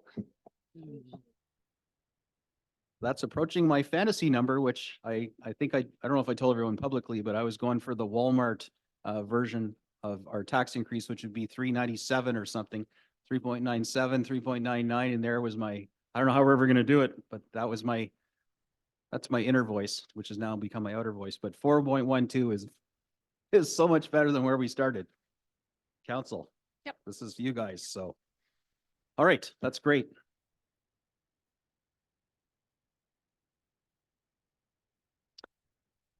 Okay, if we're good to move on, we can go to motion 30, and just before the clerk presents it to you, maybe you've already got it. He's already got it. Great. Thank you. So this motion is really, this is another sort of regulatory thing. And really it's around the fact that when we budget, we sort of do so on a cash basis, right? And so there are expenses that get factored into our financial statements, which have to follow the Public Sector Accounting Board standards and accrual accounting. And those expenses really being amortization, depreciation expense, right? And post-employment benefits. And so as part of this regulation, we basically have to say, we've considered these estimates. Now, again, they don't get included into this draft budget, but we do need to say we've considered them and basically we've considered them because they do end up becoming part of our year-end financials, right? And so amortization expense, and actually this is a good one to sort of talk about reserve transfers, everyone's favorite topic. And so right now our amortization is about $5.5 million a year, right? And so that's our assets depreciating based on the historical cost of those assets. And so I'm going to use a truck, for example, right? So if we spend $100,000 on a truck and that truck is good for 10 years, every year we're amortization of 10,000, right? And that's what gets factored into our financial statements. So we don't budget for amortization, we budget for reserves, right? And we say, we know we need to replace that truck in 10 years. Let's put $10,000 into our reserve, right? And so Right now, into our reserves, we're putting, and I don't have the number right in front of me, but it is over $3 million a year into those reserves for capital replacement. Well, our amortization is 5.5 million. So again, that's where I'm getting at on that infrastructure gap, right? And then you have to remember that's based on historical cost. So that's based on when we put that water main in 1974, not the cost that it is today. So as you can see, that gap is quite large. And so this is a really sort of good way to explain it. The second one being the post-employment benefits. And that one is, if we were to close up shop today, and we know that's not the case because municipalities are here forever. That's what an actuarial consultant has determined would be our liability, right? And so there's lots of factors that go into it. They look at sort of our employment, our age, our health. There's a bunch of different factors in there. And so they determined that liability would be $1.9 million. We're not required to budget for that, and we don't. We budget for what we actually pay out a year in benefits to our staff. And so I can't believe Councillor Emeritus asked what that was, and we use Sun Life as our benefit provider. And so that's what's included in our budget. But again, on our financial statements, we have to show what that estimated liability is. And that's just public sector accounting. That's the short of this motion, just so anybody have any questions on that?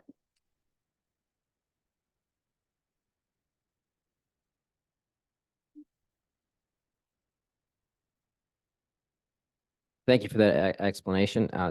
None of this, and I have seen it in that truck, when we purchased that truck as an example, and I see it down below that for the next 10 years, we're putting away X amount of dollars, and that's where that comes into account. So we're not seeing any of this in, well, it wouldn't be on the tax rate, but it would be in as a reserve. Right, because the money's coming from, well, it's in the reserves, the taxes that we pay that go into reserves for funding this, correct? Right. So I can't cut to make the tax rate come down. Thank you.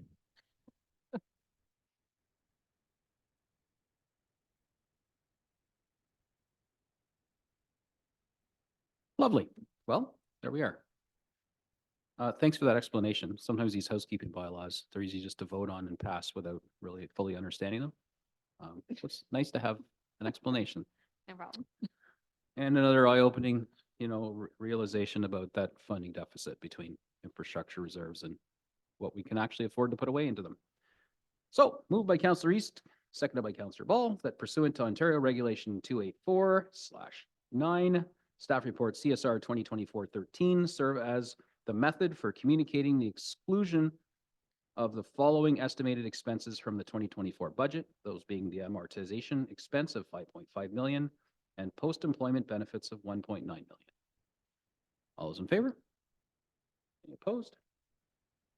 Is carried.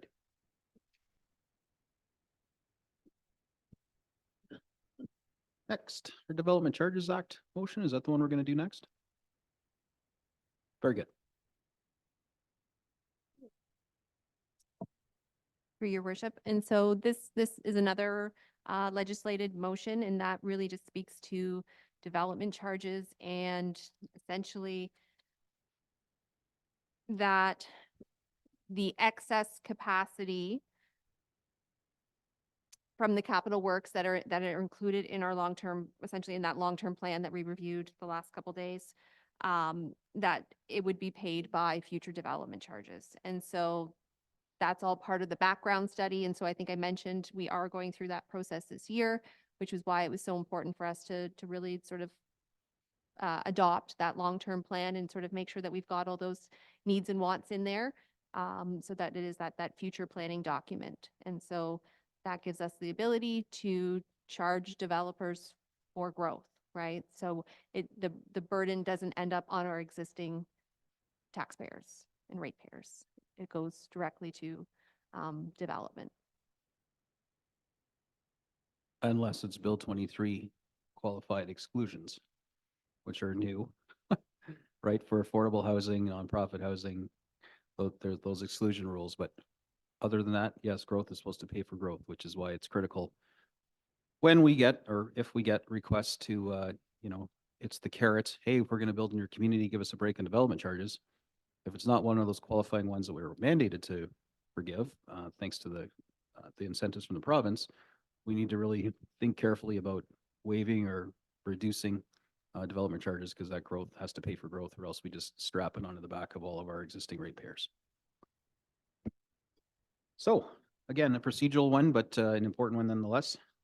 Moved by Councillor Meredith, seconded by Councillor Bald, that in accordance with Section 5.1 of the Development Charges Act 1997 and Section 5 of Ontario Reg 8298, it is Council's clear intention that any excess capacity provided by any of the above referenced capital works will be paid for by future development charges. This is basically our commitment to not waiving them left, right, and center. All those in favor?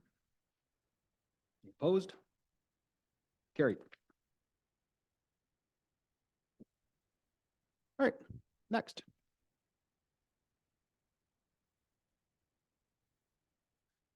The Cultural Alliance. Cultural Alliance.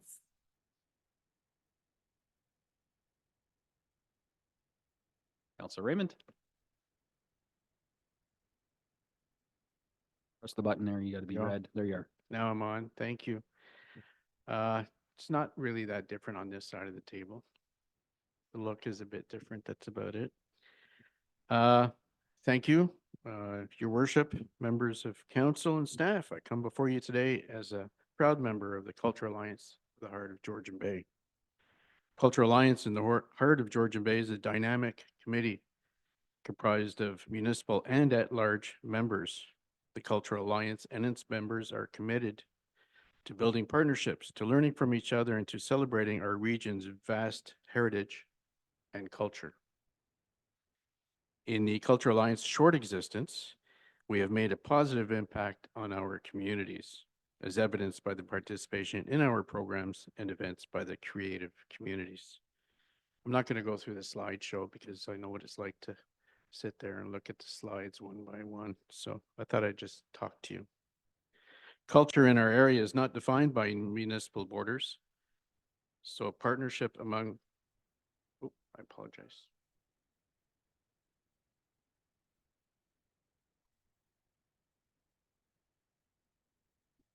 It is very relaxing. Got to use that after night one. Oh, my apologies. Technology, I make a living on it and I hate it. Culture in our area is not defined by municipal borders, so a partnership amongst the North Simcoe communities of Midland, Penetanguishene, and Tiny Township allows the Cultural Alliance to leverage our combined resources to identify, highlight, and grow the unique culture that is the heart of Georgian Bay. My role as chair is to assist with the administrative requirements of the committee. I would like to acknowledge the valuable participation of Councillor McDonald, who sits on our board, as well as Liz Cascanet, our Cultural Development Coordinator, Karen Mealing, participating as ex officio from the town of Midland, helping to coordinate our activities, and Faith Shergold from the Midland Public Library. Some of our programs include cultural learning and education, and I apologize if I don't say it right. The Anishinaabe Dude Mag recordings, a three-part series of virtual workshops exploring the Dude Mag clans or families of the Anishinaabe in the Southern Georgian Bay region, presented by Clayton King of White Bear Art. Creative Community Cultural Conference. This year's focus is more than entertainment, the value of arts and culture. We have 30 days of learning, networking, and raising awareness about things that matter most to the community. 30 days of culture scavenger hunt, a month-long activity that families can do together to find culture-related locations on the cultural asset map via daily clues in the month of September.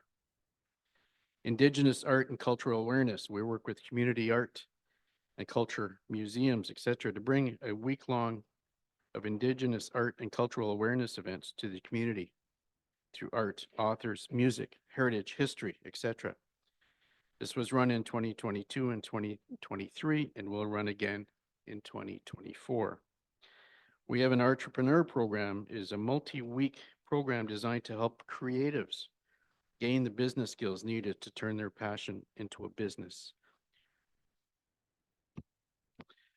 More information on these and our other offerings, and there are quite a lot, can be found on our website at culturalliance.ca.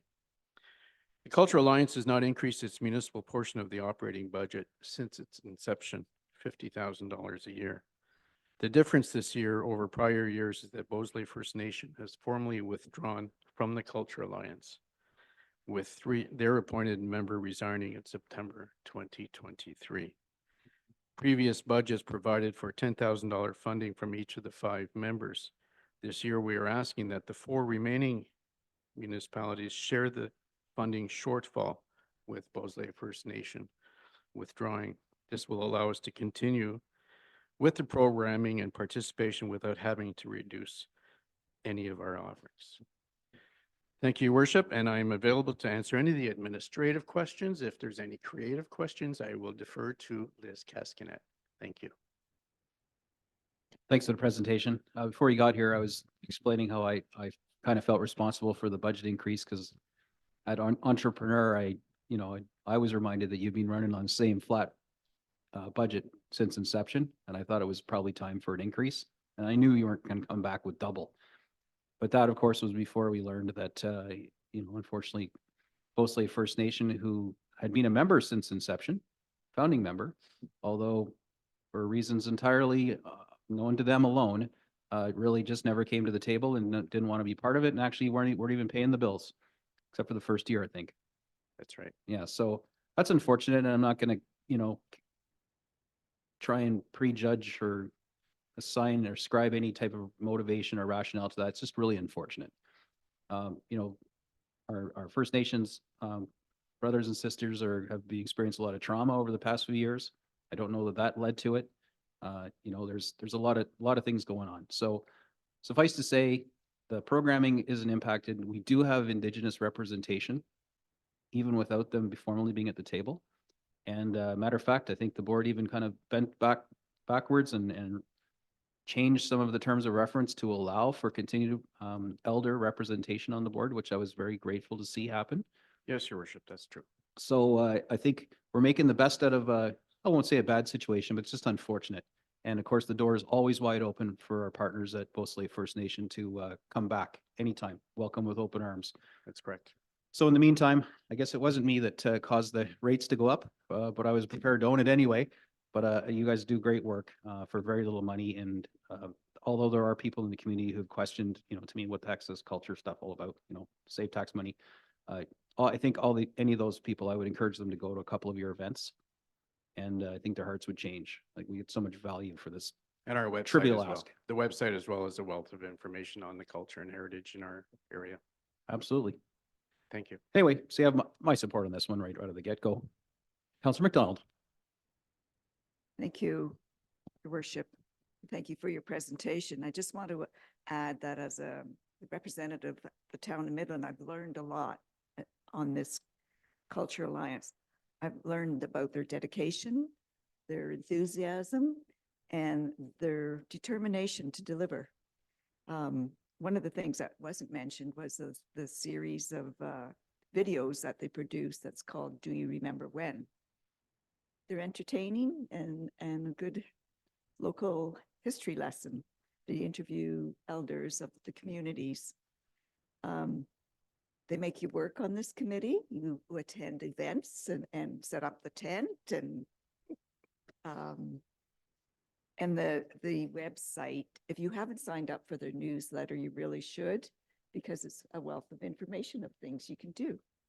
So thank you. And yes, it's unfortunate we have to ask for a bit more, but it's well worth it. You do get your bang for your buck on this committee. Thank you. Counselor Ball.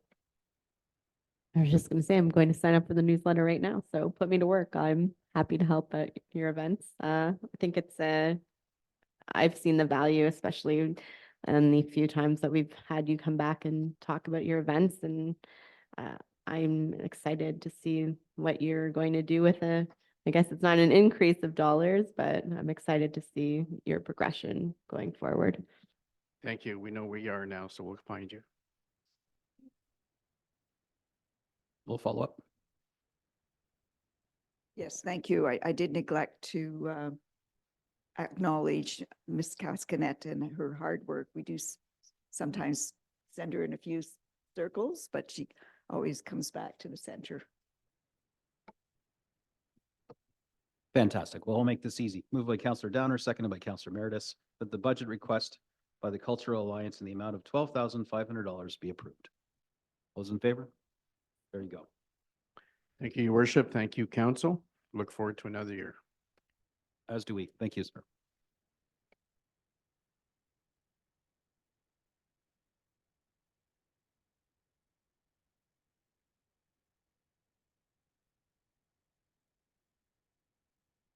All right, so we're kind of at that section at the end of the budget. We're actually at the end of the budget, where sometimes council wants to revisit things.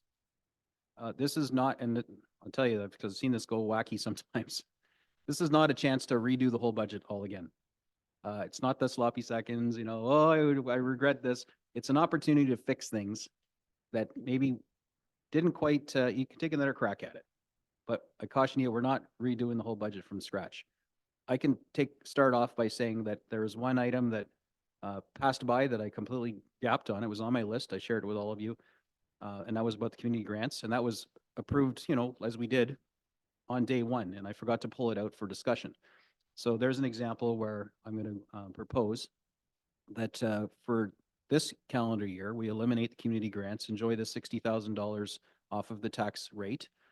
However, I think I alluded to this, maybe it was a coffee chat with you guys, that I would like to see Midland do like what Tiny does, which is host a mayor's tournament, golf tournament. As terrible as I am at golf, that's really not relevant, but we would run it at a different time so it wouldn't compete with Tiny. The fall is being suggested, and that our developers and other people that like to stay in the good books with us typically sign up and send a team and play a little, I almost said the whack reference that I call that game.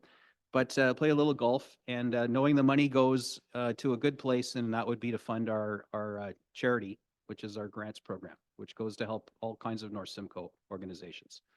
So, of course, there's two ways to go about this, because I'm offering to do this regardless. This is not a condition for council. I'm not trying to paint in the corner.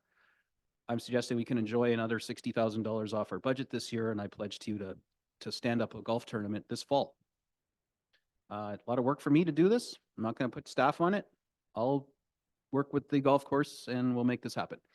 And so we'll have money for next year's community grant entirely out of this game. And option two, of course, is, if it just feels wrong to you to cancel the community grants for this year, even though arguably nobody's really counting on them because you don't know if you're getting them or not. People are hoping that money might be available. We're not really killing any organization because nobody can actually count on this money. The other option is we keep it going. I still stand up the golf tournament with the hopes of either adding to the 60 grand if everyone wants to keep putting it in at a tax money, or instead of for next year. So the feel good way, honestly, would be the latter, which is keep the 60 in this year, make Bill go and set this golf tournament up and make it happen, and then pitch weaning us off of the taxpayer next year. That's the feel good way. To me, I think the more responsible way is, as we're getting our number down to something, at least in my fantasy zone there, would be to say no to the community grants for this year with a perfectly rational reason why I think everyone would understand. And then they watch me fulfill my pledge of making a new funding source for it for next year and resuming for 2025. So that's my pitch for, revisiting something that I forgot to bring out and call out yesterday. Councillor Downer, and then we'll go to Councillor Prost. Thank you, Your Worship. I'm all in favor of what you're suggesting, but I would have liked to have seen some token amount, go towards the airboat rescue. Those two young ladies that, presented the deputation regarding the airboat, the rescue. You know what I'm talking about? Some kind of a token amount towards their fund. If that would be possible somehow. Okay, well, we could do that as a, we can deal with this one first. Like, I'm just hypothetically, we claw 60 grand out of our tax increase this year, and we decide collectively to give 10,000 to the airboat rescue. That is a separate thing. And I still, follow through what I'm saying is creating this new funding source for, so they're kind of mutually exclusive, but they're both involved tax money. So I'm good if we, can we just focus our discussion right now on either eliminating community grant funding this year with a pledge for a new funding source for next year, or plan B is keep it, and I still try and find a funding source for next year, but we don't enjoy any savings this year. Councilor Brost? I'd like to enjoy the savings this year.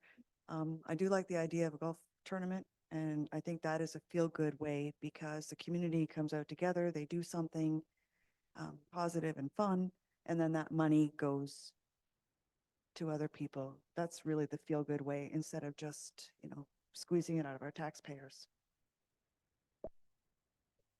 Councilor Meredith? Yeah, I would be in favor of spreading the savings to our taxpayers and participating in riding in a golf cart in the fall. I would be up to that. Thank you. I'm a duffer, and they know that at the golf course, so they'll be following around with a bag of turf. Councilor McDonald? Thank you. I am not in favor of pulling the community grant this year, but certainly very supportive of even assisting you in planning the golf tournament to fund future community grants.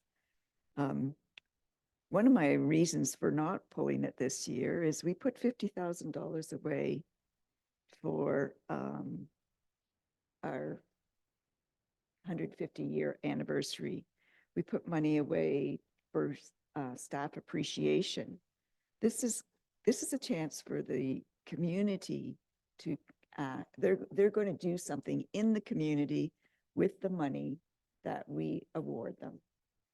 And to just, and you're right, they don't know whether they're getting it or not, but it's probably on their budget and hopeful list. So I think it would be very short-sighted of us just to eliminate $60,000 without not, at least have a warning that this, maybe the golf course, the golf tournament will produce 100,000. I don't know, but just to pull it, I don't think is fair to the community.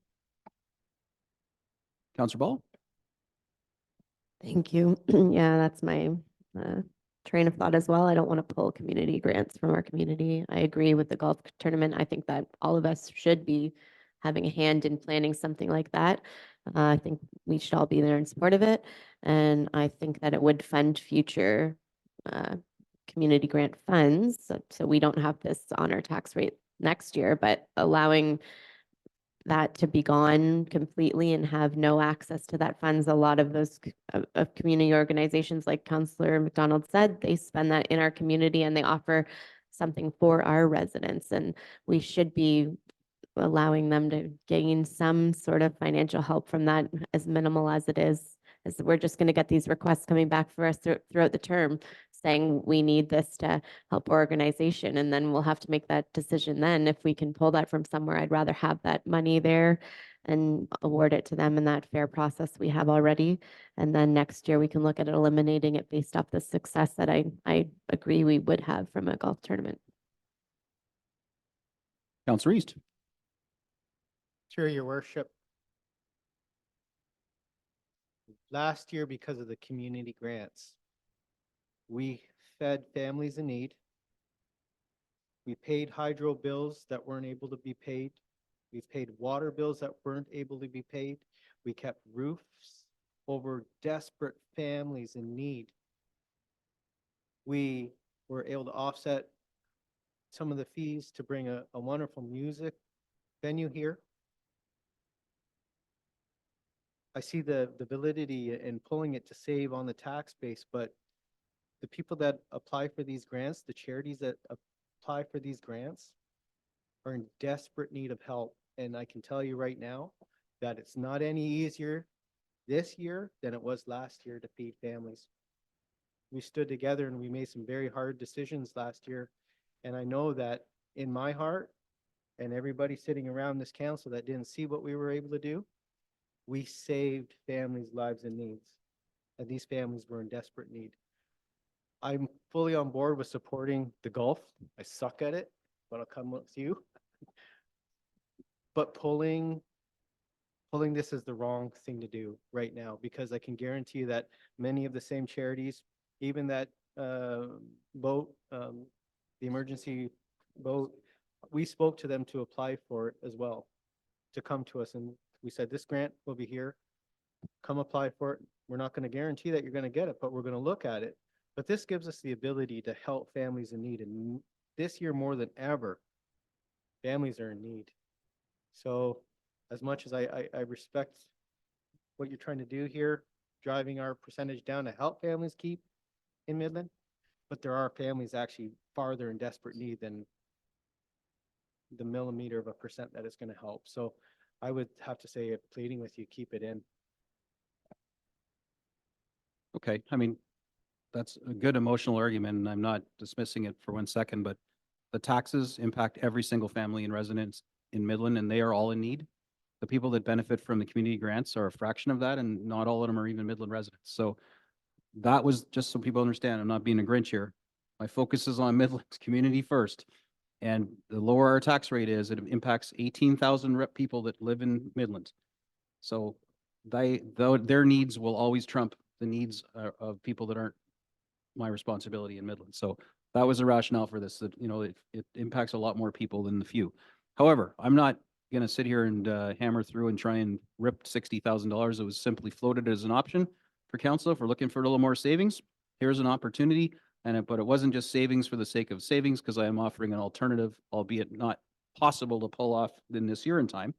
But actually, it might be soon. It might be open in the golf course, but realistically, it would take a year. So if council is, you know, not feeling it, and that's the consensus I seem to be feeling around the table, that we don't want to pull the funding this year, then I will look to all of your help to help me stand up this golf tournament in the fall.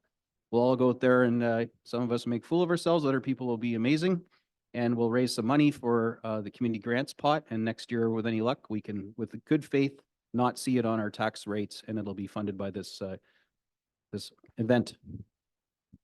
I just want to add that I'm really good at golf. Okay, you're on my team then. Okay. So you know what, I'm not even going to put that up as a motion. We had the discussion around it, and for the people that follow along and are looking for us to be fiscally responsible and all the furrowed brows, I think they've heard the conversation, understand where our mind's at, and can see there is savings coming. It's just not going to be immediate. Fair enough. No point putting it to the vote. I think we all got our point across. Everyone good with that? Okay, doke. Any other do-overs that people would like to revisit? Councillor McDonald. Thank you. Was on page 265, we were asked to support, well, it ended up to over $130,000 for a full-time equivalent senior analyst. I spoke briefly to a couple of people. I think this should be revisited to assist the IT department and pull some of the work together. And what I am suggesting, actually to revisit two things, that we revisit also I think it was $70,000 for the deputy chief's vehicle. They've managed over the years. They have 4 new staff. And I just thought that was an overabundance of giving in one department, where we're kind of cheating ourselves in which will help our staff. So I did ask our CAO to is there something that they can put forward that isn't a senior position? We're looking for a deal. Half an IT person. So through your worship, and I will pass it over to Mr. Hartrick, but thank you for that. I definitely believe we can actually put something forward, and I'll let Mr. Hartrick actually talk through the benefits of this individual that we could put forward. Thank you, Mr. Mayor, and thank you, Council. Yeah, so I appreciate the opportunity to speak again. I'm not the best with quick little elevator pitches, so I'll read through some of the projects that I had in mind for this position. One being business intelligence, linking, collecting, cleansing the data, so we can provide better information, clean information for council to make better decisions. Our improving our financial system, adding some modules that are desperately needed, that can expedite, some of the reporting, clearer reporting, faster reporting, and just looking for overall efficiencies in the financial system. It's a rather large system, rather intricate. We do spend a lot of money on consultants with that, hoping to bring that that intelligence, that skill set back in-house. Rolling out all these projects, like Steve's online permitting project, to save on consultant dollars there. So we have that information in-house, tying that to our existing systems. On the cybersecurity side, developing, implementing, and testing and auditing our cybersecurity incident response plan, which is very important. That's something that we really can't outsource. We need to have that in-house, and there needs to be a backup. Should there be an incident. I'm sure everybody remembers what happened in 2018, and how we respond to an incident immediately to stop the bleed is super important. Looking for efficiencies, and as we build out our new access control systems, which is all our building access control systems across the town, electronically, they're all computer controlled. They tie into the video security system that we talked about, I think on day one when we looked at the capital projects. So sort of tie that all in together under one big ecosystem. Let's see, the mobile device management system. All these tablets we're putting out there, all our phones we're putting out there, they're not just simply hand a phone out, now you're connected. These all have to come together under a bigger umbrella. We have this sort of framework in place, but someone needs to help manage all of that. And since we're talking about, security, we're talking about data loss prevention, that sort of thing. Who has access, who doesn't, who can get to what, who can't. That's a skill set we don't have in-house yet. And it's something we really can't outsource because, a consultant doesn't really doesn't have the intelligence that we have internally. We know who the people are, we know who the departments are. Moving down the list, our electronic document management system, which we're proud of. It was something we rolled out. The way these documents work, it's not the same as File Explorer. We need to manage that system in IT. So if somebody wants to create a new folder or new location to place documents in, staff can't do that on their own. There's codings that go with that. Right now, we do use a consultant to do some of that work. Again, we need to bring that in-house because we can do it faster and quicker. We can really improve the efficiency across the board when it comes to locating files that are needed. And I know the clerks really need help with some of the records and electronic systems. Our telecommunications system, we moved into a new system a few years ago. We're still kind of tied to a legacy system that needs to be sort of decommissioned. Finally, we're sort of paying for a few things from years past that need to be eliminated. Again, it's not so simple because it's such a large corporation.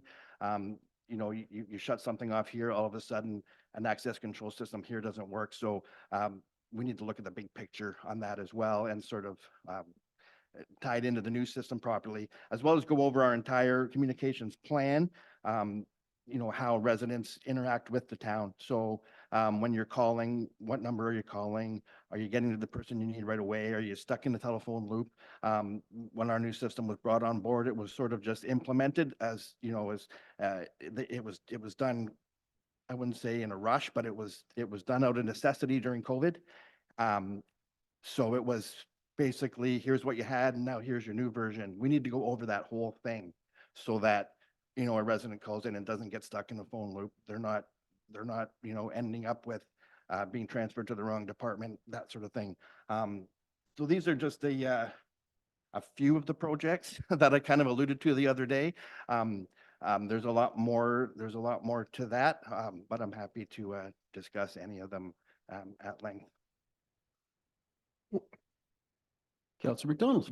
Oh, Madam CEO, did you have some color to add to that?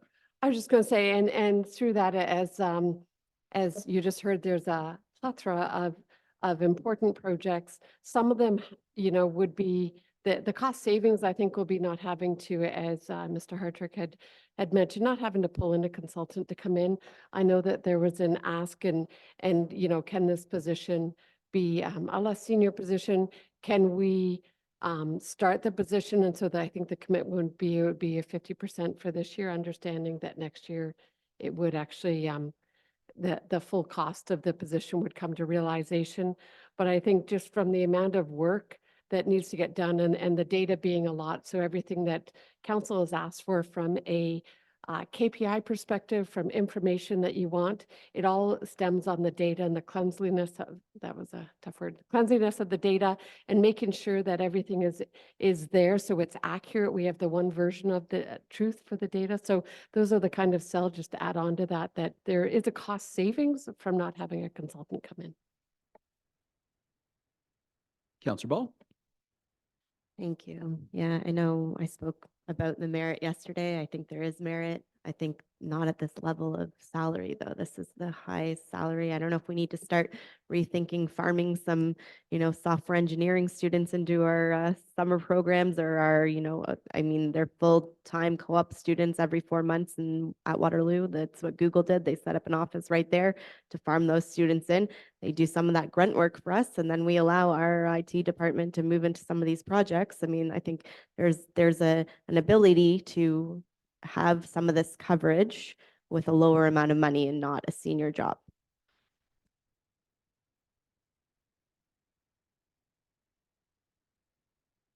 Well, it sounds like, I haven't done the straw poll here, but it sounds like there may be an appetite for this on council, but maybe with a reduced spend. However you manage to do that, if we were to half this, I realize this is salary plus benefits. We got to keep that in mind, right? But if we were to half this, is it even possible to bring the talent in for that? Or, is council's appetite to simply not take the hit this year and start them, later in the year or October or something, and then, take the full hit of following subsequent years? Which way are we thinking here? Ongoing lower operational expenses or just reducing this year? Councillor Emeritus, you haven't had a chance yet? I'm going to stick with my original opinion on this one. I'm not interested in hiring for this position this year. $130,000 versus, even if it's 60,000, we're going to be into this, next year's full salary COLA. And anyways, I'm comfortable at the budget I'm not really comfortable where the budget is at right now, but that this will increase the budget another $130,000, 0.4%.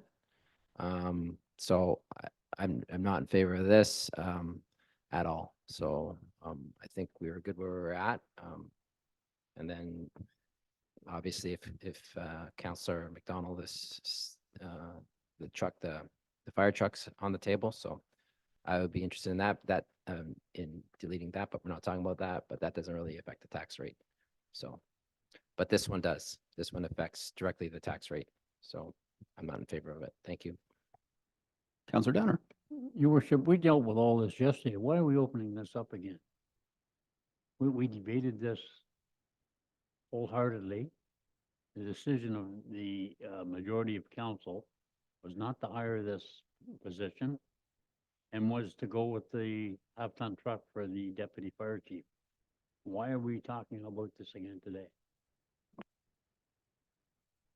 Yeah, it's a fair question, and that's always the slippery slope, because we don't want to get into revisiting every decision we've already made. We made the decisions, right? This is our opportunity to make refinements. I would argue that because I hadn't pulled out or identified that thing about community grants, that we hadn't talked about it yet, so I can justify why I pulled that one on today, but going back to the ones that we'd already made decisions on and clearly had debate on, you know, you've got a point, because I mean, where do we end? Like, we can just revisit everything again. So we lived through this, you know, last term. Remember during COVID, it went on and circular. So I'm kind of in the clerk's hands. I mean, there was even suggesting that in order to do this, we need a 2/3 to revisit, because these are motions that we've previously adopted. And I was wrestling in my mind, well, maybe we could amend rather than that. But, you know, really per procedure, we voted and concluded each of these sections and agreed. So to bring it back up again now, the more I think about it objectively, I think we would need 2/3 to reconsider. Madam Clerk, maybe you could fill us in. You're really the expert on this, because, you know, we can always try and make it work to our own desires. You're really the be all and end all of the procedure policy. Thank you, Your Worship. To council, some of the motions that you did pass, like the one that we just discussed, motion 7, was approved in principle. Therefore, it's not unusual to have the discussion that there could be changes to that one. With regards to motion 18, it was passed as amended with the changes that council had discussed. So perhaps in this case for 18, although we would reflect the amending motion if you wanted to change it, process-wise, probably could do a motion to reconsider just because it wasn't approved in principle, as a lot of them were. This one was different, the service level change. But So it's up to council. This IT position and the truck are both under that 18 where they would require motions to revisit? Yes. Oh, well, that does simplify things then. So before we really, I mean, we've already had the discussion, but we really need 2/3 vote of council to go back and revisit a decision either for or against something, if it's a motion we've already adopted. Of course, we can set aside our own rules, but I mean, why have them if we just always do that, right? So, Councillor Ball? Yeah, it's new. I just wondering where we're at. I actually wanted to bring something forth that Councillor East was a council request that was pulled. We didn't talk about it because he pulled it off and I wanted to add it. So I'm not sure if that was something we approved in principle, if that's something that we approved. Oh, no problem. We'll ask Madam Clerk. This was But we didn't have a discussion because it was never brought to the table. same rationale. I just twisted my mind around for talking about the community grants. So, Madam Clerk? Thank you, Your Worship, to council. It's probably best to deal with this item first with respect to Councillor McDonald's suggestion. And as far as the motion 19, well, we can talk about that after we deal with number 18, the service level change. I was just making sure they were different motions, so you didn't have to do this all over again. Okay, so in order for us to debate the merits of the service level change and revisiting hiring this IT person, we need 2/3 vote of council to even consider it, even though we've already kind of debated or debate it. So to follow proper process, we need a motion to reconsider. There need to be a seconder. That's easy to find, but then we need enough arms up in order to actually, we need 5, a vote of 5 in order to actually reconsider it. So, Councillor McDonald, I'm clearly you're going to table that motion to reconsider? Yes, I will, but I did seek guidance on before and was told I could just bring it forward, or else I would have done it the proper way. The only thing that hasn't been mentioned in our deliberation is how much we would save in consulting fees. So I'll leave it at that. I'm wondering if anybody's interested.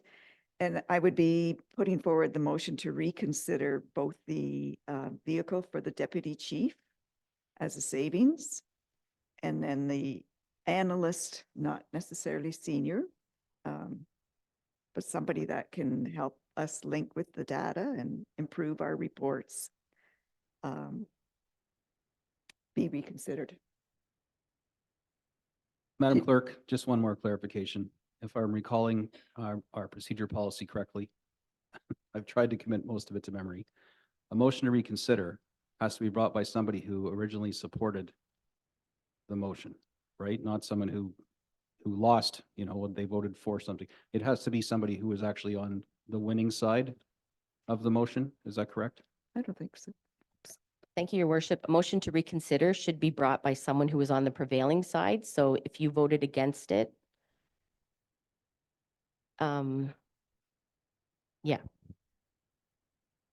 You would have to had to agree with what council, when they discussed this position, to remove it. If you didn't support it, then the mayor is correct that to bring a motion forward, you would have had to been on the prevailing side of the result of the motion, which was defeated or was accepted, sorry.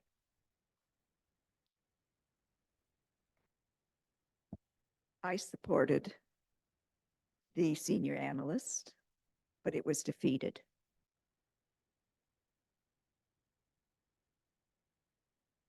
I voted against the vehicle and it was supported. Thank you, Your Worship, through to Councillor McDonald. Maybe just to clarify, the vote was to remove the position. And if you did not vote to remove the position, because that's what the motion was carried to remove it, if you supported it, then unfortunately you have to be on the prevailing side of the decision to bring a motion to reconsider. I lose. That just prevents someone who didn't get what they wanted from just endlessly bringing it back to council. Even though we can endlessly bring things back, but it has to be people on the prevailing side. It just brings some order to the otherwise chaos. I hate to play procedure against you because you're such a stickler for it. Not my intention. I understand where you're going with this. Madam Clerk? Thank you, Your Worship. Through to Councillor McDonald. Also, with respect to the fire truck, I believe the motion was to keep the fire truck, and if you, or that the extra vehicle for the deputy fire chief. But if you had voted to not go with it, then again, you couldn't bring a motion to reconsider for that one. You make me very sad. I'm sorry. That's okay. Oh, You, You guys are on the same side on the truck. You voted for the chief's truck? I thought I was the tiebreaker on that. Yeah, I'm sure you didn't.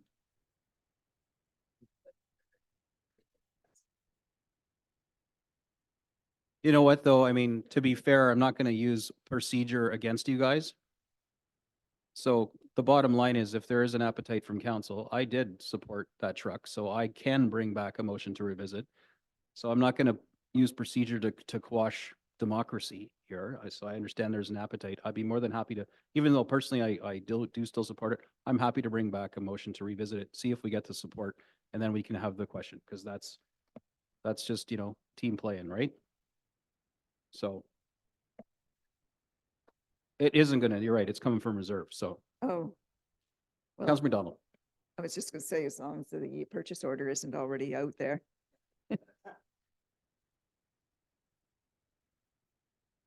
7,500 a year, right? For the 10-year capital plan, 7,500 a year away for it. So anyways, but I did have a comment on, can I just comment on the IT?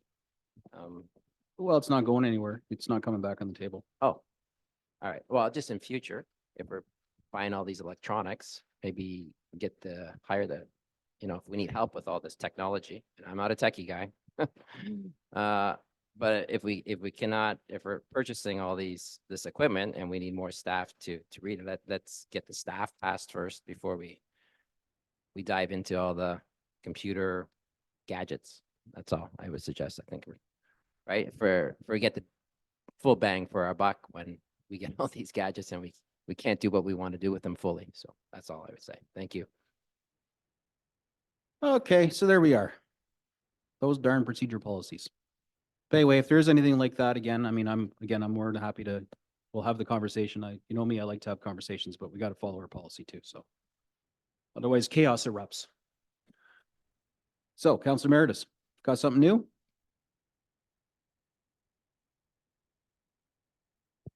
This is, I just want to ask staff, since there's stuff floating around there in principle, I'm not sure if any of those would affect the tax rate. I would like to know where we are at right now for the tax levy. And then are we still at the same spot at 4.12? Okay. Is there anything there in principle on that short little list, or is it a big list? Okay, we're not going to go down that road. Thank you. Councilor Ball. Thank you. I would like to bring to the table what Councillor East's council requests for the Bomb Beach Transit operating for $4,500. I would like to see that. I would like to see that happen to our residents. I think it brings money into Midland from people that are renting cottages that, you know, have 5 days at the beach and realize they want to come to McDonald's or something and they're riding the bus there on the weekends. I think it's a minimal cost. It barely raises our tax rate. I mean, it wouldn't even probably see it. So $4,500 to have that Bomb Beach Transit for the summer come into Midland and back. So I know I personally hate parking at Bomb Beach. I would love to be able to ride the bus to there, and I'd love to see an influx in dollars into Midland from tiny cottage rentals. Councilor East, this was your baby. Thank you, through your worship. Thank you, Jamie, for bringing it back up. So the thoughts behind it and the conversations that we had with transit were to be able to create an opportunity for Midland and Penetang residents to have an affordable way of bringing their families out to Bomb Beach on the weekends. A lot of families don't have cars, can't afford to use, you know, cabbing systems. A point was brought up about, you know, paying for cabs, which would kind of balance it. But the thought was just to give our communities the ability to use Bomb Beach like we used to when we were young. There were no restrictions.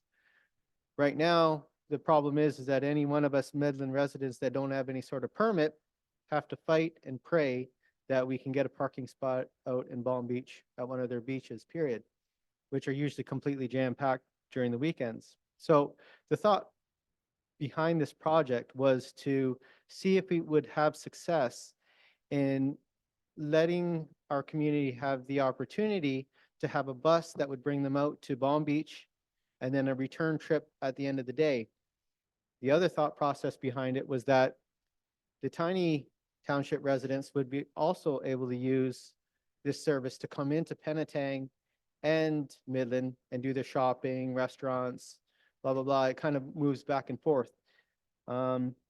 Truthfully, when I pulled it, I was disappointed to see that Tiny didn't get on board with matching some sort of fees and Penetang. And my hope by pulling it was just to go back to the table and say, okay, I would love to see the other townships kind of chip in on this pilot project. Seeing that it wasn't much money though, there could be great benefits to helping families utilize Georgian Bay, which used to be free to everybody. So that was the premise behind this pilot project, and I'll let other people speak to it now. Thank you. Madam Clerk. Thank you, Your Worship, through to council. For motion 19, the council requests, it was Councillor East that decided to remove both of his motions. Council did vote on the amounts that were passed in the motion. So the levy increase was 0. The reserve was 103,000, and that was as a result of the mayor had added the parking meters. So we did a waive the procedures, motion to reconsider, and council approved the 103,000 for the meters. So technically, council really shouldn't be talking about this removal unless you have another waive the procedures and a motion to reconsider for the two Bomb Beach items that Councillor East had brought forward. And I didn't want to bring back the second one. It was actually Jamie that brought it back. But it's just the one that we're going to be looking at. I still want to drop the Sunnyside and Aberdeen bus transit route. So if we're going to do that, it would just be strictly the Palm Beach route that we're looking at. Yeah, sorry, that's why I just asked if that would be something we had to reconsider just now. So I knew if we had to reconsider it or not.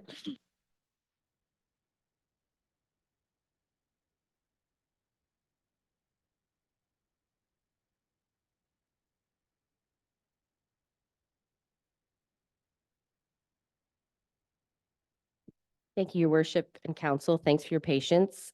I believe if you're just looking at the transit to Bomb Beach, Councillor East, you could bring a motion to reconsider. You need a seconder, and you would need 2/3 of council to approve that you reconsider this decision. So that's how we could treat that item.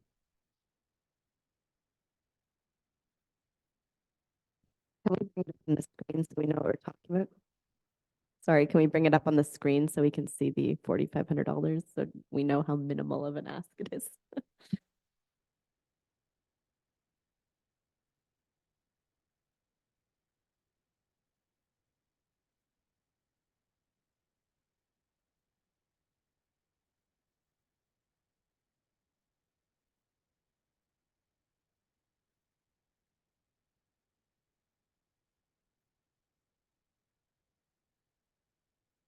You're gonna talk about this one because we're gonna, debating this yet, or is it? no, we gotta do the Okay. two motions first. Gotta, yeah, right on.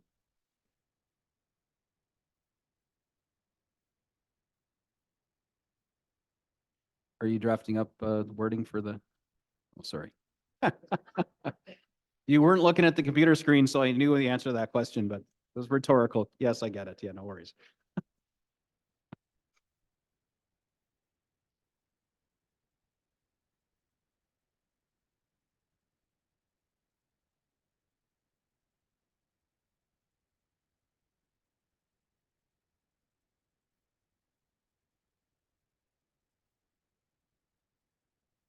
Just procedurally, if the motion to waive procedure policy fails, then there's no further motions. So we already know what we're about to discuss. If you don't support it, I would suggest just kill it in the first instance rather than let's go through all these motions. So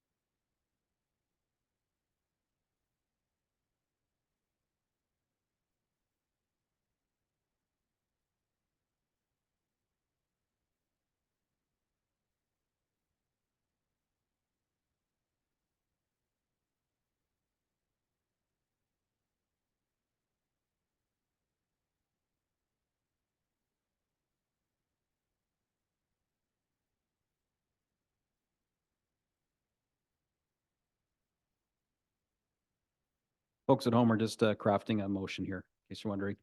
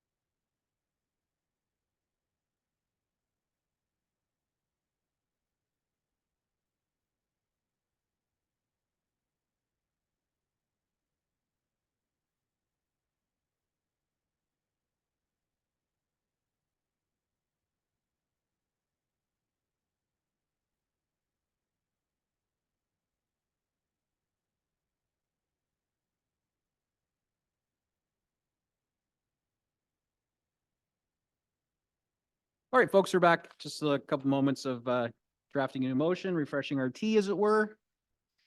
So this is in order to get the transit to Bomb Beach, which was pulled originally and defeated, therefore, because it wasn't on the thing. So to get it back, we got to do our waive our procedure policy. We need 2/3 vote to entertain any of the next two motions. So this is moved by Councillor East, seconded by Councillor Ball, that the rules of procedure be suspended in order for council to reconsider motion number 19, council requests to retain the pilot, or to talk about retaining the pilot transit service to Bomb Beach. I need 2/3 vote to get through the step one here. All in favor? 1, 2, 3, 4. That's it. Okay, carried. Next motion. They're out of order now, by the way, just in, my pile it's gotten out of control. Moved by Councillor East, seconded by Councillor, we'll say Ball again.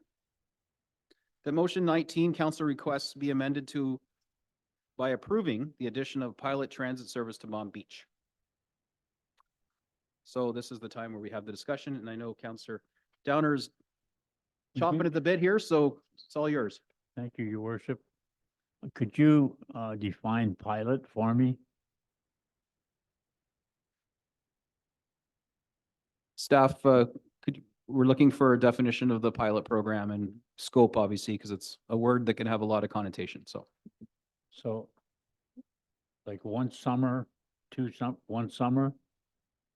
Okay. Thank you, your worship. Through you to Councillor Downer, it'd be for one summer, June through Labor Day. Okay. Yeah, 11 weeks. It would run during the same hours as conventional transit, be subject to the same fees as conventional transit. Be 5 runs out, 5 runs back on these days. Up to 7 people per trip. It's in conjunction with our partners, Community Reach. So it'll be an on-demand service. It's not another bus. Okay. And right now it's Midland residents only. It's not open to Penetang or Tiny at this time. Okay, thank you very much. Could you describe on demand? how that works. I decide, you know, the weather clears, it started off gloomy, the sun's coming out, I get the blowy up stuff, grab my granddaughter. How do I get on this thing? Yeah, it'll be set up through Community Reach. They have the software and the process right now for their accessible transit. So they'd have these slots, 5 out, 5 back. You can call, book a slot there, book a slot back. So on demand, they'll pick you up at your door and drop you off.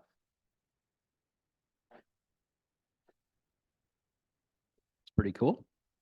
So it is just like an accessible transit service, except for bringing all your junk with you rather than your wheelchair and They'll stuff. put the seats back in. Yeah, okay, all right. Counselor Ball? Okay, I would like to say that, yeah, it's up open to Midland residents, but if we're going to Tiny, and then we should be able to bring some Tiny back if it's the same slot. They're already going to be there, or they're picking up Midland residents and bringing them back. Through your worship, they'll be bringing the same people back they brought out.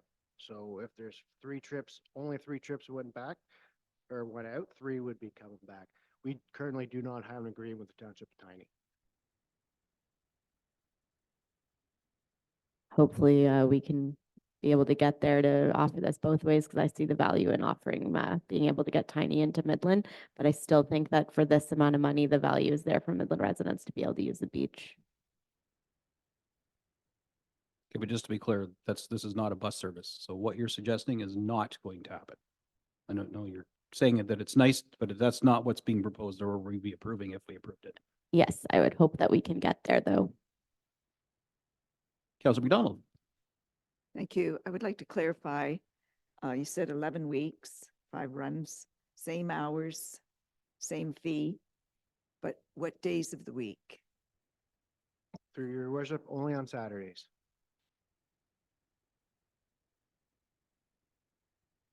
June 29th to September 7th, Saturdays, those program, it says here maximum of 35 riders per day or 7 riders per trip. And the rider fee would be the same as conventional transit. Yeah, it's okay. We didn't discuss it, so you didn't read it. That's okay. If I may, and the hours of operation on Saturdays, is it up there? Did I miss it?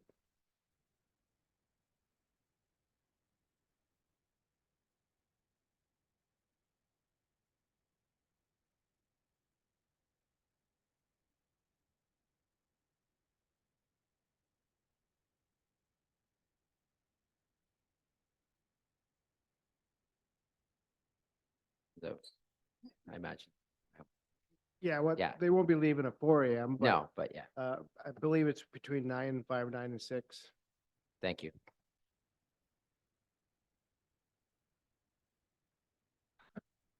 All right, well, there we go. The 1-year pilot, just under $5,000.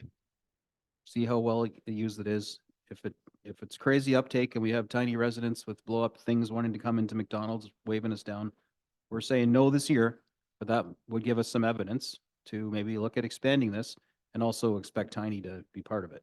Because again, we ain't no charity. So, right? Anyway, very good. So I guess we can call the question now. All those in favor? There we go. We have it. And opposed, I mean, for what it's worth. Okay. Lovely. All right, well, there's one thing left. Oh. Yes. Thank you, Your Worship. Now that council has passed the amending motion, the original motion Of that course. council had, I have a new one for you to read, Right. and it was moved by Councillor Meredith and seconded by Councillor Bald. Perfect, of course. I knew there was 3 motions in there. Yep. Fantastic. All right, so back to the original motion 19 that's now been amended, moved by Councillor Meredith, seconded by Councillor Bald. Originally, the council requests a net tax levy increase of $4,300 and funding added to the reserve of $103,000 and user fees funding of $700 be approved as amended to remove the boat launch and parking attendant shelter request, removing Aberdeen and Sunnyside Transit Service pilot, and add parking meter disposal in the amount of $103,000. All those in favor? Any opposed? And that passes. Lovely. Okay, so I don't know if I've been saying it on mic, but you know, my kind of dream goal for this budget session, which I really didn't think we get to, was 399. It just because, well, for all the reasons we've talked about. So it's the number to get us to 399 from the 4.12 we're at right now is about $50,000. $50K to get us to 399. Now I know some of you may want to go lower than 399, but that would be a very awesome number considering the financial pressures of our corporation. So we're not quite done yet, and this is where the CFO comes in, and this is where we can make, you know, a decision about some things like contributions to reserves. So we'll let the CFO talk about the next part, and I'm not married to this 50K to get us to 399, but I really would be a happy mayor if I could go out on the news and say we got to 399. But I'll be happy with whatever we've done because council, you've done an incredible job and we've had some really good debate and made some tough decisions and also really advanced the needs of our community and our town. So regardless, I'm a happy guy. So, Madam CFO, the floor is yours. Thank you, Your Worship. So this is just our recap summary of where we're at. So we added the $4,300 for the Bomb Beach weekend transit service. So that brings us to 4.13%. So the only item we haven't dealt with yet, and we do need to add a motion because that wasn't oversight. There wasn't a motion included in the agenda, is for that sustainable capital levy. So that's that levy that has been put in place to try and close that infrastructure gap. And, you know, we did talk quite lengthy about it on day one. And so again, that recommendation is 1% of the tax levy. If council was really set on the 3.99, that could be reduced down to 220 if we can do that in live. Oh, it brings it. So we need another one.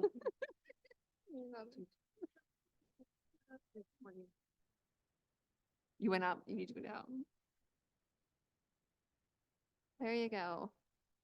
Look at that. And we haven't gutted our reserve contributions, you know, which is the easy low hanging fruit that's a lot of municipalities go to when they're trying to find savings. This has been, I'm so happy with this budget. I really am.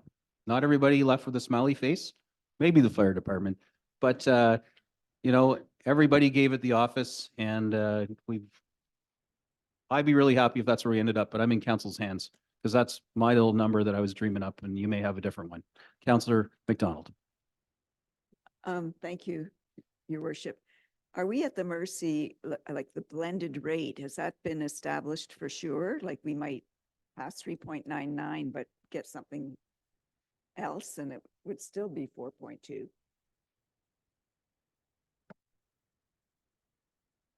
Madam CFO, I mean, how much can we rely on that blending, you know, having any violent changes between us doing the happy dance and it actually getting published?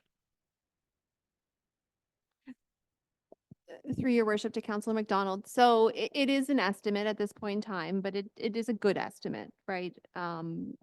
Could it be a point or two less? Maybe. Could it be a point or two more? Maybe, but I won't know that answer until April, May. So it's our best estimate at this point in time. Well, if I may, if it pleases Your Worship at this time, what can I say? Happy boss is a happy home.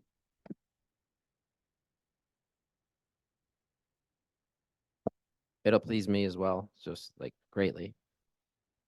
So I would support the 218,000 for the capital levy for this year.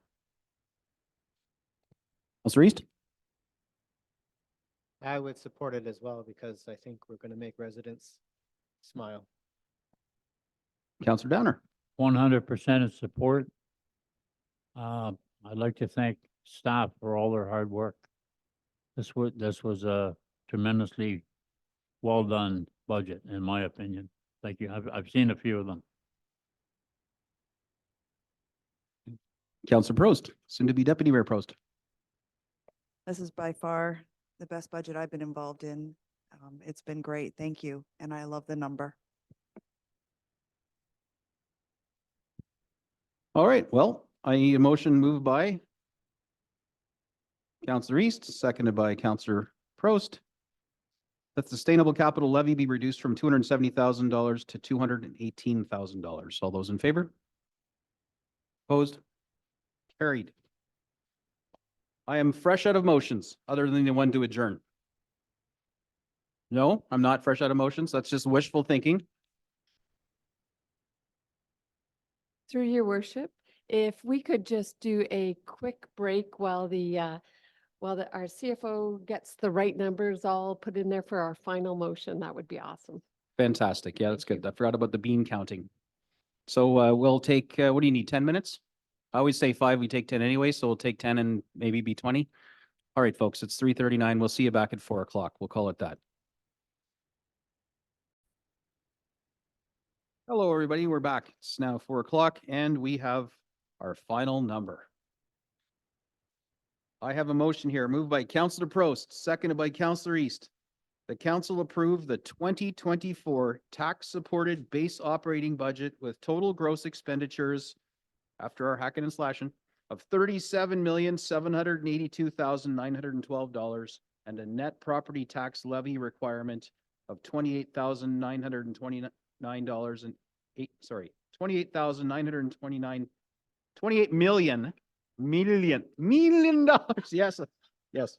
28,929,861, which when blended, which is what's coming out of your jeans, hit the 3.99%.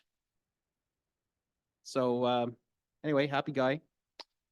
Congratulations, council. Thank you, staff, for enduring our incessant nitpicking and understanding that some of the stuff we pushed off, we know it's coming back next year, but that's next year. We're dealing with today and how it's impacting our residents today. So I want to thank you all for the sacrifices that we've asked some of you to make, the extra work we've asked you to make, and also the money that we're spending on some capital projects that are going to be a lot of work that we hope and expect you're going to nail this year. Under budget, so we have surpluses for Councillor Emeritus to see go back in. Right. So not much to discuss on this other than a round of happiness, which I happily open the mics up for if anyone has anything to add before we call the question. That's what I mean. We're in discussion mode. AK, accolades, backslapping, anything you want to say. We're at 3.99. Councillor McDonald, anything to add? Good work, everyone. Councillor Emeritus? Yeah, thank you. Just going forward, I'd like to, for next year, set what council's rate they would like a goal, possibly. It'll instead of actually working backwards, council will give you a rate to work towards. And then possibly that may work.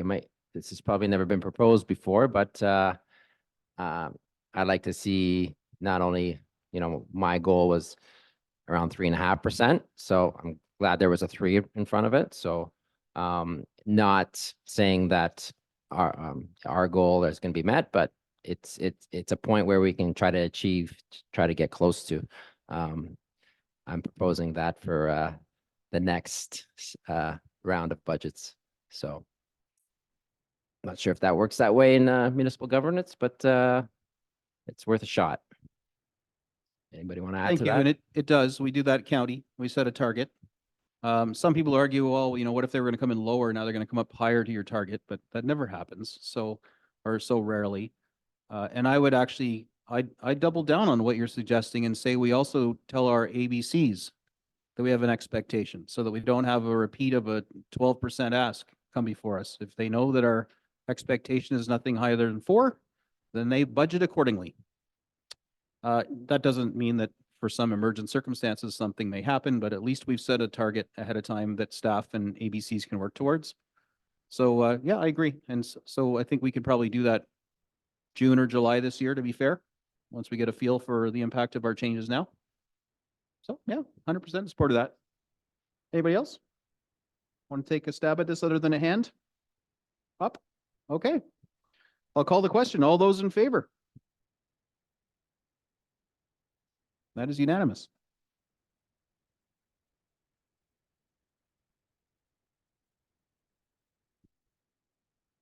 Thank you very much. All right, number 33 here, moved by Councillor Bald, seconded by Councillor Downer, that staff be directed to present the 2024 fees and charges bylaw for council's consideration at a future meeting of council. This originally was going to try and go to our next meeting of council, but we got a lot going on with the vacancy and all that. So future meeting of council, not too distant future, but we just didn't want to put an actual date in this motion. Council, you content with that? All those in favor? Opposed? Okay, that's carried.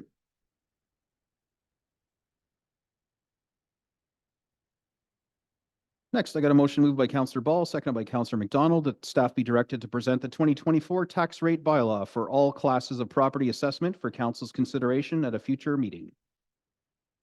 All those in favor? And that's carried unanimously. And next, moved by Councillor Ball, seconded by Councillor Prost, that bylaw 2024-8, being a bylaw to adopt the proceedings of the special meeting of council regarding the 2024 budget, held January 30th, 31st, and February 1st, 2024, be passed and enacted. All those in favor? Carried. And last but not least, moved by Councillor Bald, seconded by Councillor McDonald, that the special meeting of council with closed session regarding the 2024 budget adjourn at 4:07 p.m. All those in favor? Carried. Thank you very much, everybody. We stand adjourned.